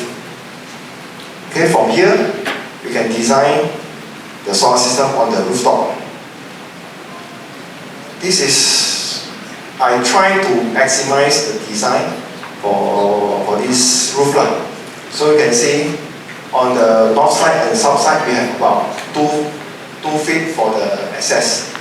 On the east and west, 1.4 meter for the access. And in between we have 600 for the walkway. Okay, so from this calculation, we are using 168 pieces of solar panel. Then each panel is 671 big. So in this design, we have this 112.56 kilowatt peak. Then we are using 100 kilowatt inverter. Okay, so calculate the solar covered area is 168 pieces times 2.382 times 1.134. So the total area that used for the solar panel is 453.8 square meter. Divided by the total roof that we have, which is 600 square meter. So the coverage is 75.6%, which is complying the 75% of the roof that we have. But of course, this is already go to the maximum. If I say not much space we can have for to increase the solar coverage. If I say people say I use up to 80%, I think that one will be very congested solar system. Okay. Then from this system, then we calculate again the solar generation. Okay. So we are using this sky roof 670 watt big panel with 168 pieces. We are using this Huawei 100 kTL 100 kilowatt inverter. The string design is 12 string with 14 module per string. So this is the actual design. So Mr. Zhao, you see whether it's okay or not? Okay, I can pass on. Okay. The configuration of your module It's about 700 BTC. Right? The width must be a length, the length must be a width. Another one. This one? No, go back. Yeah, the width must be 1.134 instead of the length. The length is 2.1. Yeah, this is common is the balik. And the other configuration you cannot configure so much based on the mobile guideline, latest mobile guideline. Yeah, of course, they want we exclude the mobile requirement first. So this is what we can maximize without any mobile requirement. Okay, due to the roof limitation, we have 14 panel per street. Okay, so this is the rating factor that we assume. Okay, 2% of losses on the grease mat, 2% losses on the dirt, 2% losses at the aging oxidation. Then this temperature coefficient, which is temperature rating, which is about 91%, which is about 8.something% losses. Then we have inverter losses about 2%. Then the cable losses about 2%. Then the total will be 149,642 kilowatt hour generation per year. Okay, so this is the total generation with the system that we have. Okay, from here, this is the summary. The building annual consumption without any EE features is 686,649 kilowatt hour. Then the BEI without any EE features is 228, which is like the normal BEI that we have in Malaysia. Then the solar PV system annual generation, this is from the calculation. We have 149,642 kilowatt hour per year. So the percentage of solar PV energy of total building consumption will be 149,642 divided by 686,649. So which is about 21.79%. Then the percentage of the roof installed by the solar, which is just now earlier, 75.6%. So from here we can see 25% of the usage for RE, actually we cannot achieve. But for the 75% of the roof installation, yes, we achieve. Because it's more, so you have to go for the 75% of the roof to install solar system. Okay, so just now is a real case actual calculation that we have. So this is the simplified version of the calculation. Okay, this is calculated by the roof area, 600 square meter. So we have to achieve 75% of the roof, which is 450 square meter.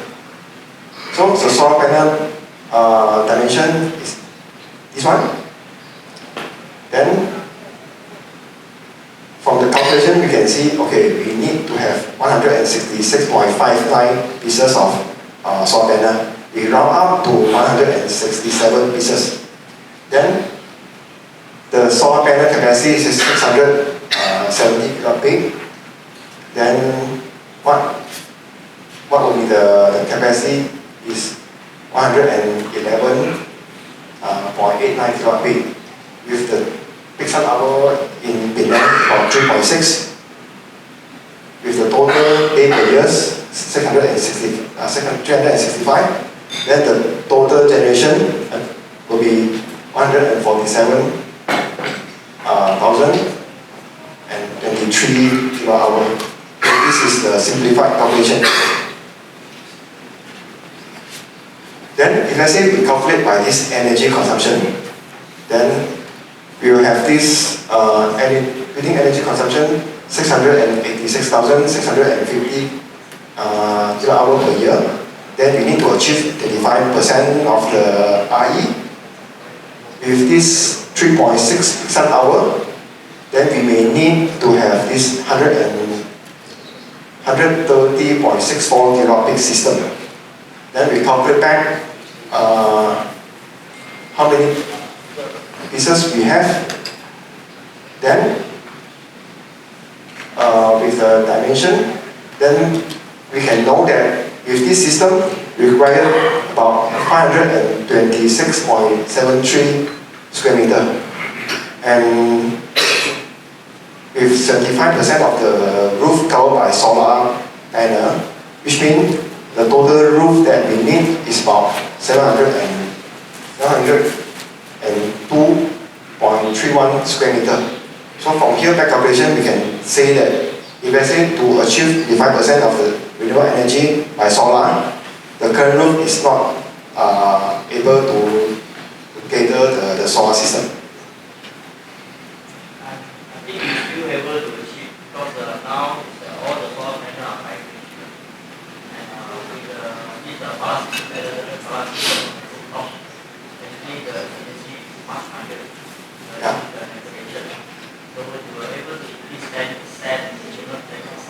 Of course, you need to do a lot of this. And actual books are very good. Very fast. So there is about additional 50% from the 50% our Penang. It's a vibration system with the fast and the fast. Easily you can achieve more and more.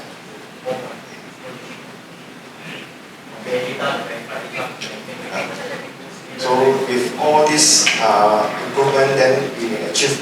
But this presentation mostly is to show you all how is the calculation for the building consumption and also the solar generation. So I think here is the end of my presentation. Alright, thank you, Wong. And we would like to invite all speakers to be on stage. We have a quick Q&A session. Right. Hello, you want to calculate also can. If you manage to do so. Okay, this is to easy for us to understand the building lah. So if let's say we put in the EV charging, then of course the energy will be higher compared to what I calculate now. So this is typical lah. The original idea to take out the car park is because the typologies of car park design are so various. Some buildings, you will have basement car park. Some building you have totally car park on ground. Some building you might have mechanical car park. Some building you might have multi-story car parks. So just to in order, apple to apple comparisons. So we take out the entire car park area to ease the standardizations of the ideologies of percentage of RE. again, like I say, if the developer so willing to include the car park energy consumption and then generated by RE, it will be fantastic. Think about, I mean, council say residential building, 50% come from RE. Okay. I need everybody to think about, if let's say we are looking at affordable housing, we are looking at the housing for the poor, that means 50% of the electricity bill for the particular low cost, low medium cost are actually generated by the RE. That means their burdens on paying the maintenance fees, okay, are totally different. You get what I mean or not? Not only in the way of sustainability, but it's also in a way for the community. Okay? So that is the whole ideology of RE requirement that imposed by MBPP. So convince of developer go for car park as well. I'm pretty much happy to hear that.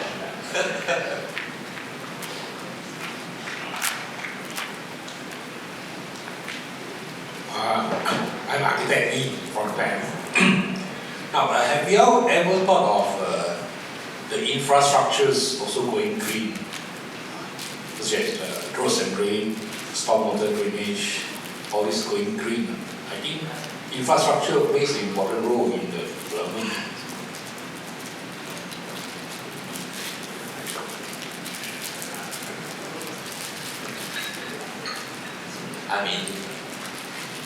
How should I answer, or whom should I represent? Okay, as a director of the Green Council, there is actually many ideas. Suppose we need to present to the states towards, according to Penang Green Agenda. There are 10 different agendas done through Penang Green Agenda by Penang Green Council. And again, absolutely, if you're asking me, absolutely, especially on the infrastructure and also the flood mitigation through CNS engineering into sustainability. It's just that I'm not so sure the market is ready or not. Mr. Lee, whether the market is ready. You see, a simple shara on green building and RE, it already took us almost 2 years plus. Up until now, we are still actually discussing on this. So I do hope that the entire community, especially for us as a professional, we stand firm on our direction, on our responsible in pushing the sustainability to the entire state. Penang, we are small, but we are the greenest states that have the most policy related to sustainability among the other states in Malaysia. You all think about, we have the UBBL, the AA, which is roof insulation, OTTV compulsory. We have our rainwater harvesting as one of the syarat kelulusan. Don't be forget, we also have our alat-alat penjimatan air. You all remember this syarat or not? But do you really practice that or not? Water saving fittings, that's one of the syarat kelulusan. But I'm not so sure whether council during the building inspection, then I need to join their building inspection to go and check. Yes, that is the syarat. So we have even the syarat on pengasingan sisa-sisa berbejau during the construction, the construction waste management in order to reduce the waste and recycle as much as possible. Whether your side practicing that correctly or not, whether the report submitted by the site contractor back to council every month, are they actually segregating that correctly or not? That is also one of the concerns. Then following by that, now we have green building compulsory. We also mandate the RE, and coming up also the EV, but not coming up, it's already implemented, the EV charger requirement. So we have the most sustainable policy or implementation in Penang State. But of course, I'm actually looking for more as well. Thank you, Mr. Lee, on the infrastructure. And also, I'm really there and open to say, I'm actually proposing to the council on the percentage of greenery as well. That means we should actually encourage to plant more in the development in order to lower down the entire Penang heat island effect. There are more to come. It's just that whether the entire market ready to accept all of this. Looking back to the sustainable perspective, this is a must to go, whether we want or don't. As I said, it is the need for the world market. But back to the market, whether the market ready enough to accept all of this. I let everybody to think about this.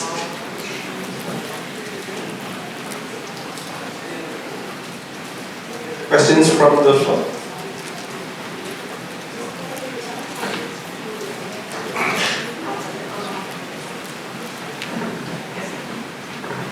Yeah, this one to David.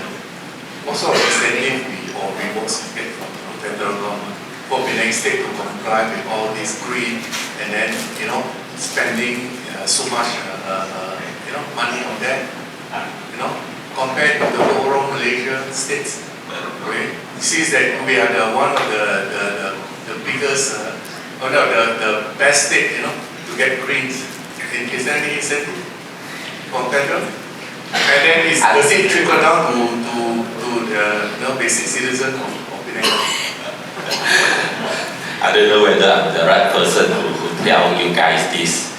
I went through to different councils in Malaysia.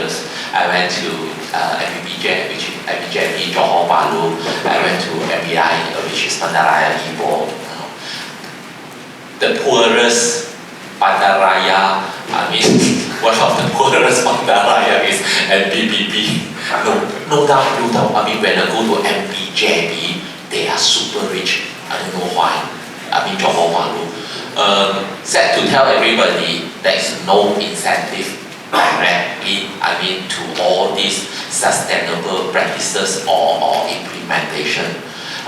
Once Datuk Banta decided to make green building as compulsory, previously where the council actually giving incentive for green building for more than 10 years, but not much building successfully to go and obtain that. There is a rebate on development charges before, if you guys are aware of that, since 2009. Okay, there is also increase of development plot ratio that used to be before, but once it become mandate compulsory compliance, this is normal for everywhere around the world. Once it becomes mandate compulsory, so there will be no more incentive.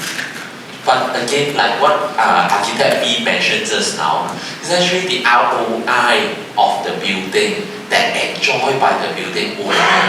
That actually is the one we continue emphasizing to my clients. How do we convince or encourage them go for green, not only for the sustainable, but also in monetary wise, you can actually save more to go green. So, yeah, cut it short, too bad, no incentive. Do you guys know in Singapore? Singapore, okay. The consultant team who actually practice and build a super green building, the Singapore government incentivized the entire team of consultants. I was so wish to go over there, but too bad we are Penang. But I should say thank you to every one of you guys to buying the idea of going green, even without incentive. I think this question addressed to the outcome. I spoke to Daniel just now. I think he mentioned about the incentive for the roof. Maybe you want to elaborate a little bit since we touched on the incentive topic. Okay, so Andy, first and foremost, let me introduce myself.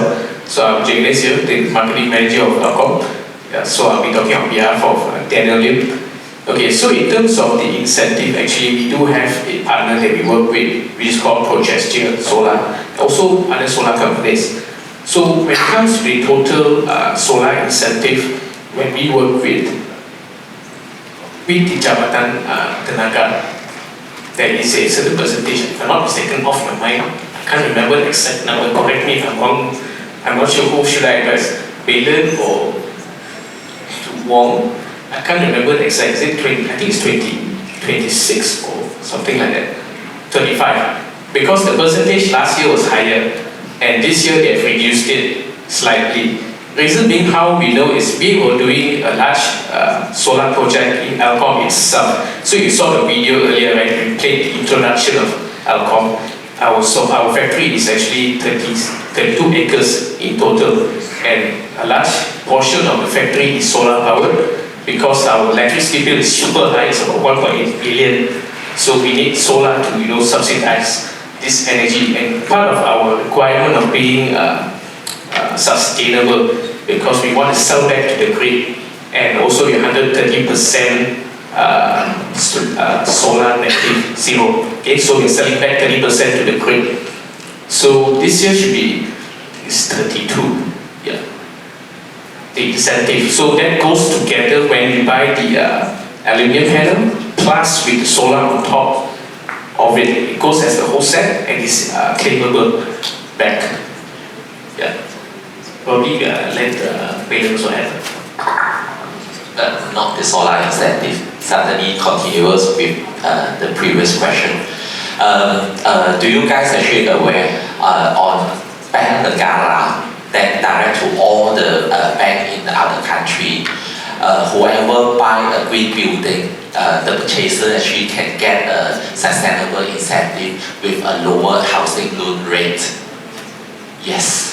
When you purchase a green building, your home, you can actually with a lower rate housing loan. Okay, that is for housing. So under the federal government, there is another incentive called MyHIJAU, okay, the investment tax allowance.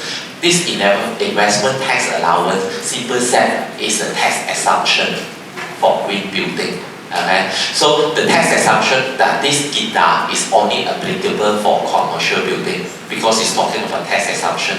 Residential building you won't pay tax, but commercial building for you like a hotel, shopping mall, shop, factory, you running business, you pay tax. Okay, GITA is the term. Okay, under green tax. Okay, so you can actually enjoy the tax exemption through lembaga hasil tanam negeri. So that is a very good incentive for all commercial building, but not from the state government. That is direct from the federal government. Go for it. Go for it. That means the federal government are paying part of your cost for you to build your green building. Simple said, okay, like rainwater harvesting system, 100% of the cost that you spend for your rainwater harvesting system, it can be actually, under GITA, the tax. Okay. Like your roof insulation, it is 100% claimable for roof insulation. For water fittings, that you need to do a comparison with your non-saving and saving water fitting. So the differential of non-saving water and water-saving fittings, that differential is covered under GITA as a tax exemption. So government are actually supporting on this. Okay, green tax, GITA, GITA, look for it. That is the only green building incentive by the federal government up until now. Alright, any last question? Last one, My name is Lily from PAM. I would like to know whether Baylen is involved in formulating the keperluan of 50% RE required for residential as an advisor. And I would like to know how this figure comes about 50% and not 25%, because if I'm not mistaken, GBI is 25%. So I would like to know whether any residential building projects that manage to provide this 50% of the kemudahan masyarakat, even though the car park has been excluded from the calculation. And if none of the building can achieve such target, shall we lower it, maybe to comply with GBI? And perhaps you can talk to the media on this policy, right?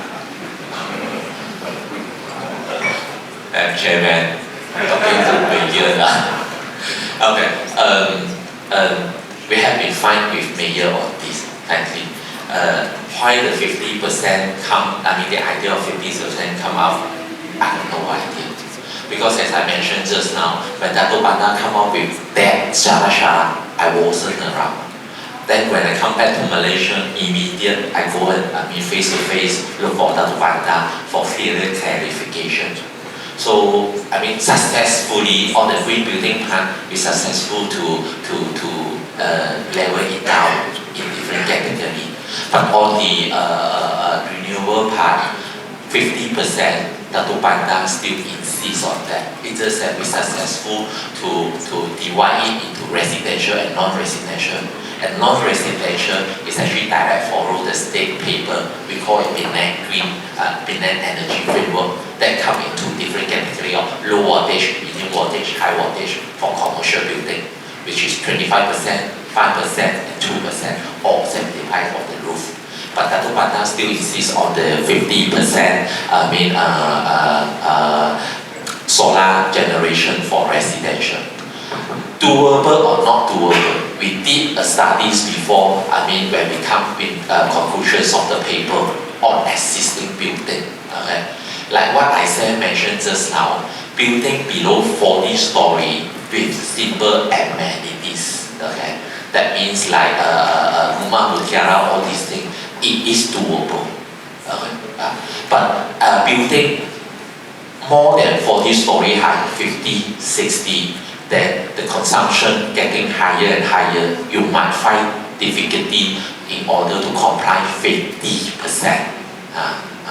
And again, for buildings designed like super condominium, come with so many facilities that consume a lot of energies, that will also face difficulty on the 50% compliance. So I always advise, the whole cycle of design change when this new shara come in. We need, M&E consultant in a very right beginning together with architects in line with the design in order to study the estimated energy consumption of the common area versus the entire roof design. First of all, don't ever bring back the old idea of roof, usage like what we did in the past time. In the past time, the entire roof mostly covered by water tank, cooling tower, all these type of things. If we continue have that kind of mindset, 50% energy consumption by RE never can be happen. We need to purposely to design, we might need, very depends on design, we might need purposely to design another layer of infrastructure just to hold the solar panel on top of all these M&E area. Except what? Except cooling tower. Cooling tower are not advisable to be covered. But the water tank, the rest of the mechanical system is actually okay to be covered by the solar panel. So by only that way, the chances of complying with 50% is there. But again, we did studies before. 20 over story, 30 over story building in Penang, it is actually doable. Look back to the conditions of the development now in Penang. We are not at KL.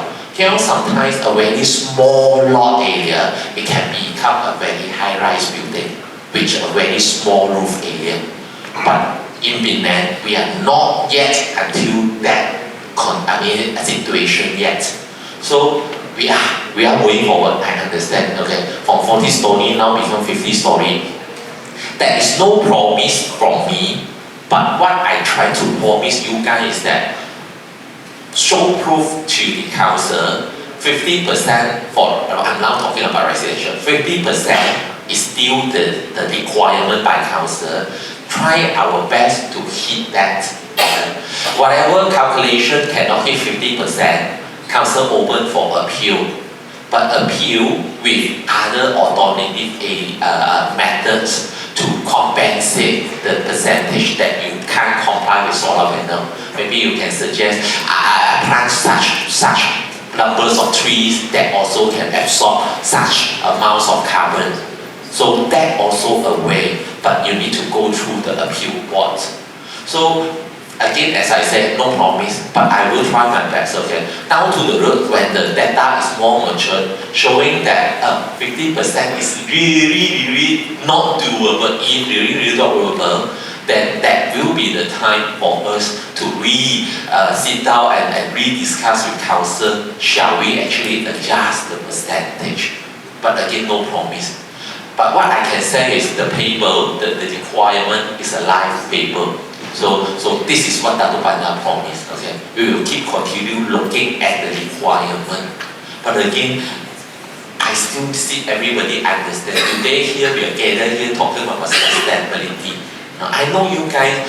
Better I will try my best to do. I believe you guys. But the difficulty part is the developers. Okay. So try to convince the developer and don't get up and tell the developer, never mind, they say can appeal, and never mind, no do also can run. No. We go for the max first. Because as I said, it is a need whether we believe it or not, okay? Sustainability, it is a need for our poor Mother Earth. We got no way to U-turn for next generation.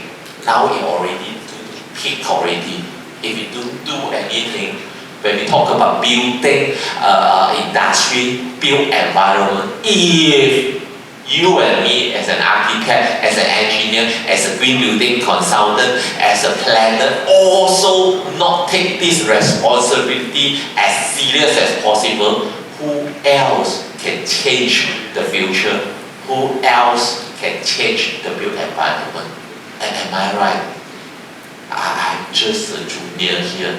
They are well-experienced senior here. We need to take a change. This is my sincere advice. Think of something which is not do by the old days, because the old days way fail. We need to change. Thank you. Right, last one already. Also any question in the seminar very seldom to see. Every time seminar end, everybody bye already. Okay, my question is attended to a B. Because there is no data on the U value on the roof if you install the solar panel. Because once you install the solar panel on the rooftop, the U value will change. So maybe you can look into it because come up with the U value so that it will improve it's part of the OTTV calculation, isn't it? So that they help the architect to pass I think it will give you some substantial figure. Give me another 2 minutes that I would like to add on to answering just now the gentleman asked about the incentive.